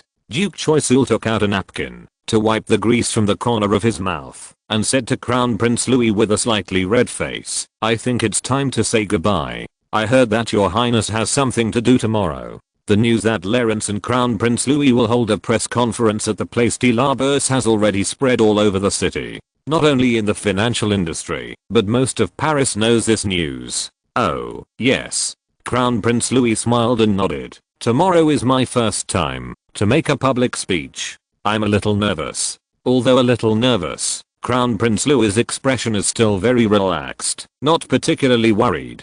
After all matters are handled by Clarence, and even tomorrow's speech is written by Clarence himself. Crown Prince Louis only needs to stand on the stage and recite it with emotion. In the eyes of this young and immature Crown Prince, there is nothing wrong with handing these things over to Clarence, but it saves him a lot of trouble. "You are really a diligent Crown Prince, and you will surely become a wise monarch." Duke Choiseul narrowed his eyes and smiled. He knew without guessing that this press conference was Clarence's idea, so he was very supportive of it. General Jacques Philippe on the side was still chatting with Clarence. The two were discussing how Clarence led 1,000 Corsican troops to defeat 3,000 well-equipped Sardinian troops in the Battle of Bonifacio. Clarence, of course, deliberately concealed the role of the precision shooters in this battle, and only mentioned that he took the lead in joining the charge to boost morale, so he could defeat the enemy. After hearing this, General Jacques Philippe couldn't help but pat Clarence on the back. On the one hand, he reminded him that such behavior as a commander was a bit risky, but on the other hand, he was really impressed by Clarence's courage. Even General Philippe himself thought that he could not lead 1,000 Corsican troops with low morale and poor equipment to compete with the troops of the Kingdom of Sardinia under such circumstances. "It seems we have to say goodbye. This conversation with you is really refreshing, Governor Bonaparte." Jacques Philippe glanced at his brother and said to Clarence with great regret. After a few glasses of brandy, Jacques Philippe's face was not as cold as when he came, and his eyes looking at Clarence were full of admiration and admiration. Jacques Philippe shook the glass in his hand, and there was still a thin layer of brandy left in it, so he took the initiative to clink a glass with Clarence, swallowed the last sip of the wine, and said with emotion, "I really can't believe that you have never been to a military academy for a day. The battlefield is the best classroom, and we are all students." Clarence said with a smile. His tone was very humble. This is not Clarence pretending to be humble, but self-knowledge. Clarence is very clear that his ability and experience are still far from that of a general like Jacques Philippe who can lead a legion. Leading 1,000 people and leading 10,000 or 100,000 people are two completely different concepts. In this regard, Clarence also knew that he still had to learn. After all, his thinking came from the peaceful era, and he was not a natural commander like his 3-year-old nephew. No, I'm serious, Governor Bonaparte. I can see that you are a talented person." Jacques Philippe suddenly restrained his smile, stared at Clarence with a serious face and said, "And you have proved your ability on the battlefield. If you can receive formal education in the military academy, you will become an outstanding general. I can say hello to the Paris Military Academy and you can enroll at any time." Clarence was stunned for a moment, and after thinking for a moment, he smiled bitterly and said, "Thank you for your kindness, General, but I really can't get away recently. I will contact you as soon as I have enough time." At the same time, Lawrence also saw that Jacques Philippe was indeed a commander who cherished talents. After all, the Paris Military Academy can be regarded as the highest level military academy in France. Although people in later generations may be more familiar with the Military Academy of Brienne Military Academy, after all, Napoleon studied there for 7 years, but Brienne Military Academy actually trains reserve sergeants, which is equivalent to a military middle school. France still uses the Paris Military Academy to train elite officers. After graduating from the Brienne Military Academy, Napoleon also transferred to this school to continue his studies. Arranging Lawrence to enter such a military academy is just a greeting for General Jacques Philippe. It seems that he does have a good influence in the army. Lawrence is naturally unable to go to the military academy at present. There are a lot of stalls waiting for him to clean up in Paris and Corsica. However, Lawrence did not block this road. When he really has enough time, he still plans to stay in the Paris Military Academy for a while. Expanding one's own abilities is only one aspect. The more important reason is that graduates of the Paris Military Academy are the mainstays of the French army. Getting acquainted with these people and expanding his network will undoubtedly make it easier for Lawrence to insert his hands into the French army. Lawrence, who had the experience of seizing power in Corsica, knew very well how important it was to hold the gun tightly in his own hands. Even if he could not hold the gun himself, he had to hold the person holding the gun in his own hands. Really? You can write to me anytime. General Jacques Philippe shook his head with regret, thinking that Lawrence had rejected him tactfully. On the other side, Duke Choiseul also ended his conversation with Crown Prince Louis, stood up and patted his brother, and said with a smile, "Come on, dear Philip, this young man will be one of the people who will live in the Palace of Versailles in the future, so don't drag him to the battlefield full of mud and smoke." "I know, brother." Jacques Philippe sighed helplessly, stood up and said goodbye to Crown Prince Louis. "Then your highness, please excuse us." The next day, at dawn, the Place de la Bourse on the right bank of the Seine was already crowded with people. Today's Place de la Bourse is no longer an exclusive venue for financiers and investors. Nobles, bureaucrats, petty bourgeoisie, middle class, wealthy craftsmen or idle citizens, people from all walks of life have been waiting in the square early. There are even some poor people at the bottom of the society who are not afraid of the excitement and squeeze into the crowd, even if their dirty shirts make the gentlemen around frown. For everyone, they want to see the first public appearance of the crown prince who has lived in the deep palace for a long time. After all, he is the monarch who will rule them in the future. What kind of person is Crown Prince Louis, and what kind of king he will be? This question is undoubtedly directly related to the interests of the French people, so it has also received the attention of the citizens of Paris. The outermost part of the square is a bustling crowd, and the noise is endless. People were loudly discussing rumors about Crown Prince Louis that they had heard from somewhere, and arguing with red faces whether he could become a wise king. "I heard that His Royal Highness is a good man, a truly good man, and is very kind to his servants. He will become a wise king." Forget it. The current king is also a good man, but what has he brought us? Famine and rising prices. Yes, and war. The failure of the 7 Years' War is simply a shame. Without those colonies, even eating a bite of white sugar has become a luxury. I don't think the king can be blamed entirely. The nobles and the clergy are the termites of France. A correct version in 1619 book bar. The huge crowd was also divided into two factions because of whether to support Crown Prince Louis, and they were engaged in a war of words with each other. Supporters believed that under the leadership of a benevolent monarch like Crown Prince Louis, their lives would gradually improve. Opponents cited the current king as a counterexample. Louis XV was also very popular with the people in the early days of his accession to the throne, and was even called the beloved one, but this did not prevent his reputation from plummeting after the 7 Years' War. Of course, for the financiers in the crowd, they obviously had no interest in participating in such boring discussions. Even though the financiers were the center of the press conference, they had already predicted the outcome of the press conference. It was nothing more than a farewell to the financial market that had already been sentenced to death. The noisy discussions in the crowded crowd continued until they reached the inner circle of the square. The large area centered on the Paris Stock Exchange had been blocked since midnight, and no unrelated personnel were allowed to enter. The royal guards wearing silver breastplates and red tasseled pointed helmets formed a thick human wall to block the crowds of people from the stock exchange. Almost all of the Paris mounted police were dispatched, riding tall horses and nervously patrolling around the square, shouting and expelling any suspicious people they found from the square, and directly arresting those who made radical remarks. Today was the first time that His Royal Highness the Crown Prince made a public appearance, and the guards could not afford the slightest mistake. The current King Louis XV was assassinated in Paris more than a decade ago. Although the king was only stabbed with a bloody spot by an iron spike, hundreds of policemen and guards were dismissed and imprisoned overnight. In front of the gate of the Paris Stock Exchange, Lord Melly was anxiously waiting for the arrival of Crown Prince Louis. According to Clarence's instructions, the press conference will be held in the most spacious conference room in the stock exchange.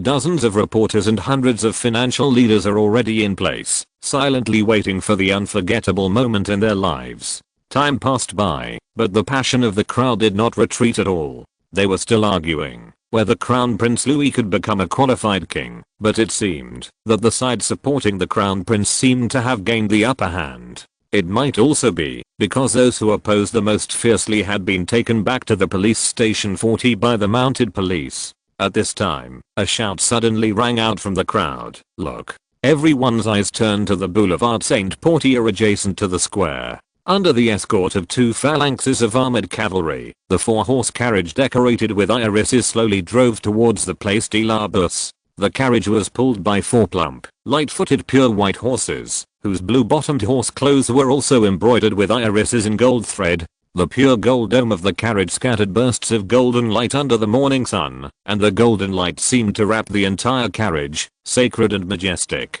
It's the carriage of His Royal Highness the Crown Prince. It's been a long time since a member of the royal family appeared in Paris. This is a rare moment. My god, look at the dome and the golden statue, luxurious and holy, so perfect. Humph, all the luxury of the royal family is sucked from the people. What is there to praise? Amid the thunderous discussion, the carriage slowly drove into the Place de la Bourse and stopped outside the square. A small team of royal guards immediately rushed up to open a passage in the crowded crowd and formed 2 human walls to maintain the passage and wait for His Royal Highness the Crown Prince to pass. The door of the carriage was slowly opened, and the first person to walk out was His Royal Highness the Crown Prince's first attendant, Napoleon Bonaparte. Napoleon was still wearing his exclusive fiery red attendant uniform today. He walked out of the carriage under the surprised gaze of everyone, and then waited by the door, ready to help Crown Prince Louis get off the carriage.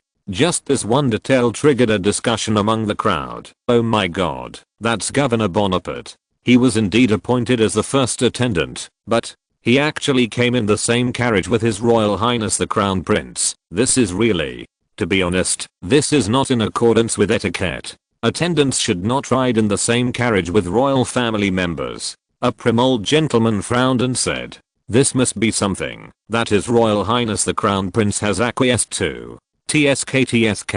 It seems that Governor Bonaparte and His Royal Highness the Crown Prince have a very special relationship. In the carriage, Crown Prince Louis glanced at the endless crowds of people on the square, took a deep breath, and walked out of the carriage with the help of Clarence. Thousands of unfamiliar eyes stared at Crown Prince Louis, and the noisy sound waves enveloped him, which made the slightly immature Crown Prince panic for a while.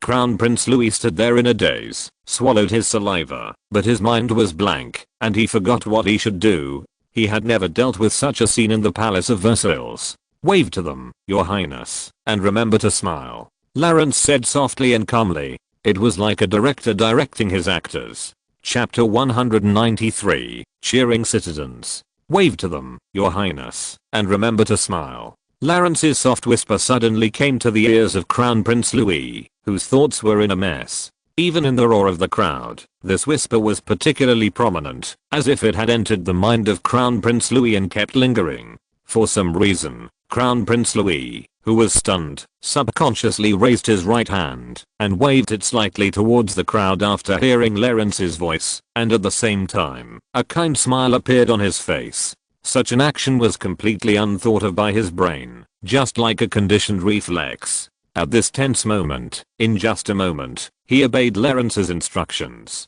This feeling also brought a brief strangeness to Crown Prince Louis. He is the Crown Prince of France and the future king. He should be the one to give orders to others, but he subconsciously obeyed Clarence's words, as if doing what Clarence said was the best decision. Whether this feeling came from trust, dependence, or obedience that should not have appeared in him, Crown Prince Louis himself could not tell. But this strange feeling only lasted for less than half a second before Crown Prince Louis threw it out of his head. Clarence is my best friend and my excellent right-hand man, Crown Prince Louis thought, and whispered to Clarence beside him, I'm so sorry, I was distracted just now. Clarence nodded slightly, put his right hand on the gilded hilt of his sword, squinted at the dark crowd gathered in front of him, and said comfortingly, don't be discouraged, your highness. I would be nervous if I faced so many people for my first public speech. Oh, I really envy your calm attitude. Crown Prince Louis smiled with a bit of a wry smile and nodded. While Clarence and Crown Prince Louis were talking, the people in the square also stood on tiptoe, wanting to see the distinguished face of the Crown Prince. However, when people finally got their sight through the densely packed shoulders and heads of the people in the front row, they couldn't help but reveal even more surprised expressions. They saw that the Crown Prince today was not wearing heavy and complicated velvet robes like other royal family members, but a simple black evening dress, looking exactly the same as the middle-class citizens present. If it weren't for the short cape with the royal emblem on his shoulders that proved his identity as the Crown Prince, people would have thought that the person standing there was an ordinary young gentleman. Many people who saw the royal family for the first time asked in confusion, is that the Crown Prince? He looks no different from ordinary people. I heard that the royal family members wore 10 ounces of gold and 20 ounces of silver. It seems to be completely nonsense. Hey, to be honest, this Crown Prince is completely different from those old-fashioned people I know. I feel that he will be an enterprising king. As for the traditional nobles and elderly gentlemen in the crowd, they looked at each other in disbelief and almost shouted, oh my god. In this world, even the royal family has lost its rules. How can the Crown Prince wear the clothes of ordinary people? It's simply the extinction of civilization. Totally unacceptable. Of course, these strange roars were only a minority after all, and were soon drowned out by the cheers of the citizens. People were surprised to see the future king with a kind and benevolent smile, wearing the same clothes as themselves, standing in place, and waving to them enthusiastically. Even those who had just opposed the Crown Prince Louis' ability to become a wise king could not help but admit that the Crown Prince was indeed different from those corrupt royal family members. Hey, Clarence, did you hear that? I heard someone say that they liked my outfit. Crown Prince Louis was a little overwhelmed by the cheers, and then he excitedly said to Clarence, your idea is great. I was a little worried yesterday that this outfit would cause criticism. I think it is your own temperament that won their cheers. Clarence said with a smile, not in a hurry to take credit for himself. It was Clarence who arranged for Crown Prince Louis to appear in front of the citizens in civilian clothes. In his opinion, just changing clothes can win the cheers of the audience with a friendly image. This is a very profitable choice, even though it will offend a small group of old stubborn people. And a more important reason is that this public appearance of Crown Prince Louis was planned by Clarence. Therefore, Clarence naturally needs to maximize the effect of this appearance to prove his ability to assist the Crown Prince to the Palace of Versailles. Of course, Clarence did not expect that Prince Louis would win the long-term love of the citizens of Paris through this appearance. As the saying goes, people's hearts are like water, and people's movements are like smoke. These citizens praise Prince Louis today because of his closeness to the people, and they may rebel against him tomorrow because of the decline in living standards, just like the attitude of the French people towards Louis XV. What really determines the direction of public opinion is Prince Louis's future governance of the country, and Clarence basically has no expectations for this. Listening to the cheers in his ears, Prince Louis finally let go of the last bit of nervousness, excitedly raised his arms, and waved to the crowd in front of him. Ahem, your highness, it's better not to raise both hands at the same time. Clarence glanced at Prince Louis's raised arms, and said with a strange look on his face, Prince Louis enjoyed a rare moment of cheering on the spot, which was also an experience he had never had in the Palace of Versailles. Then he and Clarence walked slowly toward the Paris Stock Exchange along the passage, opened by the royal guards, and communicated closely with the citizens on both sides of the road. Crown Prince Louis walked in the front row, with a smile from the heart on his face. This was the first time he knew that so many people admired him. Under Clarence's instruction, Crown Prince Louis would shake hands with the citizens on both sides from time to time, and personally bless them. Such personal greetings made those lucky citizens feel flattered and excited. Even Clarence, who was following closely behind Crown Prince Louis, was also watched with smiles by the citizens. On the way, there was a citizen standing at the back. In order to shake hands with His Royal Highness the Crown Prince, he pushed forward desperately, but accidentally fell out heavily. Upon seeing this, Crown Prince Louis turned around and personally pulled him up, and greeted him kindly. "Be careful, friend, don't get hurt." The citizens who witnessed this scene couldn't help but cheer again, and gave the Crown Prince the title of Good Man Crown Prince in the cheers. There is no harm without comparison. The kind little fat man in front of him is much better than those arrogant and domineering princesses and princes who are obsessed with money. Clarence followed behind Crown Prince Louis, watching him accept the citizens' calls with a smug look, and thought silently, maybe our Crown Prince should not govern the country, and it would be more appropriate to be the abbot of monastery. After passing through the cordon guarded by layers of royal guards, Clarence and Crown Prince Louis entered the inner circle of the square. Prince Louis reluctantly turned back and waved to the citizens who supported him, at least temporarily, and said loudly, "God bless you, friends." After receiving another wave of cheers like a tsunami in response, Prince Louis was satisfied and walked towards the Paris Stock Exchange building with Clarence. What a mistake. Clarence turned his head and looked at the citizens who were still gathered in the square, shrugged and said, "I should have written a speech for you in advance. With an exciting speech in this situation, people will go crazy for you." Clarence did not expect that Prince Louis would be so warmly welcomed by the citizens. On the one hand, the friendly image designed by Clarence for him worked, and on the other hand, it was probably because the people were extremely disappointed with the current King Louis XV, and couldn't wait to see what the future king would look like. Of course, Prince Louis' personal charm also played a certain role. His friendly and generous character is the most popular among people when it comes to those in power. Read the correct version in 16:9 book bar. It is no wonder that during the Great Revolution, even though the people of Paris hated Louis XVI to the extreme, many farmers in the French countryside still had a good impression of the king. Such a mass base also enabled the royalists at that time to cause chaos everywhere. Oh, don't blame yourself, Clarence, I'm completely satisfied. Crown Prince Louis put his hand on his chest, felt his still trembling heart, and said excitedly, "To be honest, I never expected so many people to cheer for me." At this time, Lord Melly, chairman of the Paris Stock Exchange, came up jogging. Lord Melly himself also carefully prepared for today's press conference. Not only was the wig on his head newly customized, but even the dress on his body exuded a light scent of lavender. For Lord Melly, this is undoubtedly the most important moment in his life. "Your Highness, Mr. Bonaparte." Lord Melly bowed deeply and said with some stammering, "The reporters from the newspaper and other participants have all arrived and are waiting in the conference room. Take us there." Clarence nodded and ordered. Led by Lord Melly, Clarence and Crown Prince Louis walked into the Stock Exchange building.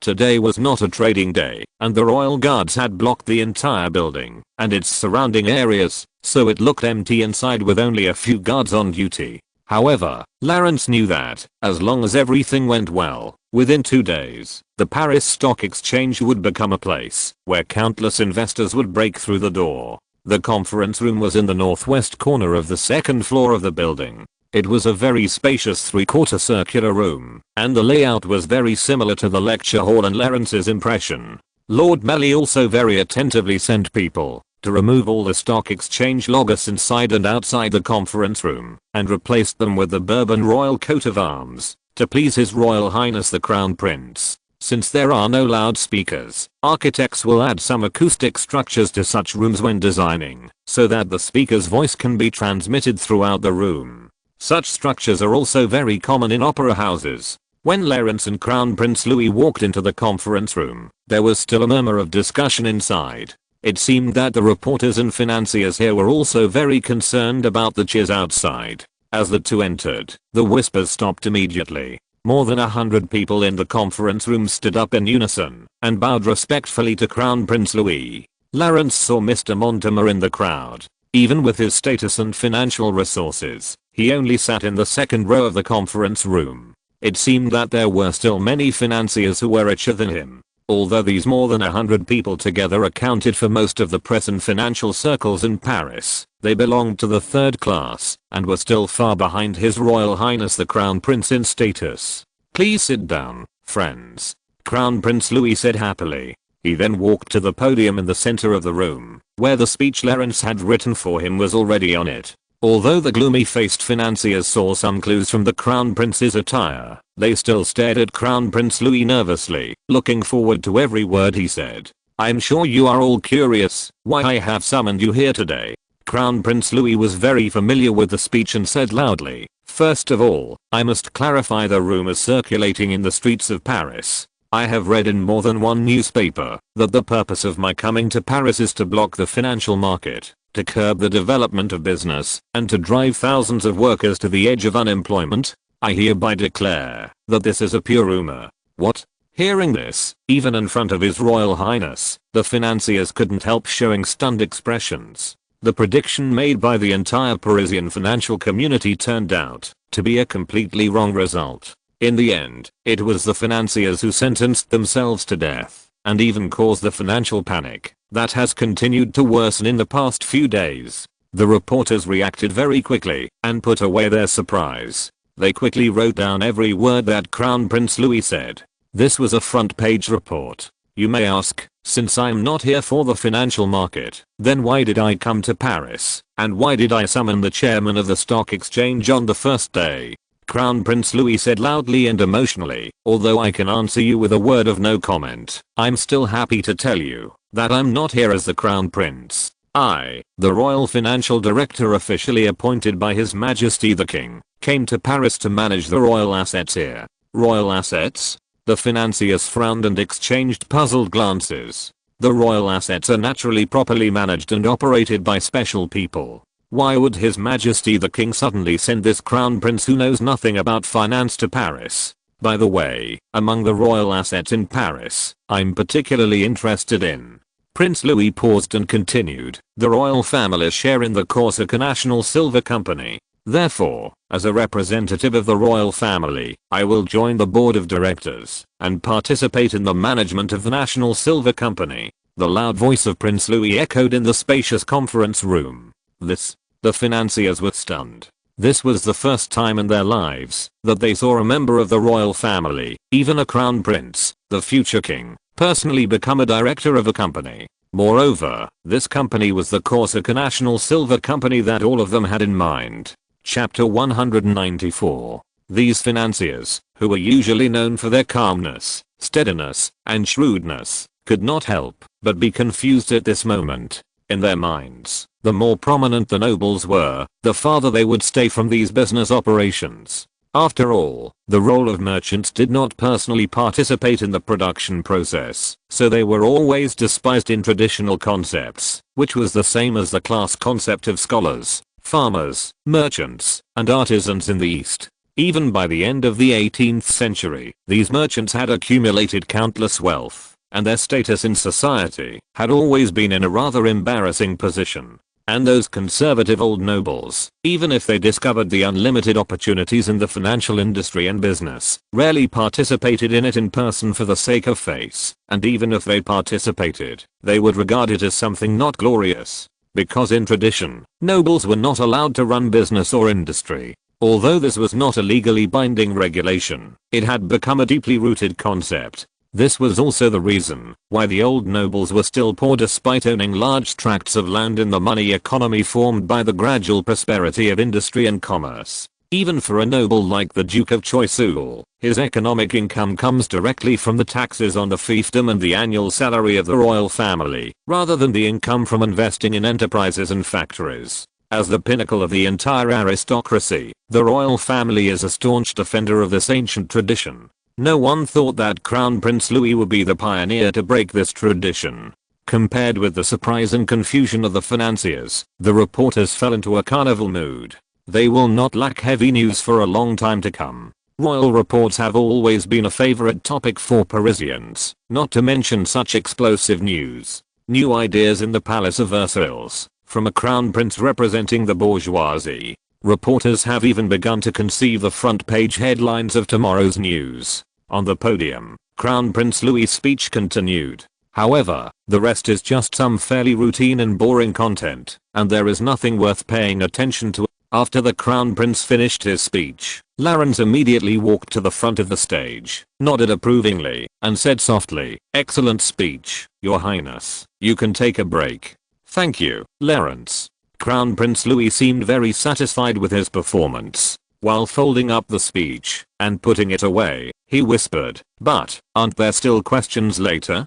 Don't I need to answer their questions?" "Oh, Your Highness, I know you are quite open-minded." Lawrence curled the corners of his mouth, chuckled and shook his head and said, "But sometimes we still have to follow etiquette. As the Crown Prince, you have to accept questions from these civilians, which is a mess. It is most appropriate for a humble servant like me to answer them." "Well, you make sense. I just think it's a pity." Crown Prince Louis thought for a while, nodded, shrugged with some regret and said, "You wrote this speech, and you are the one who answered the questions. I don't even have the opportunity to communicate with them in my own words." This tone did not mean to blame Lawrence. Prince Louis simply felt that it was a pity that he did not speak in person during his first interview. "It is indeed a pity, Your Highness." Lawrence put on a very approving expression, sighed slightly and said, "But you may not know that the journalists in Paris are a very unruly group of people.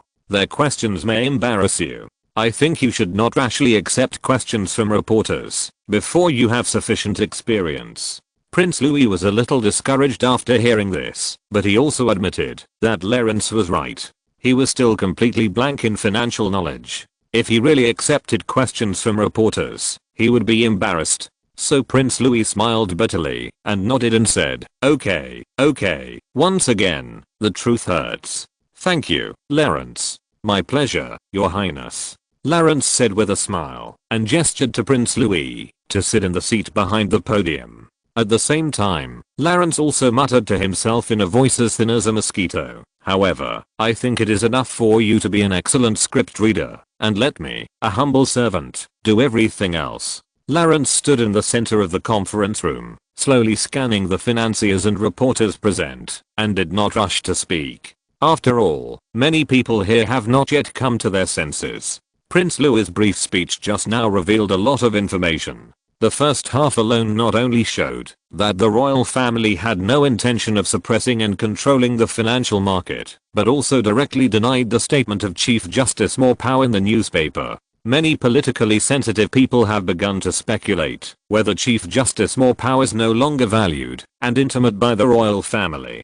As for the later news, Prince Louis announced that he would become a director of the Corsica National Silver Company, which was no less than an earthquake for financiers. France's economic environment has been in a downturn for a long time, so investors are constantly looking for a suitable project. The National Silver Company, in which Mr. Montmartre invested a huge sum of money some time ago, is undoubtedly a subject of great concern to them. Now, although more information about this company has not been disclosed, the political background revealed by the National Silver Company has shocked them. The governor of Corsica, Napoleon Bonaparte, the powerful French minister, Duke of Choiseul, the future king, Prince Louis, the president of the Bank of France, Mr. Montmartre, and the chairman of the Paris Stock Exchange, Lord Melly. These important figures in the political and financial circles all have extremely close relations with this company. These figures alone are enough for investors all over Paris to list the name of the Corsica National Silver Company on the first line of their memoranda.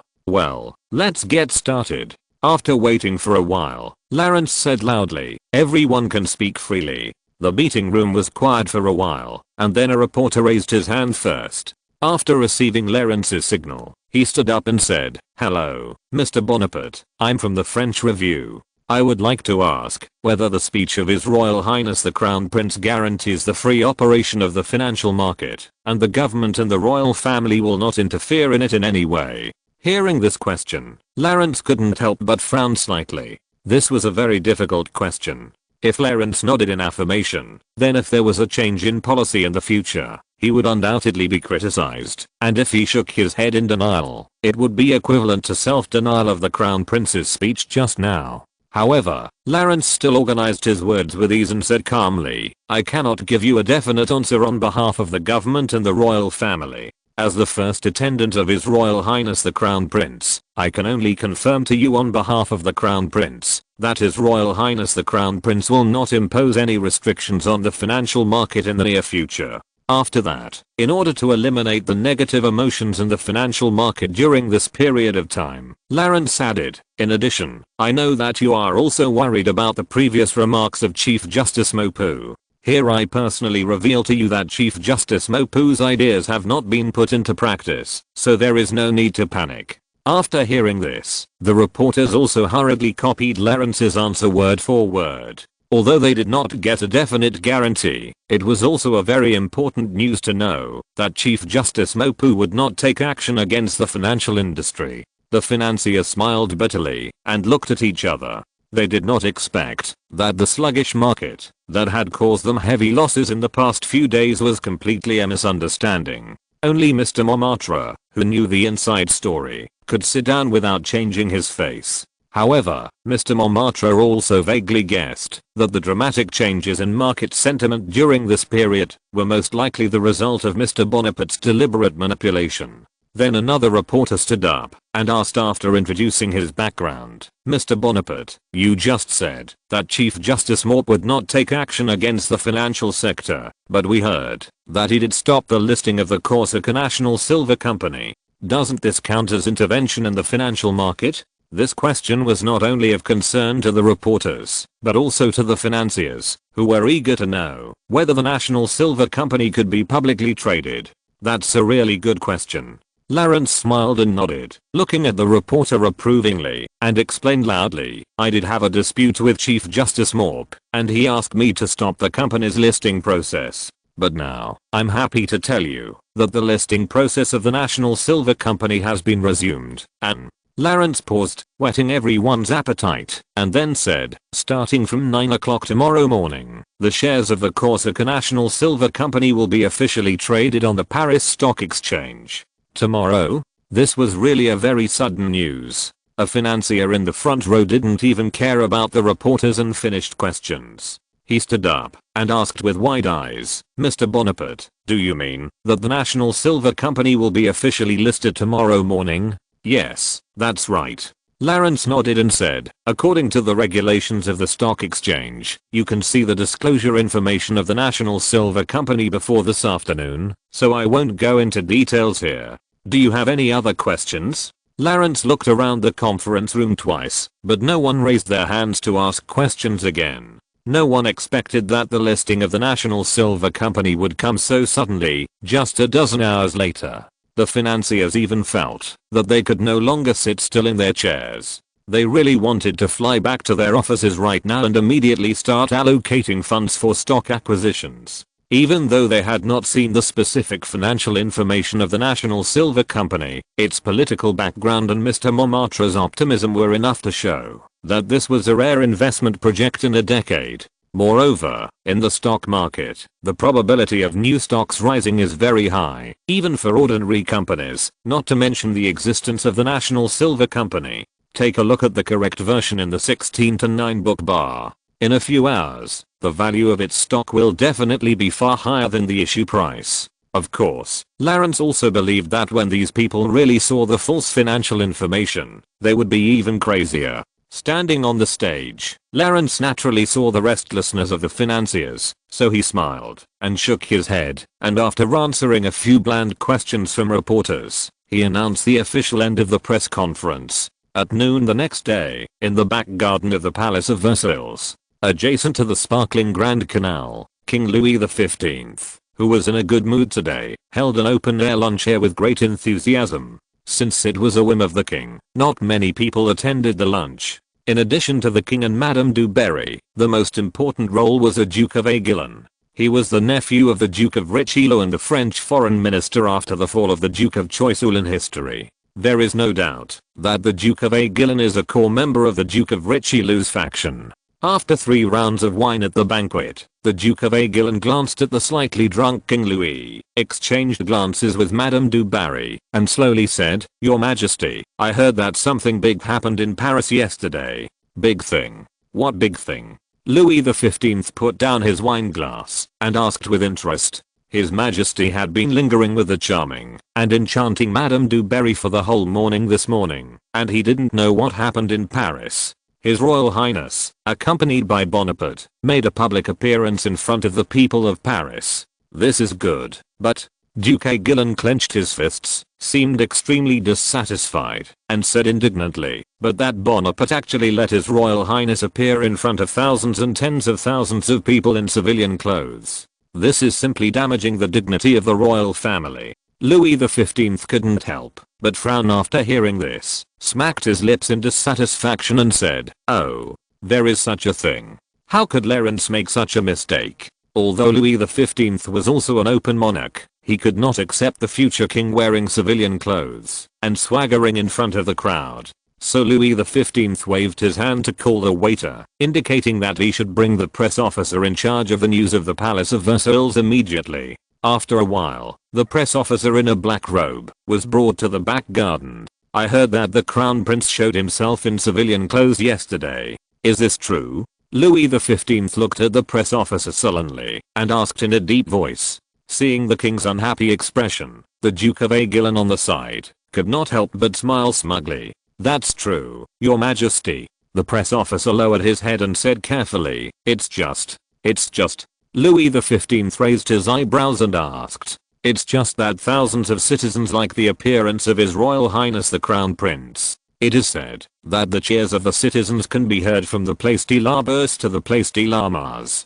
People also gave His Royal Highness the Crown Prince a nickname, called the Good Crown Prince, and said that he can become a wise king who cares about the people." The press officer said stiffly, "What?" Louis XV's face changed suddenly, and in the blink of an eye he went from anger to surprise. He smiled to himself and said, "Oh my god, August can be supported by millions of people for his first appearance? He really deserves to be the heir of Bourbon. And Clarence, he did a great job. It's right to let him be August's right-hand man." As he said that, Louis XV glanced at the embarrassed Duke of Aiguillon and said with a laugh, "Oh, of course, Duke of Aiguillon, it's really not right for Clarence to let the Crown Prince wear civilian clothes. I will remind him next time I see him, ha ha ha." Anyone can see that King Louis not only did not care about Clarence's little usurpation of power, but also fully affirmed his contribution. "Wait, Your Majesty." Duke Aiguillon gnashed his teeth and said, "I also heard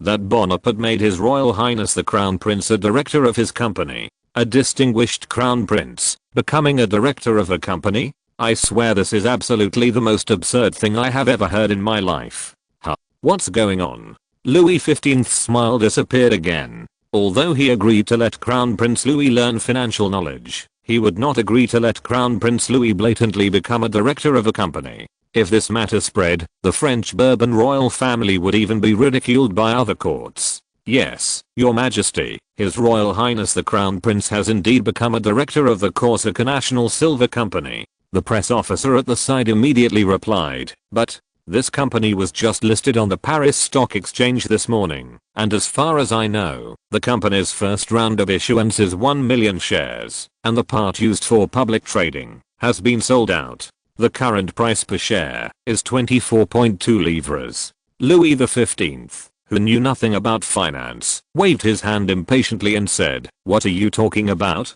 Pick the key points." Yes, Your Majesty." The press officer took a deep breath and said word by word, "That is to say, the current market value of the Corsica National Silver Company is close to 30 million livres." Chapter 195, Feast of Capital. 30 million livres? What are you talking about? Even King Louis XV was shocked when he heard this number, wondering if he had heard it wrong due to his old age. Even if he had no idea about money, he knew how big a fortune 30 million livres was. Louis XV had only seen this kind of number in the national financial reports that he hardly read, with the number 3 and the countless zeros behind it. Duke Aguilin was completely stunned. His head was full of the number 3 and the countless zeros behind it. How can a company gather such a large amount of money? As a duke with a prominent position in the political arena, Duke Aguilin knew very well how exaggerated this wealth was. 30 million livres could fully support the entire cost of a small war, and could even directly wipe out France's fiscal deficit for 2 years. Even if market value is not equal to actual wealth, this number still made Duke Aguilin break out in a cold sweat. There was even more silence at the banquet table. Everyone, including Madame du Barry, could not help but cover their mouths and quickly think about what this number meant. Your Majesty, I did not believe this news at first. I reported it to you after several confirmations, the press officer said repeatedly, and according to the royal family's share in the company, nearly 6 million livres belong to the royal family. 6 million livres, complete royal property? Louis XV said in disbelief. Although he did not understand the difference between market value and actual value, this astonishing number made Louis XV feel slightly dizzy. After all, for the royal family, this was a windfall. The royal family did not pay anything, but relied solely on the thin treaty between Lawrence and the Duke of Choiseul to take this huge sum of money in the Palace of Versailles without any exploitation. Even Louis XV himself felt that the name of the Corsica National Silver Company became more and more pleasant to the ear. By this time, no one at the banquet table was stupid enough to attack the fact that Crown Prince Louis was a director of the company. The Duke of Aguilin, who took the initiative to attack, had a sullen face. He also knew that it was meaningless to make a fuss about this matter. After all, he could not afford to send 6 million livres to the Palace of Versailles. As for the possible criticism from foreign courts, Louis XV, who was in a good mood, did not care at all. If there was really a king who pointed fingers at this, Louis XV would probably directly retort, send all your princes and princesses to the market and see if they can bring back 6 million livres. Although this asset could not be converted into cash for a while, Louis XV was still very happy about it. He hummed a little song and said, Lawrence and Choiseul are really capable ministers. It's only been less than a few days, and they have sent me another great gift. Don't you think so, Duke of Aguilin? Duke of Aguilin bit the bullet and nodded reluctantly. He and the Duke of Choiseul were not only politically opposed, but also had personal grudges. Even the superficial recognition made the Duke of Aguilin feel nauseous. I don't know what the Marquis of Morp was thinking. He actually wanted to stop such a company from going public. Louis XV suddenly thought of the fact that Chief Justice Morp stopped the listing of the National Silver Company a few days ago. He frowned and muttered, fortunately, he didn't do it. I hope he won't make such mistakes in his future work. The Duke of Aguilin shuddered after hearing this, and even Madame du Barry, who was not interested in politics, showed her unwillingness and worry. It was obvious that Louis XV said this deliberately for the two of them. They also understood that the Duke of Choiseul, who was gradually alienated by the king, would definitely regain a lot of status because of this incident. As for Lawrence, who was already valued by Louis XV, there is no doubt that he will become more powerful. At the same time, in the private office of Lord Milly at the Paris Stock Exchange, cheers. Old friend, and Mr. Bonaparte, I must toast you. Mr. Montmartre raised his goblet filled with champagne, and said to Lord Milly and Lawrence beside him with a beaming face. Judging from his ruddy face and his smile, that he couldn't hide, Mr. Montmartre may have never been so proud and happy in his life. As for the reason, just go to the stock exchange hall downstairs, and you will understand. The huge hall is full of investors, even during the lunch break. Mr. Montmartre swears that this is definitely the most popular day in the stock exchange he has ever witnessed in his life. And these people came to the stock exchange for almost only one purpose, the Corsica National Silver Company. After yesterday's press conference, various newspapers rushed to use the content of this press conference as the undisputed front page, and began to contact the printing factory to print in advance in the afternoon. And this morning, as the first batch of newspapers with the fragrance of ink were delivered to the Parisian citizens, the financial market in Paris was instantly ignited. The investors' originally hopeless mentality took a 180-degree turn like a roller coaster. They first took the newspaper sullenly, then glanced at the headline in confusion and shock, and then read every word on it greedily and frantically. Even a fool could see that, since Mr. Bonaparte had denied the intention of Chief Justice Morp to control the financial world, the financial market's downturn, that had lasted for several days would inevitably end. In other words, now is the perfect time to buy at the bottom, because the market is bound to usher in a wave of rising prices. After reading the newspaper, the investors immediately rushed to the Paris Stock Exchange regardless of everything, just like the victims of famine smelling endless delicacies. The funds that were originally idle due to the market downturn suddenly became active and rushed into the financial market. Especially those top investors who personally attended the press conference yesterday. They were already ready, tied their napkins, and prepared to enjoy this feast of capital. As for the protagonist of this feast, there is no doubt that it is the Corsica National Silver Company. Every newspaper got the company's disclosure data from the stock exchange and put it on the cover page as the second most important news after the front page. Investors who read the newspaper suddenly realized why this company was favored by so many politicians, an unprecedented giant silver mine. And it was a silver mine that had almost never been mined. In other words, as long as the silver mine began to be mined, and the National Silver Company began to make a profit, its stock price would inevitably rise. And what this meant, every investor also understood. Investing in the National Silver Company was absolutely a sure win, and the more you invested, the more you earned. With this idea in mind, people gathered at the door of the Paris Stock Exchange early in the morning, and lined up in several long queues waiting for the opening.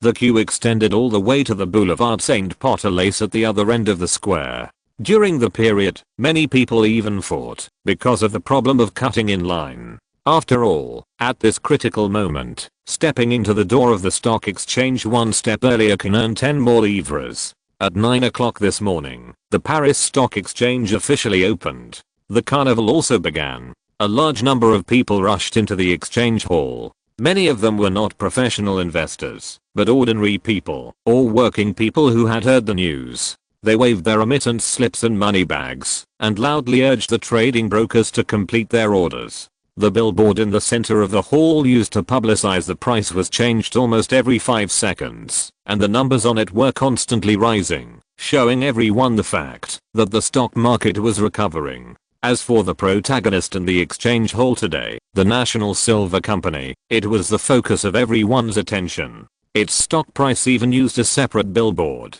hanging above the hall, and every change in the price on this billboard would cause the investors in the hall to cheer like a tide. Some ordinary people who saw the profit bought the National Silver Company's stocks at the opening and sold them all before the market closed. This way, they had hundreds of livres in their pockets and walked out of the exchange with satisfaction. More people stayed by the trading broker's table and bought up the National Silver Company's stocks without hesitation once there was a surplus. In their eyes, it was a sure win if you bought it. In just this morning, all the shares of the National Silver Company contracted by the Commercial Bank of France were sold. It's just wonderful. Mr. Montmartre took a deep breath of the mellow aroma of champagne, as if he smelled the smell of silver coins from it, and said with an intoxicated face, "I didn't expect it to be so smooth. I must set today as my lucky day." As the original shareholder of the National Silver Company, Mr. Montmartre naturally benefited greatly from the hot stock market. Lawrence took a sip of champagne and asked with a smile, "So, what is the current financial situation of the company?" Mr. Montmartre laughed and said, "It's quite wonderful, Mr. Bonaparte. Our market value is now more than 30 million livres, of which I'm not interested in the market value. I want to know how much cash the company has." Lawrence shook his head and interrupted him. In Lawrence's eyes, the market value number is false, no matter how big it is. Because the report of the silver mine and the company's financial statements were fictitious, the calculated market value naturally has no meaning. Moreover, Lawrence did not intend to run the National Silver Company as a normal enterprise, but only as a complete tool for making money. After all, there is no giant silver mine in Corsica that only exists in the report. There is only an ordinary silver vein with average reserves. Oh, cash, of course. Let me see. Mr. Montmartre put down his wine glass, skillfully flipped through a stack of documents on the table, nodded and said, our publicly disclosed cash flow is 18 million livres. This number is exaggerated, but it is actually reasonable, because the company has just gone public, and must have all liquid assets in hand. What about the actual number? Lawrence shook his head and asked. He knew that this publicly disclosed number was calculated based on the fictitious asset items in the financial statements, which had no meaning to him. Actually, Mr. Montmartre laughed bitterly. Although there were only 3 of them in the office, as a banker, he was still ashamed to be mentioned for such fraud. Actually, I have to give a discount, because the company's cash all comes from today's share offering, and of course my insignificant 1 million livres. It adds up to almost 10 million livres. 10 million? It's better than I expected. At least Corsica's construction will not lack funds. Lawrence nodded with satisfaction. This 10 million livres is equivalent to several years of Corsica's GDP, and more than 10 years of fiscal revenue. With this amount of funds, Lawrence doesn't have to worry about financial problems for at least a long time. As for diverting the company's money to finance, it's just a transfer from one hand to the other. Ha ha ha, come on, I'll toast you another glass. Seeing Lawrence finally showing a satisfied expression, Mr. Montmartre also laughed and raised his glass and said, merry old friend, you have a glass too. Hey, why are you so sad? At this time, Mr. Montmartre noticed that Lord Merry on the side had no smile on his face. Instead, his face was quite solemn, his brows were tightly furrowed, and he seemed to be troubled by deep sorrow. Lawrence glanced at Lord Merry and probably knew why he was so solemn, but he did not take the initiative to speak. Old friend, what's wrong with you? Why do you look like that? Mr. Montmartre patted Lord Merry on the shoulder, then put his hand on his shoulder, and said with a smile, the commission and stamp duty collected by the stock exchange this morning alone are hundreds of thousands of livres. This is your political achievement. Why are you still frowning? Oh. Lord Merry sighed deeply, looked at Lawrence carefully, hesitated for 2 seconds and said, I'm just a little worried. To be honest, I didn't expect the National Silver Company to be so popular. Almost 80% of investors today are here for this company. Isn't this a good thing? Don't you hold thousands of shares of the National Silver Company yourself? Mr. Montmartre said indifferently. It's a good thing in the short term. The National Silver Company has raised the enthusiasm of the entire market. However, Lord Merry glanced at Lawrence again, bit his lip and said, this company's financial statements have so many fictitious elements. If they are exposed in the future, it will become a bomb that destroys the entire financial world. As the chairman of the stock exchange, Lord Merry was naturally very worried about the risks of the National Silver Company. He originally thought that this company would only become an ordinary enterprise with good momentum, so he didn't care much about assisting Lawrence in fraud. But he really didn't expect that the National Silver Company had become a wealth of aim for the entire financial world. In this case, if there is any problem with this company, the responsibility is not something that Lord Merry can bear alone. If Lord Merry knew that even the report of the silver mine was false, he would probably faint on the spot. Don't worry, Lord Merry, Lawrence said with a smile. There won't be any problems in the short term. Investors will be more and more enthusiastic about the company. For Lawrence, as long as a part of the investment funds is returned to investors as profits, creating the illusion of high profit margins, more investors can be attracted to enter, thereby maintaining this situation. It's just a simple Ponzi scheme. Yes, there shouldn't be any problems in the short term. Lord Merry nodded, probably guessing what Lawrence did, but still worriedly said, but in the long run, this bomb will eventually explode, and by then, we will all. Mr. Montmartre also reacted immediately, and his mind, which was overwhelmed by the huge profits, finally sobered up a little, and his face became as solemn as Lord Merry's. If these inside stories are really exposed, there is no need to say more about the fate of the two of them. Lawrence suddenly stood up, patted Lord Merry on the shoulder and chuckled, saying, Sir, bombs are dangerous items that make us dig our own graves, but they are also extremely efficient tools and weapons of great destruction. The difference between these is whether it explodes at the right time. What do you mean? Lord Merry asked uneasily.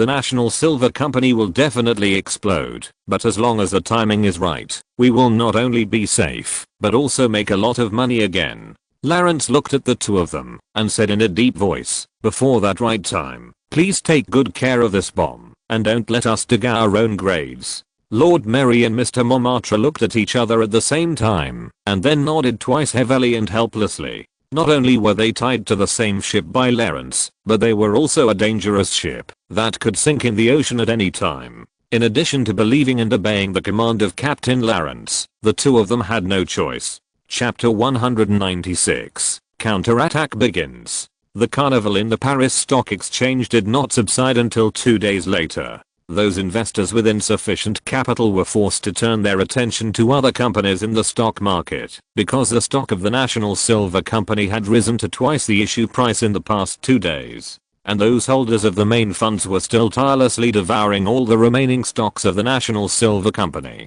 As for the stocks of other companies in the market, they also saw a general rise under the strong leadership of the National Silver Company. Especially those mining companies. Many hedge funds invested a large amount of funds in these companies in order to avoid the tiny risk of the National Silver Company, causing their stocks to rise by nearly 30%. Regardless of how much they made, almost every investor who stepped into the door of the stock exchange gained a lot, and the entire financial market was thriving. Everyone walking in the exchange square was filled with confident and joyful smiles, and the wallets on their waists were much richer than the previous few days. Even the most incompetent investors. Even in the shabby taverns and cafés in Paris, there were many working people who loudly discussed the changes in the financial market in the past few days. Although they knew nothing about the illusory and complex financial market, they were also tempted by the news of someone getting rich overnight reported in the newspapers in the past few days. Even many workers and ordinary people gathered together to invest their not so rich fortunes in the securities industry, hoping to make a fortune in this wave. However, for Lawrence, the creator of this prosperous scene, he was no longer so concerned about the subsequent changes in the financial market. After all, the cash flow of 10 million livres was already in hand, and Lawrence would not have the idea of issuing new shares or selling his shares in the short term. That would only destroy the positive market sentiment and make Lawrence look like he came to the financial market to make money. Although this financial carnival gradually subsided, Crown Prince Louis was still very excited. Hey, Lawrence, look, I'm mentioned in today's newspaper. In the Tuileries Palace. Prince Louis walked into Lawrence's room early in the morning with today's morning paper, excitedly pointed at the report and said, "They say I'm the savior of the financial market, and some people have proposed to erect a statue of me in the Place de la Bourse. I think this is a good idea." Lawrence took the newspaper and took a look. Many newspapers attributed the financial boom to the press conference of Prince Louis. Especially those financial newspapers. They directly called Prince Louis the savior and praised his support for liberal economics in the reports. The flattery alone took up half of the page. This is not surprising. Although these bourgeois-dominated newspapers often ridicule and satirize the royal family, they benefited a lot from Prince Louis's statement this time, so they naturally did not hesitate to praise him. As long as they can make a profit, it is common for capitalists to turn the pages and change their faces. Very reasonable, Your Highness. Your outstanding work has won over those journalists. Lawrence handed the newspaper back to Crown Prince Louis and said with a smile, "Ha ha ha, maybe a little bit, but these newspapers are really strange." Crown Prince Louis laughed complacently and said, "A few days ago, they attacked me, saying that I came to Paris to destroy the entire financial world and to drag the French economy into the quagmire. As a result, I became the savior today, and some people even said that the results of my press conference were more significant than the results of the Minister of Finance's 10 years of work. To some extent, they are right, Your Highness." Lawrence narrowed his eyes, clapped loudly a few times, and flattered in a non-flattering manner.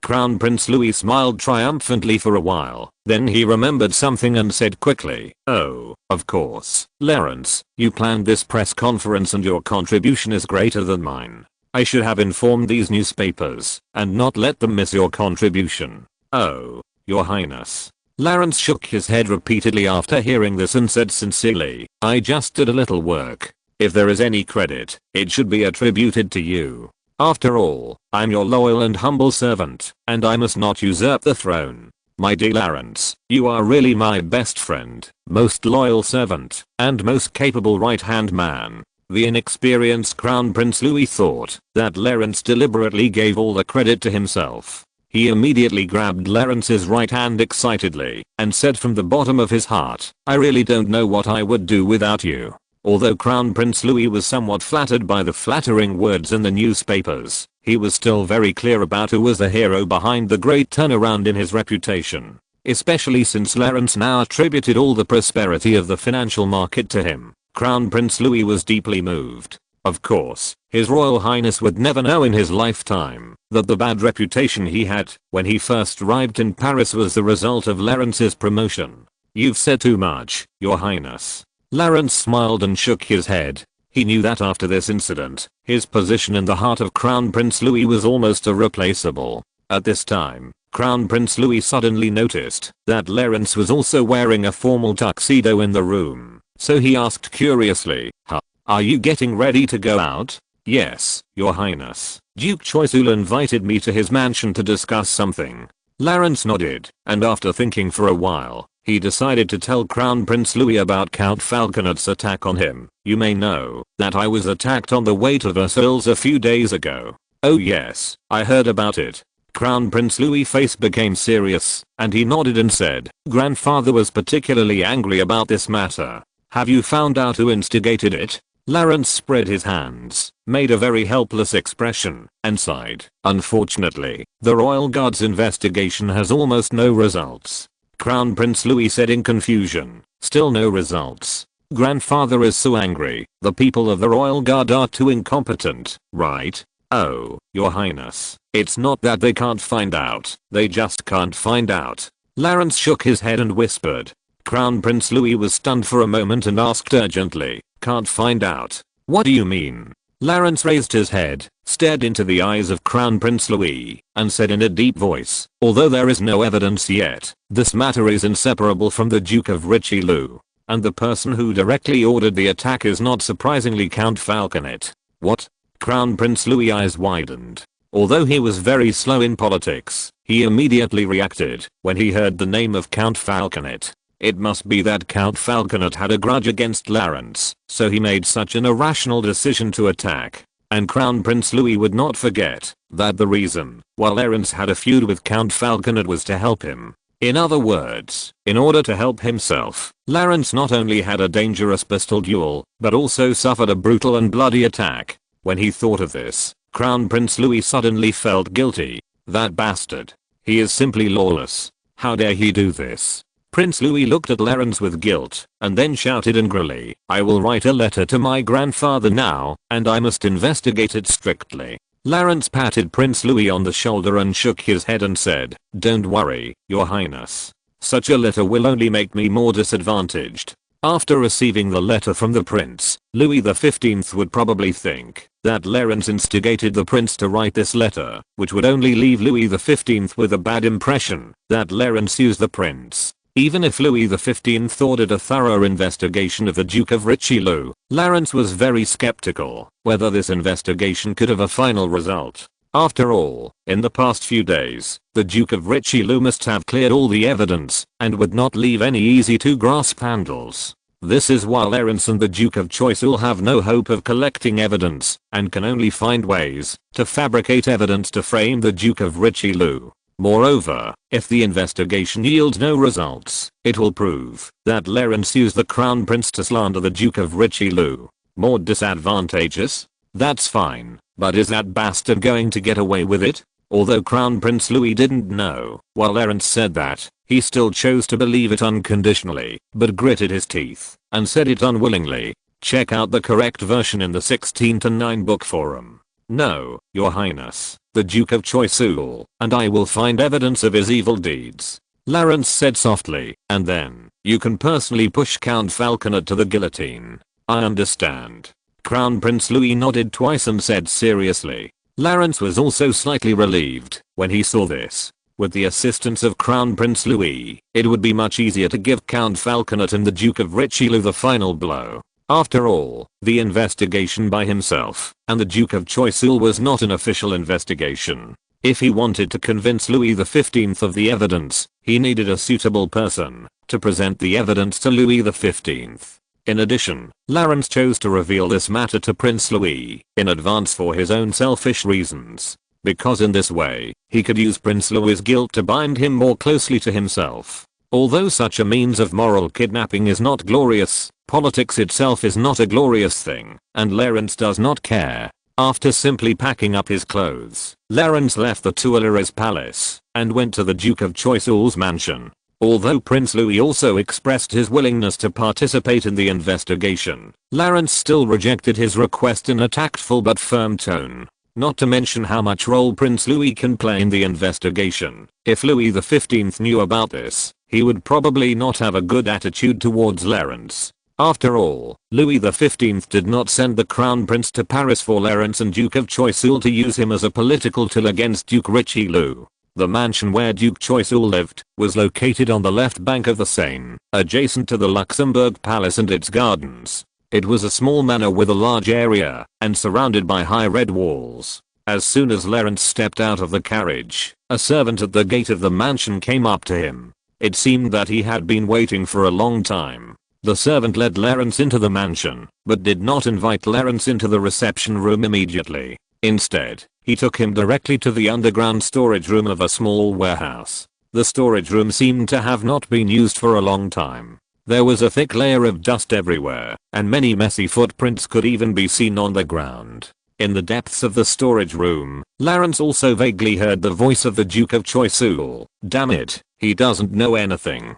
Clarence narrowed his eyes and carefully walked around the piles of debris along the way in the dim light, and walked towards the depths. After turning a corner, Clarence saw the Duke of Choiseul, and his brother General Jacques Philippe was also here. In front of the two of them was a cell sealed with iron bars. The bars were already rusty, and seemed to be many years old. In the cell was a disheveled, naked man, who was now shackled to the wall. He lowered his head and said nothing, his lips still trembling slightly. "Ah, you're here, Clarence." Duke Choiseul turned his head and looked at Clarence with a serious face, and Jacques Philippe also nodded to Clarence. "So, this is it?" Clarence frowned and looked at the man on the wall and asked. Clarence was not surprised that there was such a hidden dungeon in the Duke Choiseul's mansion. Many dignitaries had such facilities in their residences. They would imprison disobedient servants as punishment on weekdays, and occasionally some shady people would be imprisoned. The king of beggars, we are lucky to have caught him alive. Duke Choiseul glanced at the man in the cell and said gloomily, but his predecessor was the one who ordered your killing, and the king of beggars has been missing for several days. He must have been killed by that old bastard Richelieu. Clarence nodded slightly. It seemed that Duke Choiseul was very capable. He caught the tyrant of the Parisian underworld and took him to his cell in just 3 days. Did he confess anything? Clarence asked after taking a look at the man in the cell. There were several eye-catching bloodstains on the man's body. It seemed that he had been tortured. No, nothing useful. Duke Choiseul shook his head and said helplessly, we have used coercion and inducement, but he knows nothing. He doesn't even know the name of the previous king of beggars. Clarence was not particularly disappointed. He didn't expect to dig out any information from this channel at the beginning, so he said casually, okay, but I'm really surprised that you caught the king of beggars so quickly. Duke Choiseul curled his lips in disdain, pointed at his brother Jacques Philippe and said, it's just a group of rabble. Philippe transferred a battalion from the Paris City Defense Force. They surrendered before they fired a few shots. When they rushed into the sewer, the rest were handed over to the police, and the leader was secretly sent to me. Clarence listened and took 2 steps closer, looking carefully at the man in the prison. His breathing was very weak, and only the faint rise and fall of his chest proved that he was still alive. He didn't respond to the conversation outside the fence at all, and it seemed that he didn't even have the energy to speak. It's really depressing. I thought we could gain something. Duke Choiseul waved his hands irritably and said, let's go upstairs and talk. I'm almost suffocating here. As for this damn guy, let him feed the mice here. No, your excellency. Clarence suddenly shook his head and said, I think we can save his life. If you're listening to this novel on a channel other than Fanfic World, it means they downloaded and uploaded it without effort. we cordially invite you to visit our channel, Mundo Fanfic Novelos. There you'll find the original version of this story and you can explore many other novels of various genres. We're waiting for you to immerse yourself in a world of incredible novels. Chapter 197. We care more about the effectiveness of the means. The man in the cell raised his head with great effort and glanced at Lawrence. There was hardly any change in his pale face. However, Lawrence still caught a glimpse of brilliance in his cloudy eyes. It seemed that even after being tortured, this man still had an endless desire to survive. Spare his life? Well, I don't mind. Duke of Choiseul nodded, shrugged and said, but if you want to squeeze something out of him, you will be disappointed. He really knows nothing, and doesn't even know who the Duke of Richelieu is. It's okay, Your Excellency. Lawrence squinted and looked at the man for a while, shook his head and said, it doesn't matter what he knows now. What's important is what we want him to know. If you don't mind, I would like to talk to him alone. Of course, if you can stand the stench here. Duke of Choiseul sighed slightly, and it seemed that he didn't have any expectations for Lawrence's interrogation, then turned and said, don't waste too much time on him, Governor Bonaparte. Philip and I will wait for you in the reception room. As the sound of footsteps gradually weakened, only Lawrence and the dying man in front of him were left in this dark and damp dungeon. Lawrence found a rotten and blackened wooden chair, sat in front of the fence, and said, you don't want to die yet? The man gently nodded his chin twice, with a small movement, looking weak. What's your name? Ogre. The man opened his mouth, and took a deep breath, and said weakly, Ogre Cumus. Very good, Ogre. Then do you know who I am? Lawrence asked immediately. Ogre Cumus hesitated for a while, nodded, and immediately shook his head and said, I only heard that he is a big shot. Not a big shot, but it's enough to pull you out of this dungeon, and even out of the sewer. You know what that means? Lawrence stared at Ogre's eyes and said seductively, as long as you obey my wishes, understand? Yes, I understand. Ogre also raised his head and looked at Lawrence. I don't know whether it was because of excitement or fatigue. He was in a trance for a long time, and then he said excitedly. Lawrence nodded with satisfaction, knowing that a dying and desperate person like Ogre would definitely grasp his only life-saving straw. And judging from the conspicuous scars on his body, Duke Choiseul probably used lynching on him. Lawrence appeared at this time to save his life, and promised him some future benefits, which would naturally make him fully cooperate with him. This was also a simple psychological trick of playing the villain and the hero. After sorting out his thoughts, Lawrence asked, how did you get the title of Beggar King? Was it granted to you by someone? Not a great man. Ogre said with difficulty. According to the rules, the Beggar King is elected. Since the previous Beggar King disappeared, the thieves, beggars and poor people in the sewers gathered together and elected me as the new Beggar King. I didn't expect that he was an elected leader. Lawrence chuckled and said, so, you are very popular in the sewers? Ogre smiled bitterly and shook his head twice and said, maybe it's because I'm a moderate in the sewers. Moderate? That's it. Ogre closed his eyes and thought for a while, then explained as concisely as possible. I oppose those acts of murder and arson, and advocate that we should be self-reliant. At most, I only support some petty thefts. There are still many people who have this idea. After all, we are all ordinary people. Then, Ogre looked at Lawrence carefully again and added, I know that someone from the organization attacked you a few days ago, but I don't know the specific details. Although I'm in the same organization as that group of robbers, we have no intersection at all. I can swear to God that I'm absolutely not lying. Really? Lawrence stared at Ogre thoughtfully for a while. Judging from his tone and demeanor and the current situation, Ogre did not lie. And if everything he said was true, Lawrence felt that this man had another use. After all, although Lawrence now has a prominent position in the upper class, his contact and connection with the lower class is far from enough. You know, among the current population of 26 million in France, the number of people in the third class is as high as 25 million. Although their political power and wealth combined are not as good as the first and second classes of the 1 million population, the power of the masses cannot be ignored, no matter where they are. And this power will be fully released in the future evolution that shocked Europe. As the saying goes, history has its contingency and inevitability. Judging from the current financial problems and class conflicts in France, Lawrence speculated that the Great Revolution was bound to happen, but because of his influence, the time and intensity of the revolution would be different from history. Therefore, Lawrence also included the status and trust in the hearts of the third-class people in his memorandum. The ogre and the poor organization under Lawrence might play a role. Although the Duke of Choiseul cleaned up the sewers, it was impossible to arrest all of Ogre's subordinates. Even those sent to the police station would not be sentenced to prison.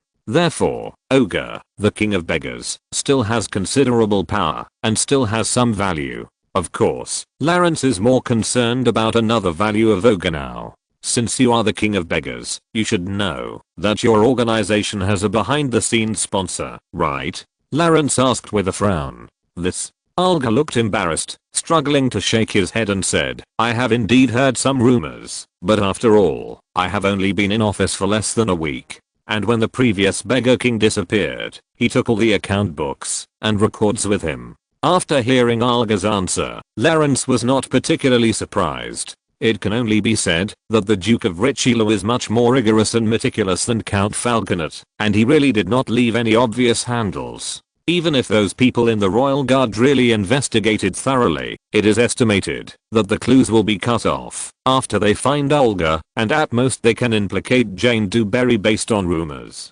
But, you should have heard of the name Jane du Barry? Lawrence suddenly looked at Olga and asked. Jane du Barry. Olga nodded without hesitation, glanced at Lawrence, and said slowly, people say that he is the sponsor of the Beggar King, but I have never met him. I also have no evidence that he has contacted the previous Beggar Kings. No evidence is needed, Ogre. I hope you will remember it from this moment on. Lawrence interrupted Ogre and said, Jane du Barry is your sponsor, and the attack that night was directly ordered by Jane du Barry, no matter who asks. I understand. Ogre nodded twice, after hesitating for a moment. Although he lives at the bottom of society, his mind has not been corroded and dulled by the smog in the sewer. It is obvious that the adult in front of him is asking him to accuse Jane du Barry. Although Ogre knows nothing about politics and has no idea of the adult's intentions, he has no choice at this moment and can only accept and do it. However, Ogre still said cautiously and worriedly, I understand what you mean, sir. But I have never seen Jane du Barry. If someone really asks me about it, I will definitely be exposed. You will meet him soon. A perfect version of the book in 1619. After leaving this sentence that made Ogre confused, Lawrence stood up and added before leaving, be smart. I will let you see the world outside the dungeon and the stinking ditch. So, Governor Bonaparte, what did you gain? Sitting in the spacious and bright reception room, the Duke of Choiseul was in a much better mood than before. While drinking hot tea, he asked Lawrence, who had just climbed out of the dungeon. He agreed to accuse Jane du Barry. Lawrence also picked up a cup of hot tea and said concisely, he wants to accuse Jane du Barry? I don't think this is a big deal. Duke Choiseul put down his teacup, frowned and said, Jane du Barry is a well-known figure in Paris. The accusation against him by a sewer rat, and there is no evidence. I'm afraid it will not even cause a splash. Although Duke Choiseul completely disdained Jane du Barry, he also knew that it was still a fantasy to accuse him, just because he was the leader of a gang. After all, Jane du Barry had a lot of industries in Paris. In addition to his wealth, he also had considerable political capital. Madame du Barry was brought into the upper class by him. This relationship alone allowed him to move freely in Paris. Even Duke Richelieu gave him a lot of benefits for Madame du Barry's sake, although Duke Richelieu did not like this pimp and casino operator.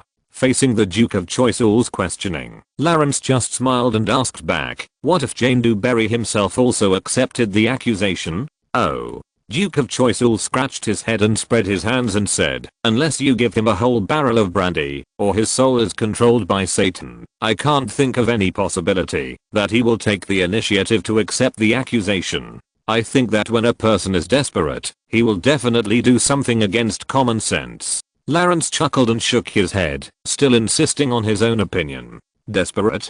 Jane du Barry's dirty pimps are very tough. Do you have any ideas? Duke of Choiseul looked at Lawrence in confusion and asked. Judging from Lawrence's confident expression, it was obvious that he had a countermeasure long ago. Lawrence nodded, then stretched out his hand to signal Duke of Choiseul and Jacques Philippe to come over, and then lowered his voice and whispered in their ears. The reception room fell into a very short silence, and Duke Choiseul and General Jacques Philippe could not help but frown. Before Duke Choiseul could express his opinion, General Jacques Philippe took the lead in staring at Lawrence, shook his head and said, "You are very suitable to go to the military intelligence department, young man. This kind of direct violent method is not something a politician would propose." Even Jacques Philippe, a veteran soldier, felt that Lawrence's method was a bit too radical. Politicians don't care whether the means are violent or gentle when making decisions. Lawrence smiled and said, "We only care whether the means are effective or ineffective.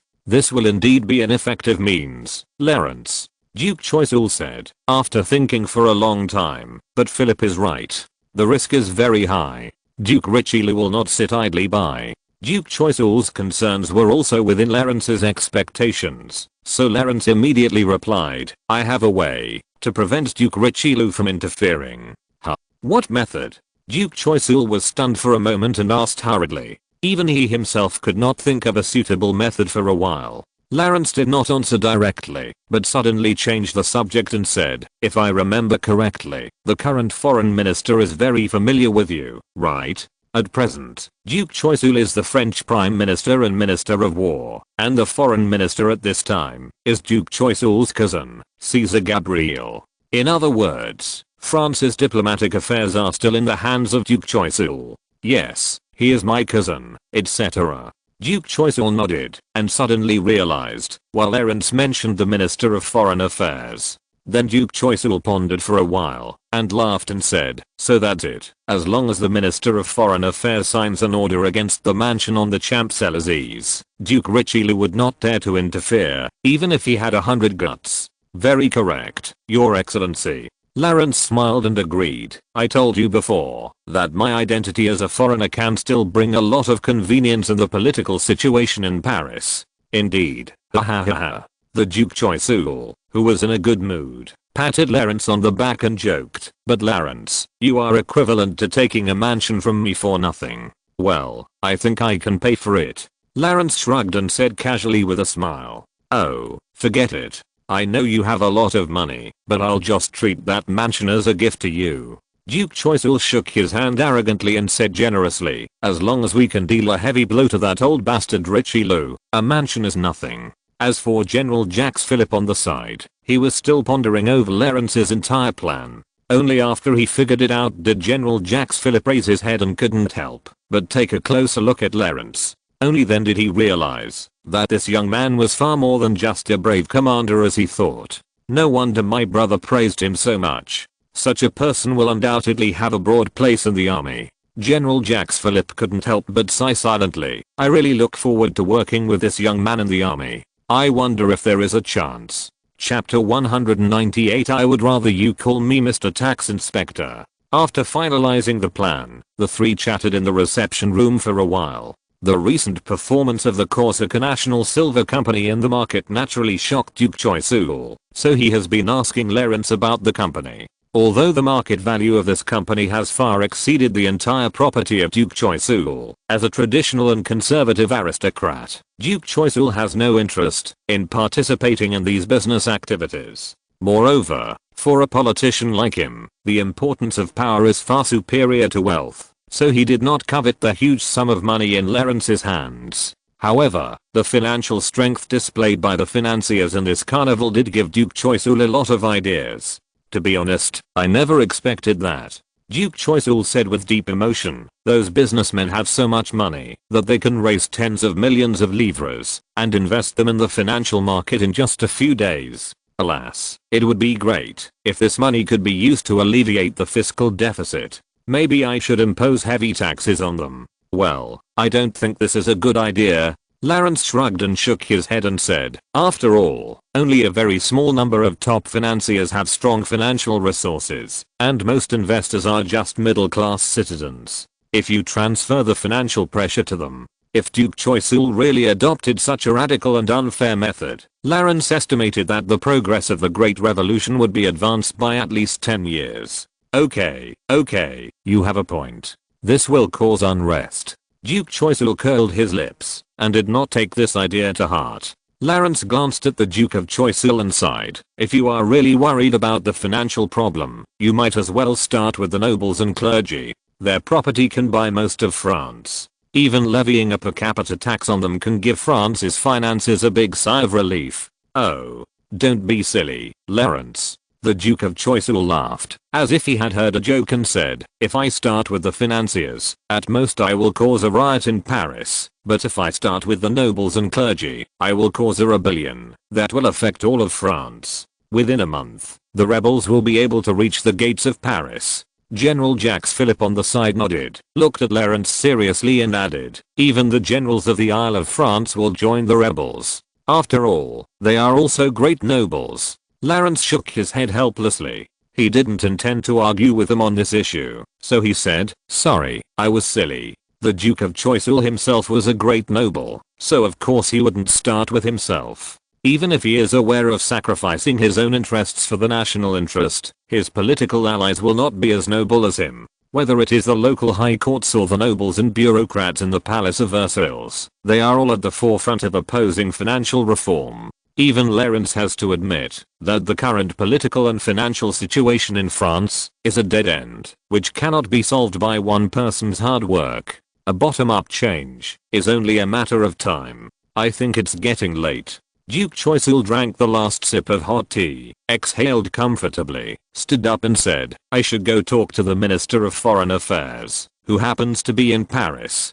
Governor Bonaparte, when are you going to take action against Jane de Berry? There is no time to lose. Let's start this evening. Lawrence also stood up and said, very good. I will send you the order of the Minister of Foreign Affairs before tomorrow morning. Duke Choiseul licked his lips excitedly, grinning, and said, I will personally make Richelieu, the old bastard, get out of Paris and Versailles. After leaving the Duke Choiseul's mansion, Lawrence did not rush to attack Jane du Barry, but went straight to the headquarters of the French Commercial Bank. It's an honor to see you again, Mr. Bonaparte. After learning that Lawrence was coming, Mr. Montmartre hurriedly greeted him in person and invited him into his office, saying with a smile on his face, please sit down. Why are you here in person? Since the last meeting at the Paris Stock Exchange, Mr. Montmartre, after Lord Mellor's reminder, also clearly understood that he and Mr. Bonaparte were completely tied to a ship. Once the National Silver Company's fraud was exposed, the French Commercial Bank, as the stock agent, would suffer an unprecedented credit crisis.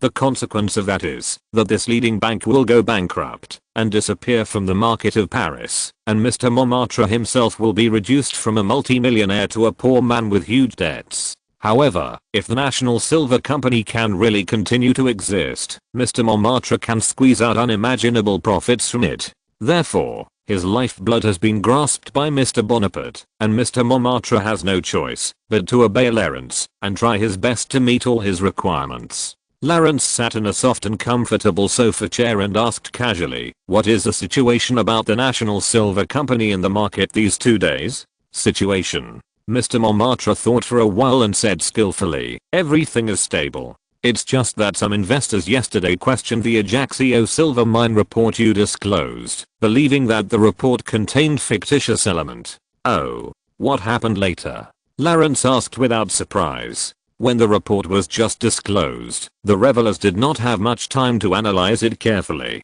Now that they have calmed down and read the report again, they will naturally feel very shocked. Mr. Montmartre smiled and flipped through this morning's newspaper, handed it to Lawrence and said, the geologist you hired is very dedicated. I think his name is Academician Gator.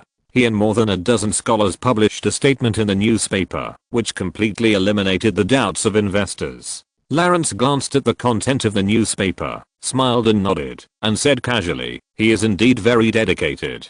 Please send him a check for 5,000 livres. Just say it is a bonus from the board of directors. Oh, okay. Mr. Montmartre quickly took out the memorandum and wrote down Lawrence's instructions. In addition, Lawrence continued to order, I want to borrow a few people from you. They won't be used for too long. Borrow people. What do you need?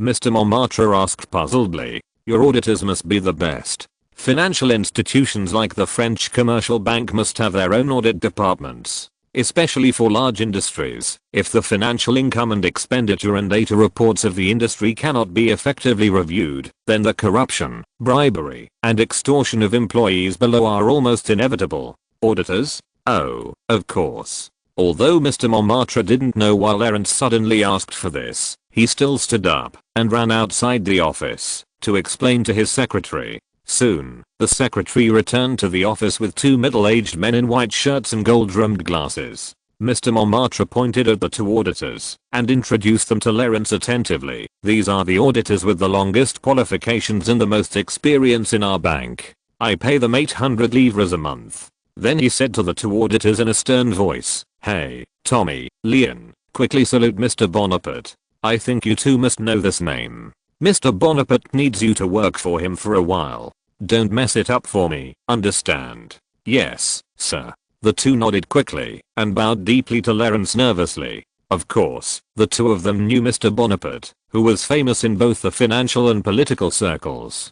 They were both anxious and honored to know that they would work for this big man. Lawrence also smiled and nodded to the two. Since they were the best auditors of the Commercial Bank of France, their abilities were beyond doubt. "Then I'll take my leave. Please follow me, both of you." In the evening, the red sunset gradually sank below the horizon. The flow of people on most streets in Paris began to decrease gradually. The rich nightlife was only a luxury for those small citizens with insufficient financial resources. Read the correct version in the 16 to 9 book bar. But for those playboys and dandies who seek excitement, Paris at night is a good place to have fun. Velvet Love, a bathhouse located in the center of Paris. However, I'm afraid no one comes here just to wash their bodies. Whether it is the ambiguous name or the frivolous pink style decoration inside, it shows that this is not a serious place. Regular customers also know who is the operator here, Jane du Barry, a famous pimp and casino operator in Paris. Today, the most spacious and luxurious bath in Velvet Love was reserved for the owner himself. The empty Roman marble bath was covered with pink rose petals, and the air was filled with a dizzying fragrance. In the corner of the bath, although only the upper body of a woman with a flushed face and a man with a dazed face could be seen, the waves of water rippling from under them could still be seen.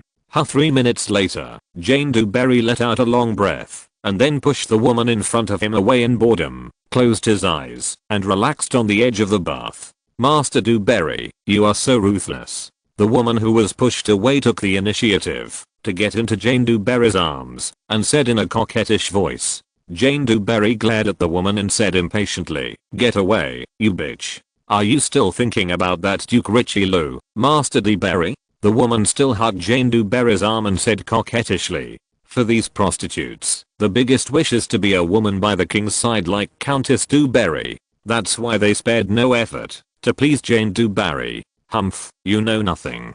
Jane du Barry glanced at the woman and said viciously, "How can I not want it? I almost lost my life." Jane du Barry certainly would not forget that night when Count Falconet, who had been imprisoned in the Duke of Richelieu's mansion, suddenly came to him. Since Count Falconet was a playboy who couldn't control his lower body before, and Jane du Barry was a well-known pimp, the two of them were like-minded and hit it off. They had been mixed together for a long time. Jane du Barry also wanted to please the future duke, so he obeyed Count Falconet's orders. And that night, Count Falconet suddenly asked Jane du Barry to mobilize his gang to attack a convoy. Jane du Barry could not go against the wishes of this young man, so he had to bite the bullet and do it, and conveyed the order to the king of beggars. It was not until later that he learned that he had ordered people to attack the convoy of the damned Lawrence Bonaparte. In the following nights, Jane du Barry was distracted and unable to sleep all night, fearing that the Duke of Richelieu would eliminate him in order to destroy the evidence.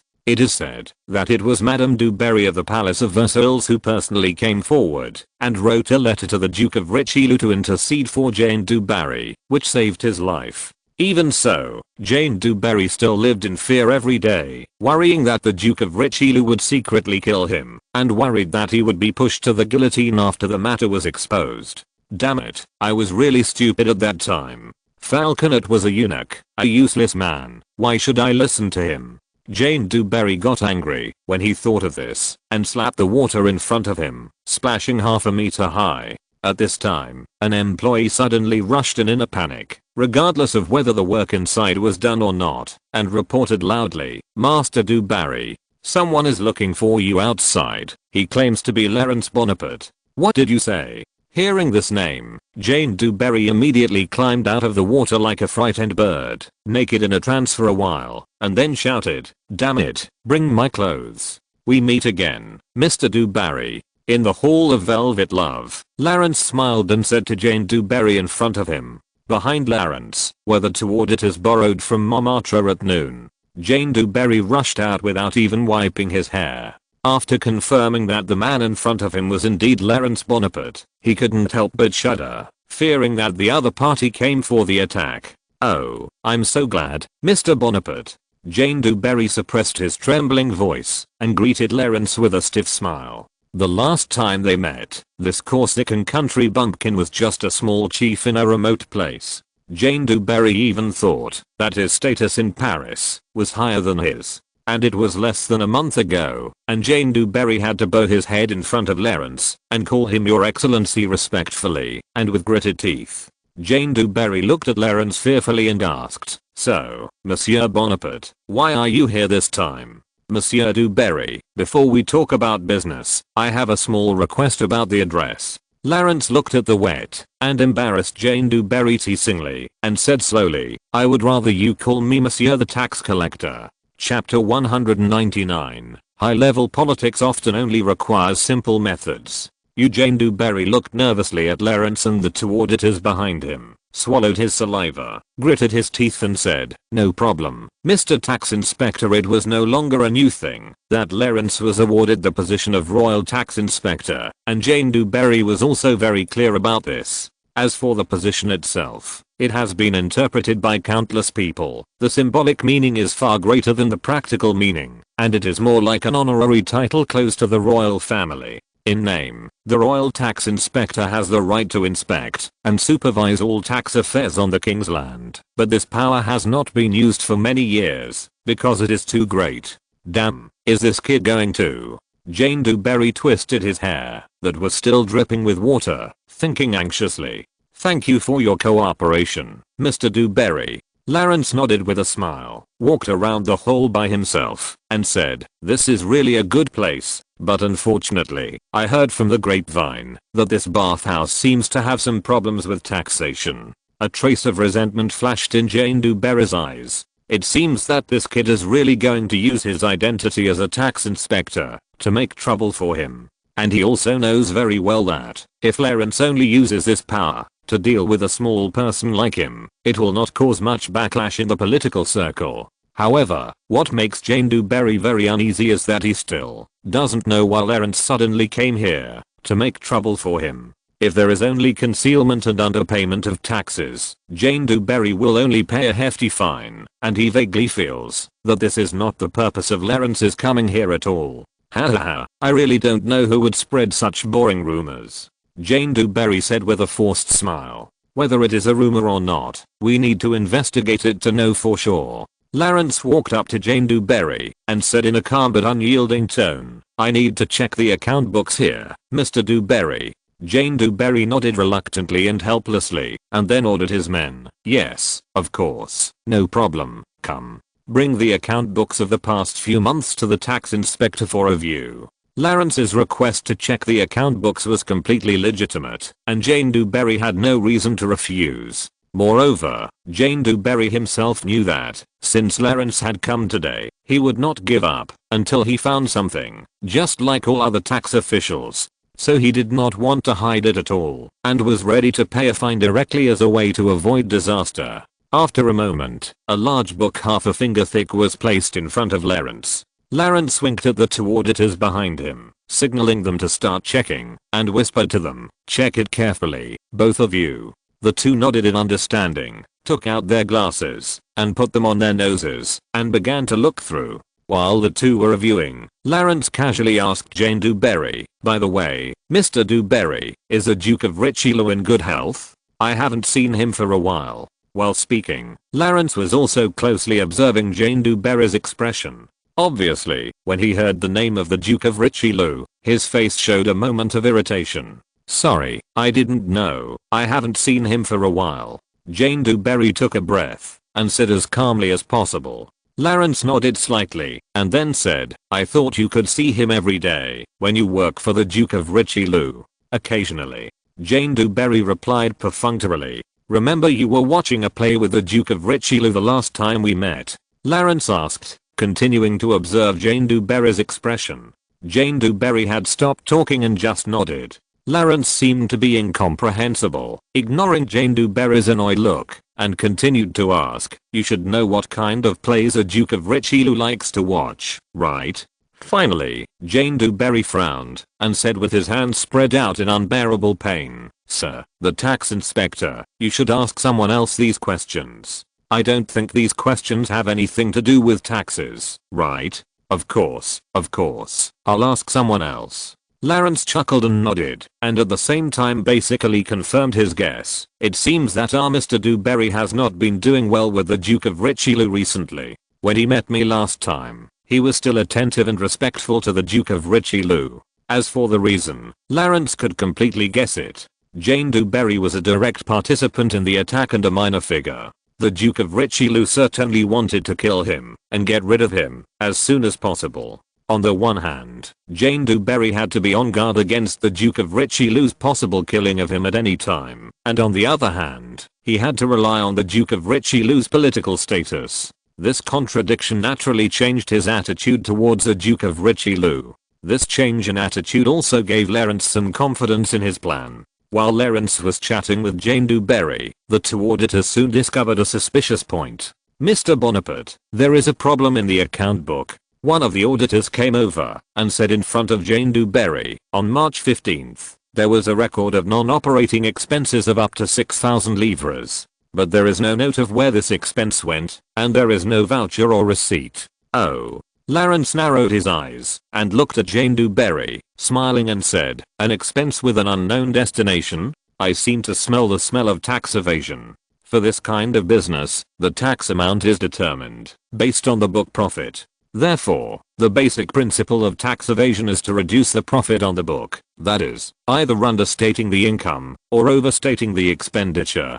Jane Dewberry was too lazy to quibble. He knew that, even if he explained it clearly here, Lawrence would definitely find fault later, so he simply spread his hands and said, well, maybe my accountant was negligent. How much money do I need to be fined? No, Mr. Dewberry. Lawrence immediately restrained his smile, looked at him seriously and coldly, and said slowly, I must ask you to explain where the money went. If this is stolen money, or a bribe, or money given to foreign spies, this is not just a tax issue.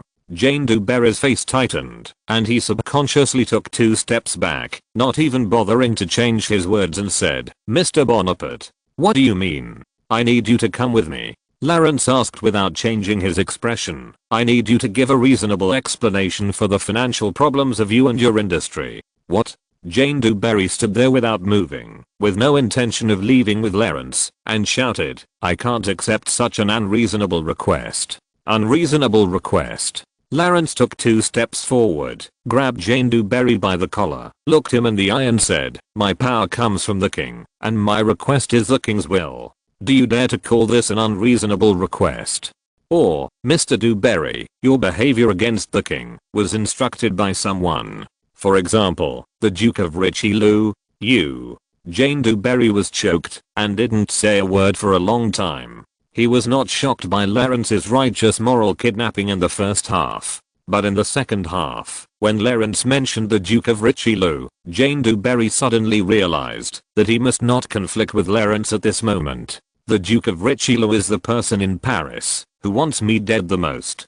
Jane Dewberry thought anxiously, if I make a big deal about this matter and involve him, he will definitely use this as an excuse to attack me. Thinking of this, Jane Dewberry looked at Lawrence again, and his clenched fists gradually loosened. Lawrence slowly let go of Jane Dewberry's collar, took 2 steps back, and waited for Jane Dewberry to make his own decision. Because Lawrence knew in his heart that, if Jane Dewberry was not stupid, he would never allow himself to put the hat of opposing the king on him. Once this hat was put on, the Duke of Richelieu would be more diligent and proactive than Lawrence to clean up the house. I know.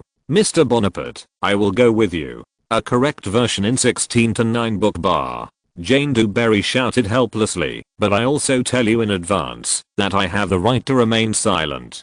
Although he didn't know, while Lawrence wanted to take him away, Jane Dewberry was not particularly worried about it. After all, in his opinion, both parties were well-known figures in Paris, and they would not resort to any despicable means.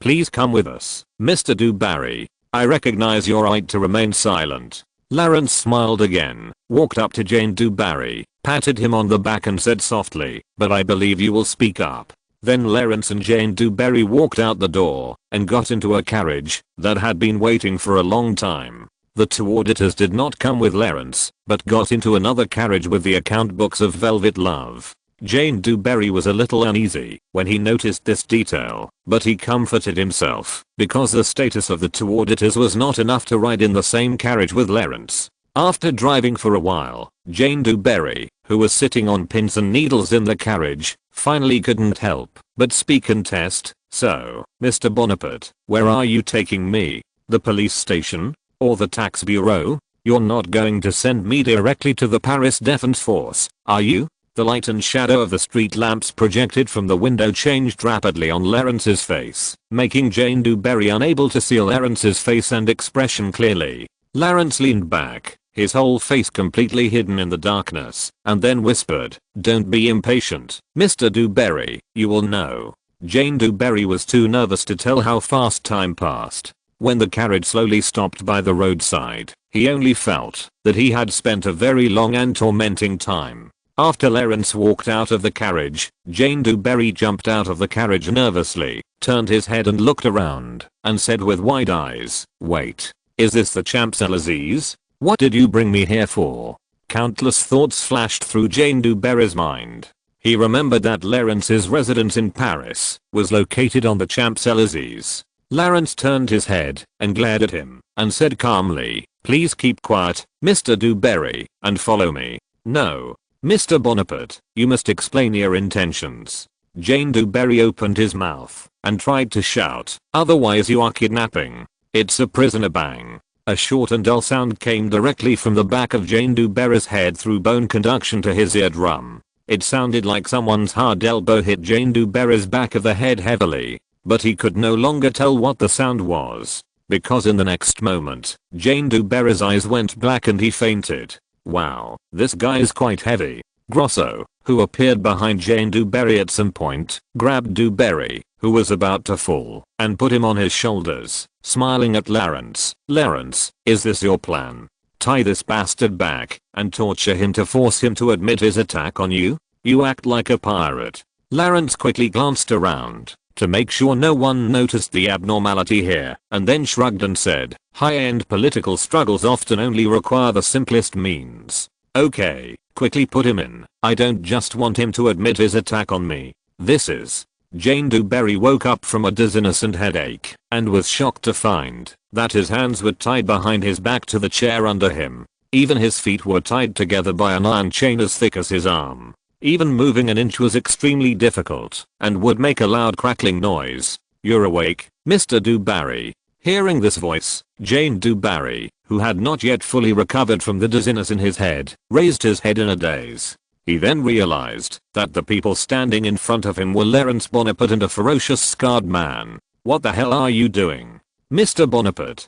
Jane Dewberry shouted in disbelief, struggling hard to untie the chains on his body. Lawrence leaned down and looked at Jane Dewberry, but did not answer his question. Instead, he said to Grosso beside him, "You sailors should have a lot of interrogation methods, right? The kind that tortures people." "Oh, of course, I'm an expert." Grosso looked down at Jane Dewberry, licked his lips, squinted and said, "A young man like him will definitely not be able to withstand the torture at sea. In just one night, I can make him cry and take all the sins of the world on him alone." "You? Who are you? What do you want to do?" Jane Dewberry's pupils shrank and he trembled. Neither of them answered Jane Dewberry's terrified question. Lawrence stood up straight, nodded slowly and said, "Very good, but let Mr. Dewberry sleep well tonight. I will talk to you tomorrow, Mr. Dewberry. Maybe you will miss this last night of peaceful sleep for some time afterwards." After that, Lawrence and Grosso no longer paid attention to Dewberry's almost wailing roar and turned around and left the basement where he was imprisoned.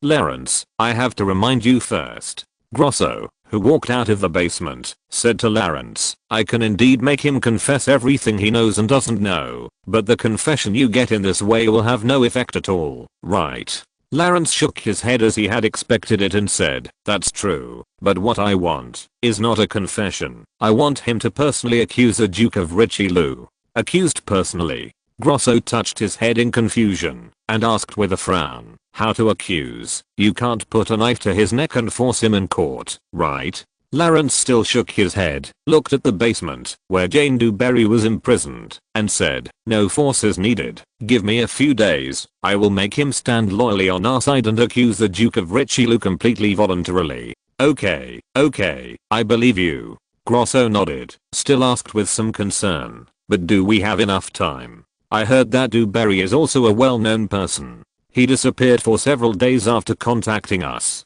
This is not justifiable. Oh, don't worry, Grosso. Lawrence pulled out a roll of pale yellow parchment from his bosom and waved it in front of Grosso's eyes. This was the order document that Duke Choiseul had just sent over and that Foreign Minister Caesar Gabriel had personally signed in the afternoon. Everything is going according to plan. Chapter 200, Killing the Chicken to Frighten the Monkey. The next morning, there was no light in the dim basement and only a silver candlestick on the table provided the only light source. Jane Dewberry's eyes were bloodshot, staring blankly at the shaky flame that could go out at any time.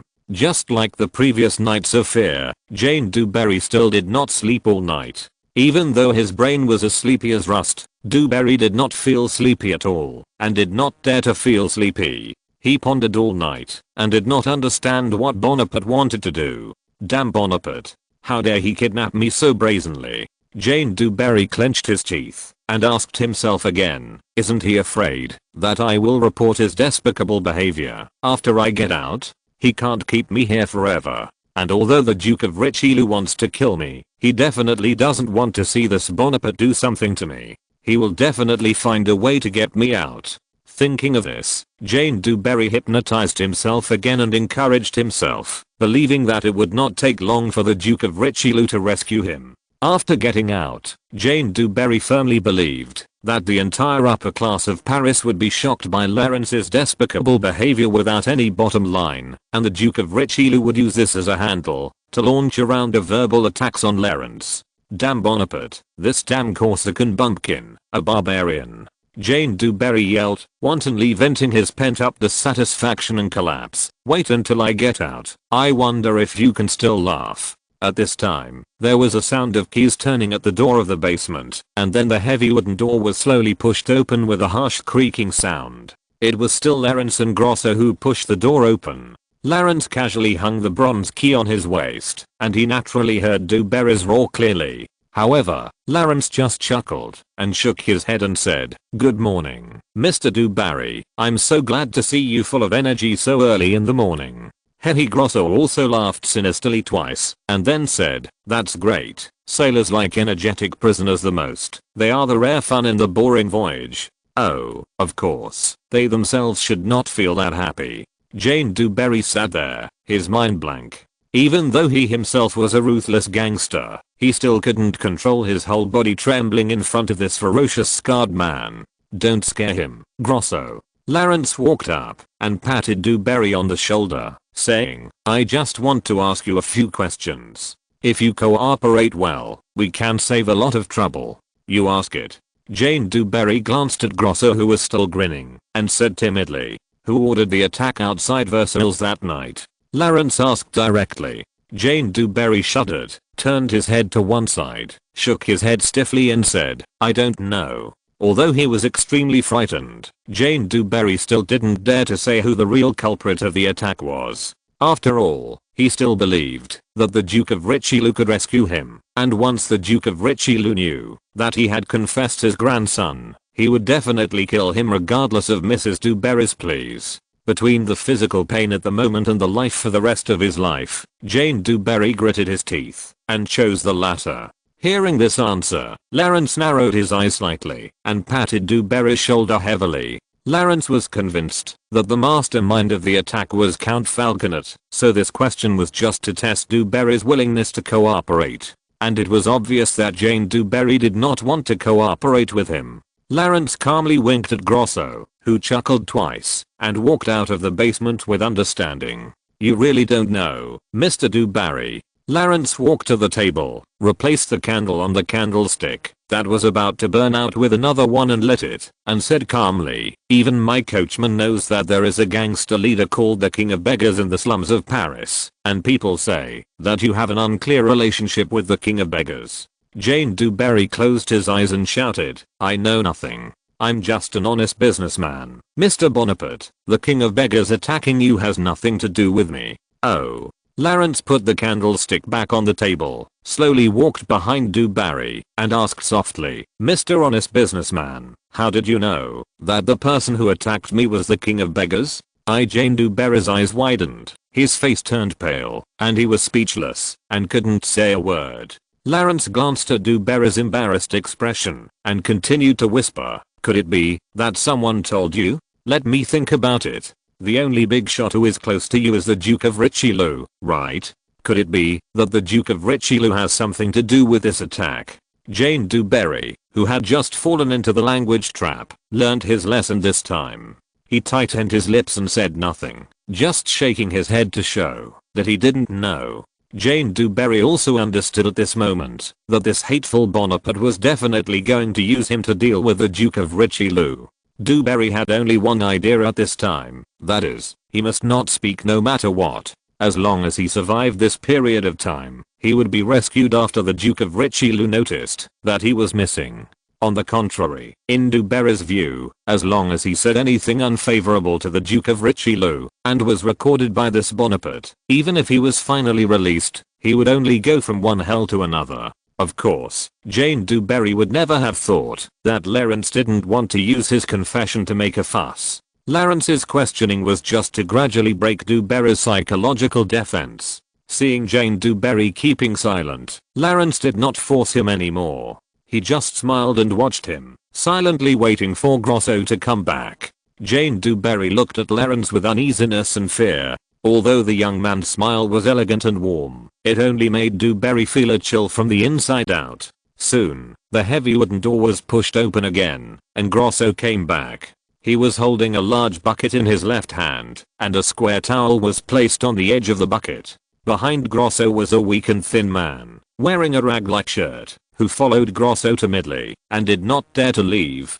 This was the current beggar king, Olga Cumus. At Lawrence's request, Duke Choiseul also directly agreed to secretly send him to the mansion on the Champs-Élysées for imprisonment. Although Lawrence imprisoned Olga in the room, and did not allow him to leave, he also specially allocated a spacious and comfortable guest room for him. This made Olga, who had been living in the sewers and dungeons, feel like he had come to heaven. Sleeping on a big velvet bed, with food and drink delivered to him, and not having to do anything, he felt that this was a blessing, rather than a prison. "What is this?" Jane Dewberry frowned and looked at Olga next to Grosso. Even though he was several meters away, Dewberry could smell the stench on him, and could clearly see the dirt and clumped hair on Olga's body. The untouchables in the slums, the poorest kind.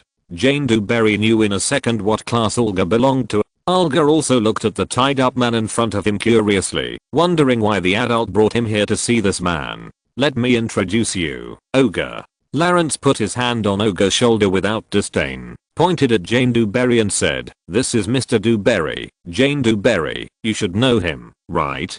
"Jane Dewberry?" Olga turned his head and looked at Lawrence in disbelief. This gentleman did not mean to joke at all. Although Olga had never dealt with Dewberry as a member of the underground world, he was not unfamiliar with this name. This Dewberry owned more than 20 casinos, brothels, shops, and taverns, and had hundreds of thugs and gang members under his command. His reputation in the underground world was well known to everyone. And this was not all his power. He also secretly funded many gangs, like he funded the King of Beggars, to do those shady things for him. Not to mention that according to rumors, Jane Dewberry also had a great noble as his backer, which made him domineering in the underground world of Paris, unimpeded, and no one dared to go against him. And such a big man, now like a dead dog, is imprisoned in the basement of Lord Bonaparte with chains all over his body? Exclamation mark.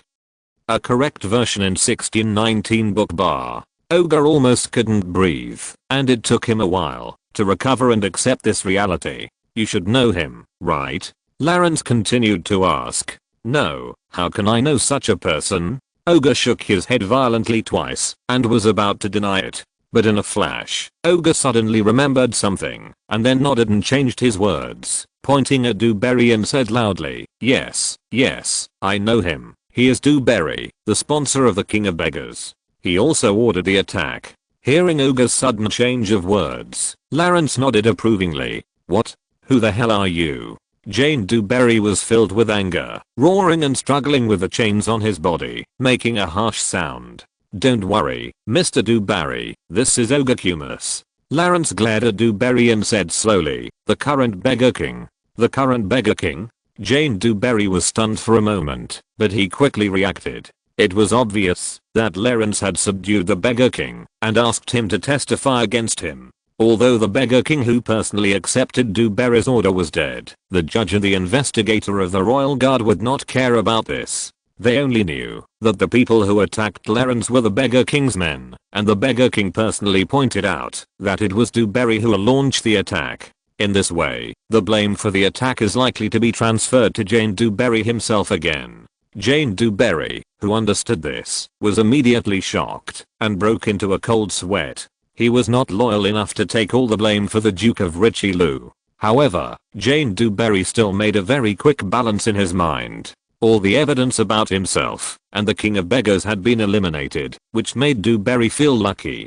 He thought that the accusation of the King of Beggars alone was not enough to put him to death. And if he betrayed the Duke of Richelieu here, he would definitely die. After making up his mind, Jane Dewberry gritted his teeth and glared at Ogre, and then said loudly, what are you talking about? Is there any evidence to prove my relationship with you? Are you going to sentence me to death just by your mouth? Ogre couldn't help but step back 2 steps in fear. Even though Dewberry was tied to a chair, he was a little afraid of this notorious figure. Looking at Dewberry, who was still stubborn, Lawrence curled his lips and laughed and said to Grosso, do it. Don't leave any marks on him, and don't let him lose a few parts. I understand. Don't worry. Grosso said, looked at Dewberry sympathetically, and walked to his side with a bucket. Jane Dewberry's pupils shrank. He looked at the bucket and the handkerchief in Grosso's hand, and immediately understood what he wanted to do. No. Don't come over here, you devil. Stay away from me. Jane Dewberry roared in fear, and his body twisted violently to break free. Even though he fell to the ground with the chair, Dewberry was still wriggling like a worm, trying to stay away from Grosso. As a ruthless gangster, Dewberry knew Grosso's intentions too well, and he even often tortured people with this torture. Water torture. This torture that has existed since the ancient Babylonian period is definitely the nightmare of all those who have experienced it. It only takes less than a minute for the tortured to experience the extreme feeling of suffocation and drowning. This unbearable pain will make anyone groan in despair. Grosso completely ignored Dewberry's wailing, laid him on his back, and tied the wet towel on Dewberry's face. Seeing Dewberry still struggling, Grosso impatiently reached out and grabbed his hair, then turned to Ogre and said, hey, over there, bring me the bucket. Yes, sir. Ogre hurriedly came to Dewberry with a heavy bucket, looking at the big man lying in front of him in a mess. Grosso held the bucket with one hand and poured it directly on Dewberry's face. The water flow was not turbulent, but it kept hitting the towel on Dewberry's face. In the strenuous struggle, the oxygen in Dewberry's body was quickly consumed. His nervous system subconsciously told him to open his mouth wide to breathe in air, but only cold water rushed into his mouth and nose. Whoa. Jane Dewberry coughed and vomited violently in the water flow, and the water droplets flowing into his bronchi stimulated his nerves all the time. The despair of drowning made Dewberry feel boundless pain and torture. He didn't even expect it to be so painful when he waterboarded others. A large amount of mucus was involuntarily secreted from his mouth and nose, and even his urine was completely incontinent. His whole body was shaking uncontrollably due to spasms. It is said that 80% of people will obey all the demands of the executioner during waterboarding, and the remaining 20% will unfortunately die in waterboarding. Ogre, who was standing aside, had already turned pale with fear. Dewberry's desperate wails were clearly audible under the impact of the water flow. He had never seen a person in such pain. Let's go, Ogre, you will have plenty of time to talk to Mr. Dewberry later. Lawrence glanced at Ogre, who was standing there, turned around and said, also, Grosso, play with Mr. Dewberry more, but don't hurt him. For Jane Dewberry, Lawrence needs to completely defeat his psychological defenses, so the big stick and the candy dates are indispensable, and this little bit of suffering is just a small punishment. As for Ogre Cumus, since Lawrence has decided to recruit him under his command, he naturally needs to ensure his loyalty. Therefore, the execution of Dewberry is a perfect way to kill the chicken to scare the monkey. When Ogre saw that such a powerful Jane Dewberry could only wail in despair in front of Lawrence, he absolutely did not dare to disobey Lawrence's orders. As for you, Mr. Dewberry, see you tomorrow. End of this chapter. Thank you very much for reaching the end. Don't forget to like. Looking for more exclusive content and immediate access? Subscribe to our Patreon. Remember, every like, subscription, or donation encourages us to continue. Thanks to everyone. See you in the next video.